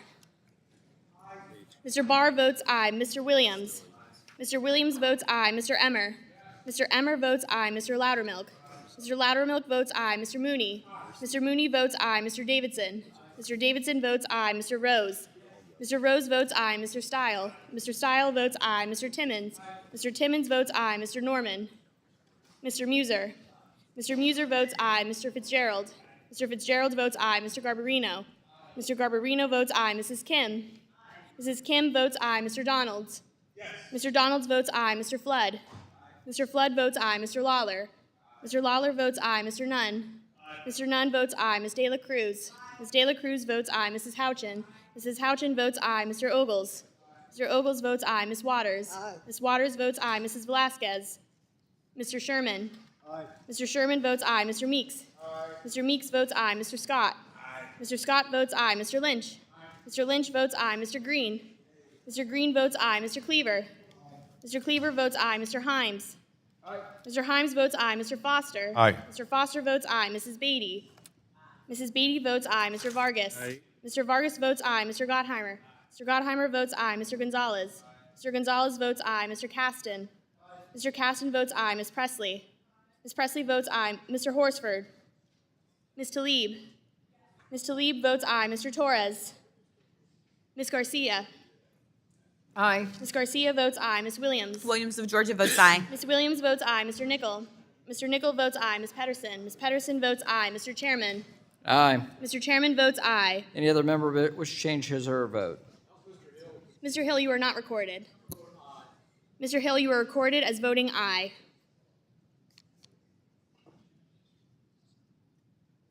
Mr. Lucas, Mr. Norman, Mrs. Velasquez, Mr. Horsford, Mr. Torres. Any other member wish to change his or her vote? If not, clerk will report. Mr. Chairman, on this vote, the ayes are 47 and the nays are 0. A majority having voted in favor of H.R. 5557 as amended, the bill is ordered favorably reported to the House. Without objection, motion reconsidered is laid upon the table. We will now take votes pending on ordering H.R. 5523 as amended favorably reported. The clerk will call the roll. Mr. Hill. Mr. Hill votes aye. Mr. Lucas. Mr. Sessions. Mr. Sessions votes aye. Mr. Posey. Mr. Posey votes aye. Mr. Lukedemeyer. Mr. Lukedemeyer votes aye. Mr. Huizinga. Mrs. Wagner. Mrs. Wagner votes aye. Mr. Barr. Mr. Barr votes aye. Mr. Williams. Mr. Williams votes aye. Mr. Emmer. Mr. Emmer votes aye. Mr. Loudermilk. Mr. Loudermilk votes aye. Mr. Mooney. Mr. Mooney votes aye. Mr. Davidson. Mr. Davidson votes aye. Mr. Rose. Mr. Rose votes aye. Mr. Stile. Mr. Stile votes aye. Mr. Timmons. Mr. Timmons votes aye. Mr. Norman. Mr. Muser. Mr. Muser votes aye. Mr. Fitzgerald. Mr. Fitzgerald votes aye. Mr. Garbarino. Mr. Garbarino votes aye. Mrs. Kim. Mrs. Kim votes aye. Mr. Donalds. Mr. Donalds votes aye. Mr. Flood. Mr. Flood votes aye. Mr. Lawler. Mr. Lawler votes aye. Mr. Nunn. Mr. Nunn votes aye. Ms. De La Cruz. Ms. De La Cruz votes aye. Mrs. Houchin. Mrs. Houchin votes aye. Mr. Ogles. Mr. Ogles votes aye. Ms. Waters. Ms. Waters votes aye. Mrs. Velasquez. Mr. Sherman. Mr. Sherman votes aye. Mr. Meeks. Mr. Meeks votes aye. Mr. Scott. Mr. Scott votes aye. Mr. Lynch. Mr. Lynch votes aye. Mr. Green. Mr. Green votes aye. Mr. Cleaver. Mr. Cleaver votes aye. Mr. Himes. Mr. Himes votes aye. Mr. Foster. Aye. Mr. Foster votes aye. Mrs. Beatty. Mrs. Beatty votes aye. Mr. Vargas. Mr. Vargas votes aye. Mr. Gottheimer. Mr. Gottheimer votes aye. Mr. Gonzalez. Mr. Gonzalez votes aye. Mr. Caston. Mr. Caston votes aye. Ms. Presley. Ms. Presley votes aye. Mr. Horsford. Ms. Tlaib. Ms. Tlaib votes aye. Mr. Torres. Ms. Garcia. Aye. Ms. Garcia votes aye. Ms. Williams. Williams of Georgia votes aye. Ms. Williams votes aye. Mr. Nickel. Mr. Nickel votes aye. Ms. Pedersen. Ms. Pedersen votes aye. Mr. Chairman. Aye. Mr. Chairman votes aye. Mr. Lucas. Mr. Huizinga. Mr. Norman. Mr. Huizinga is recorded as voting aye. Mrs. Velasquez. Mr. Horsford. Mr. Torres. Any member wish to change his or her vote or is not recorded? Clerk will report. Mr. Chairman, on this vote, the ayes are 47 and the nays are 0. A majority having voted in favor of H.R. 5523 as amended, the bill is ordered favorably reported to the House. Without objection, motion reconsidered is laid on the table. We'll now take votes pending on ordering H.R. 5512 as amended favorably reported. The clerk will call the roll. Mr. Hill. Mr. Hill votes aye. Mr. Lucas. Mr. Sessions. Mr. Sessions votes aye. Mr. Posey. Mr. Posey votes aye. Mr. Lukedemeyer. Mr. Lukedemeyer votes aye. Mr. Huizinga. Mr. Huizinga votes aye. Mrs. Wagner. Mrs. Wagner votes aye. Mr. Barr. Mr. Barr votes aye. Mr. Williams. Mr. Williams votes aye. Mr. Emmer. Mr. Emmer votes aye. Mr. Loudermilk. Mr. Loudermilk votes aye. Mr. Mooney. Mr. Davidson. Mr. Davidson votes aye. Mr. Rose. Mr. Rose votes aye. Mr. Stile. Mr. Stile votes aye. Mr. Timmons. Mr. Timmons votes aye. Mr. Norman. Mr. Muser. Mr. Muser votes aye. Mr. Fitzgerald. Mr. Garbarino. Mr. Garbarino votes aye. Mrs. Kim. Mrs. Kim votes aye. Mr. Donalds. Mr. Donalds votes aye. Mr. Flood. Mr. Flood votes aye. Mr. Lawler. Mr. Lawler votes aye. Mr. Nunn. Ms. De La Cruz. Ms. De La Cruz votes aye. Mrs. Houchin. Mrs. Houchin votes aye. Mr. Ogles. Mr. Ogles votes aye. Ms. Waters. Aye. Ms. Waters votes aye. Mrs. Velasquez. Mr. Sherman. Aye. Mr. Sherman votes aye. Mr. Meeks. Aye. Mr. Meeks votes aye. Mr. Scott. Aye. Mr. Scott votes aye. Mr. Lynch. Aye. Mr. Lynch votes aye. Mr. Green. Mr. Green votes aye. Mr. Cleaver. Mr. Cleaver votes aye. Mr. Himes. Mr. Himes votes aye. Mr. Foster. Aye. Mr. Foster votes aye. Mrs. Beatty. Aye. Mrs. Beatty votes aye. Mr. Vargas. Mr. Vargas votes aye. Mr. Gottheimer. Mr. Gottheimer votes aye. Mr. Gonzalez. Mr. Gonzalez votes aye. Mr. Caston. Mr. Caston votes aye. Ms. Presley. Ms. Presley votes aye. Mr. Horsford. Ms. Talib. Ms. Talib votes aye. Mr. Torres. Ms. Garcia. Aye. Ms. Garcia votes aye. Ms. Williams. Williams of Georgia votes aye. Ms. Williams votes aye. Mr. Nickel. Mr. Nickel votes aye. Ms. Pedersen. Ms. Pedersen votes aye. Mr. Chairman. Aye. Mr. Chairman votes aye. Mr. Fitzgerald, you are recorded as voting aye. Mr. Lucas? Any other member wish to change their vote or is not recorded? Mr. Nunn, you are recorded as not voting. Mr. Nunn Mooney. is recorded as voting aye. Mooney. Mr. Mooney is recorded as voting Any aye. other member wish to change his or her vote? If not, the clerk will report. Mr. Chairman, on this vote, the ayes are 47. And the nays? A majority having voted in favor of H.R. 5512 as amended, the bill is ordered favorably reported to the House. Without objection, motion reconsider is laid on the table. For the next vote, members are in and out of the room, and traditionally in and out of the room on previous votes. Faster just to stick around. We've got 4 votes left. We'll now take votes pending on ordering H.R. 5524 as amended, favorably reported. The clerk will call the roll. Mr. Hill? Aye. Mr. Hill votes aye. Mr. Lucas? Mr. Sessions? Mr. Sessions votes aye. Mr. Posey? Mr. Posey votes aye. Mr. Luetkemeyer? Mr. Luetkemeyer votes aye. Mr. Huizinga? Mr. Huizinga votes aye. Mrs. Wagner? Mrs. Wagner votes aye. Mr. Barr? Mr. Barr votes aye. Mr. Williams? Mr. Williams votes aye. Mr. Emmer?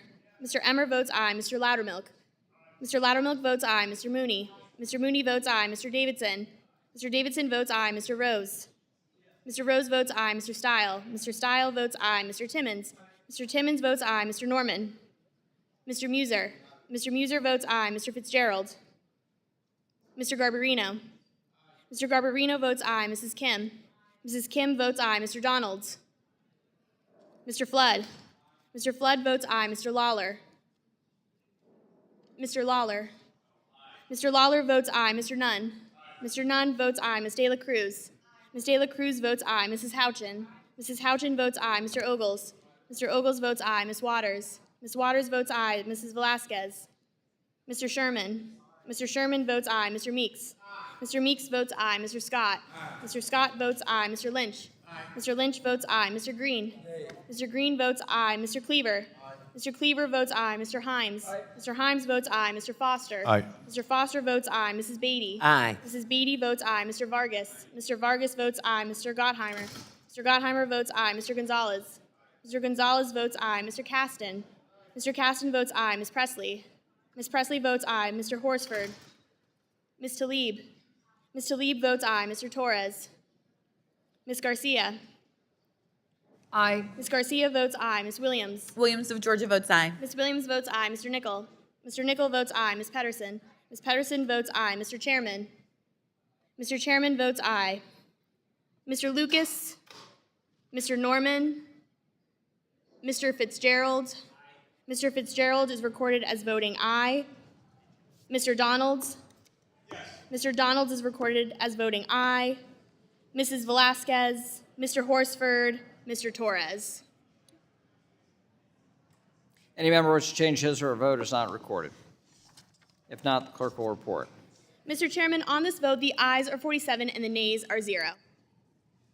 A majority having voted in favor of H.R. 5524 as amended, the bill is ordered favorably reported to the House. Without objection, motion to reconsider is laid on the table. We'll now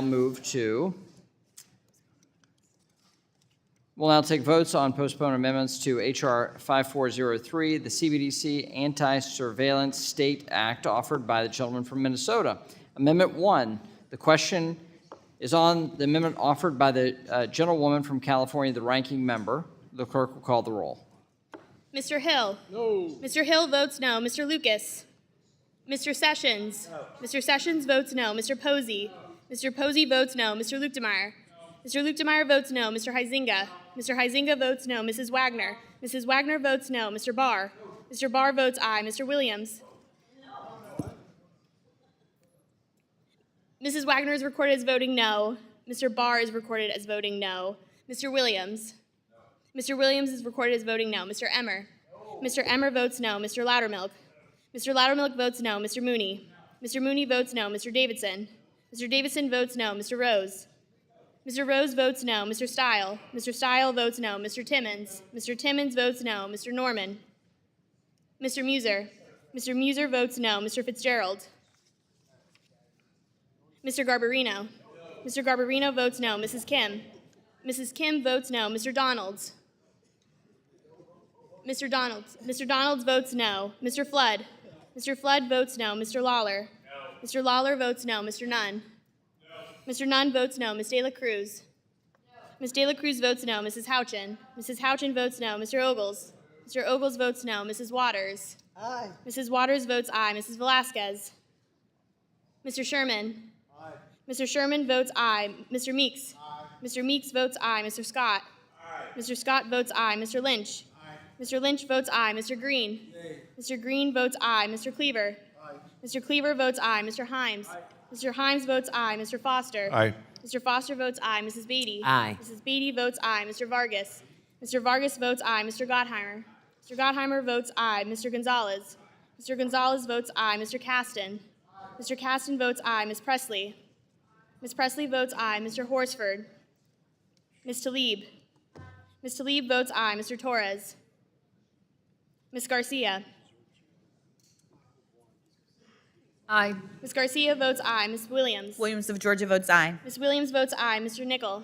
Mr. Nickel votes aye. Ms. Pedersen? Ms. Pedersen votes aye. Mr. Chairman? No. Mr. Chairman votes no. Mr. Lucas? Mr. Norman? Mr. Fitzgerald? Mrs. Velasquez? Mr. Horsford? Mr. Torres? Fitzgerald is recorded as voting no. Mr. Fitzgerald is recorded as no. If the gentleman will stay for the next vote, it'll be faster. Clerk will report.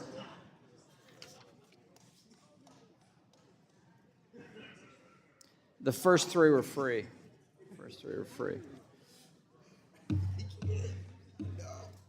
Topo Gigio, Ringo Starr.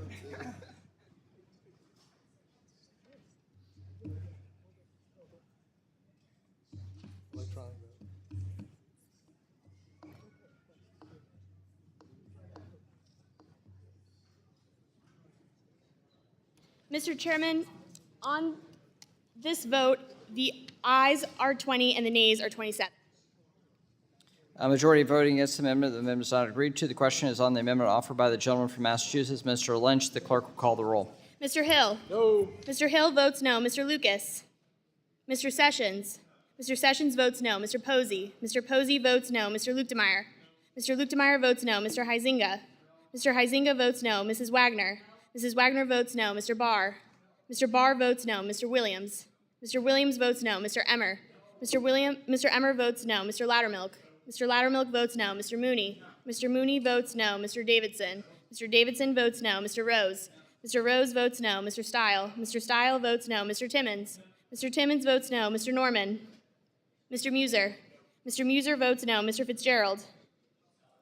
Mr. Fitzgerald votes no. Mr. Garbarino? Mr. Garbarino votes no. Mrs. Kim? Mrs. Kim votes no. Mr. Donalds? Mr. Donalds votes no. Mr. Flood? Mr. Flood votes no. Mr. Lawler? Mr. Lawler votes no. Mr. Nunn? Mr. Nunn votes no. Ms. De La Cruz? Ms. De La Cruz votes no. Mrs. Houchin? Mrs. Houchin votes no. Mr. Ogles? Mr. Ogles votes no. Ms. Waters? Ms. Waters votes aye. Mrs. Velasquez? Mr. Sherman? Mr. Sherman votes aye. Mr. Meeks? Mr. Meeks votes aye. Mr. Scott? Mr. Scott votes aye. Mr. Lynch? Mr. Lynch votes aye. Mr. Green? Mr. Green votes aye. Mr. Cleaver? Mr. Cleaver votes aye. Mr. Himes? Mr. Himes votes aye. Mr. Foster. Aye. Mr. Foster votes aye. Mrs. Beatty. Aye. Mrs. Beatty votes aye. Mr. Vargas. Mr. Vargas votes aye. Mr. Gottheimer. Mr. Gottheimer votes aye. Mr. Gonzalez. Mr. Gonzalez votes aye. Mr. Caston. Mr. Caston votes aye. Ms. Presley. Ms. Presley votes aye. Mr. Horsford. Ms. Talib. Ms. Talib votes aye. Mrs. Garcia. Aye. Ms. Garcia votes aye. Mr. Torres. Ms. Williams of Georgia. Williams of Georgia votes aye. Ms. Williams votes aye. Mr. Nickel. Mr. Nickel votes aye. Ms. Pedersen. Ms. Pedersen votes aye. Mr. Chairman.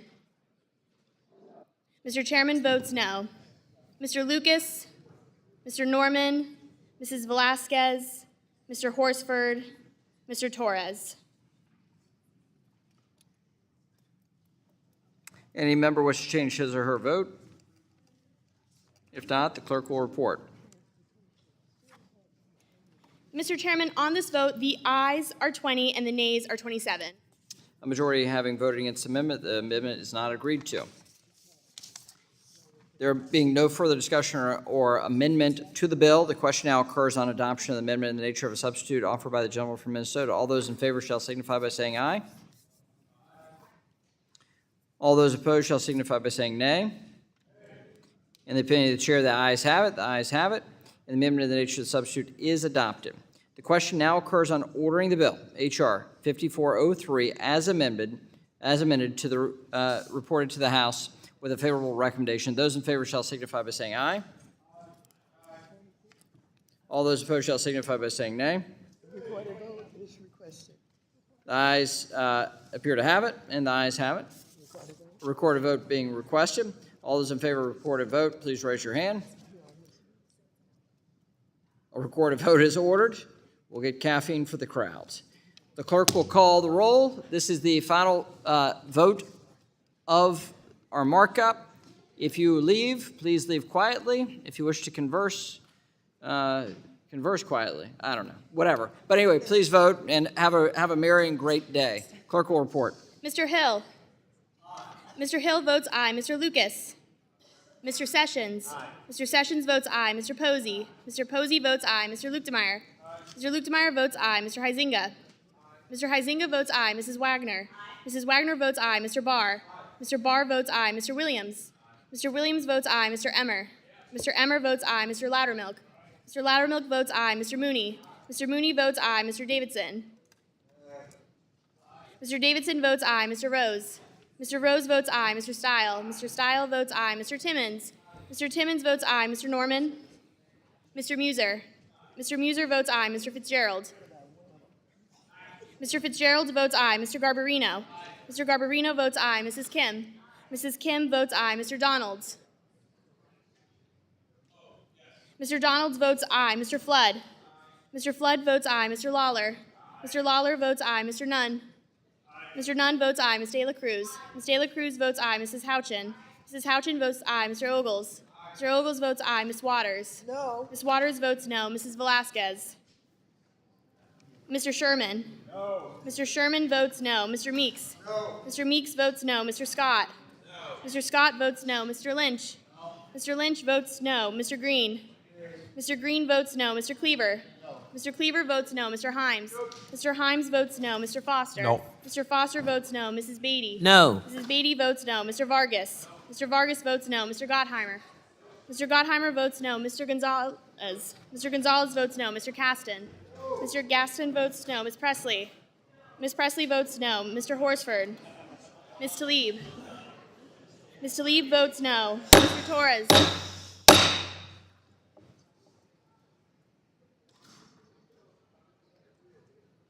Members deserve to have their votes recorded, and the clerk deserves a little bit of respect. Clerk will continue. Mr. Torres. Ms. Garcia. No. Ms. Garcia votes no. Ms. Williams. Williams of Georgia votes no. Ms. Williams votes no. Mr. Nickel. Mr. Nickel votes no. Ms. Pedersen. Ms. Pedersen votes no. Mr. Chairman. Aye. Mr. Chairman votes aye. Mr. Lucas. Mr. Norman. Mrs. Velasquez. Mr. Horsford. Mr. Torres.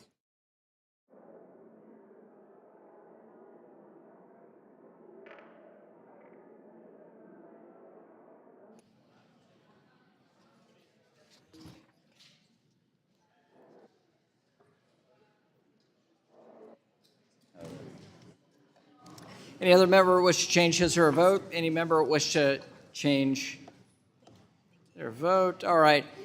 Hearing none, the clerk will report. Mr. Chairman, on this vote, the ayes are 27 and the nays are 20. A majority voting in favor of H.R. 5403 as amended. The bill is ordered favorably to the House. Without objection, a motion to reconsider is laid on the table. I want to thank the staff for today's markup on both sides of the aisle. Majority and minority staff worked diligently on this package. I want to thank the clerk. Madam Clerk, thank you for the good work today and the excellent speed at which you moved. And I want to thank everybody at the clerk's table on both sides of the aisle for their good work. Staff are authorized to make technical and conforming changes on all measures ordered to be reported today. Members will have two days to file views on each reported measure considered today. There being no further business pending, the committee stands adjourned.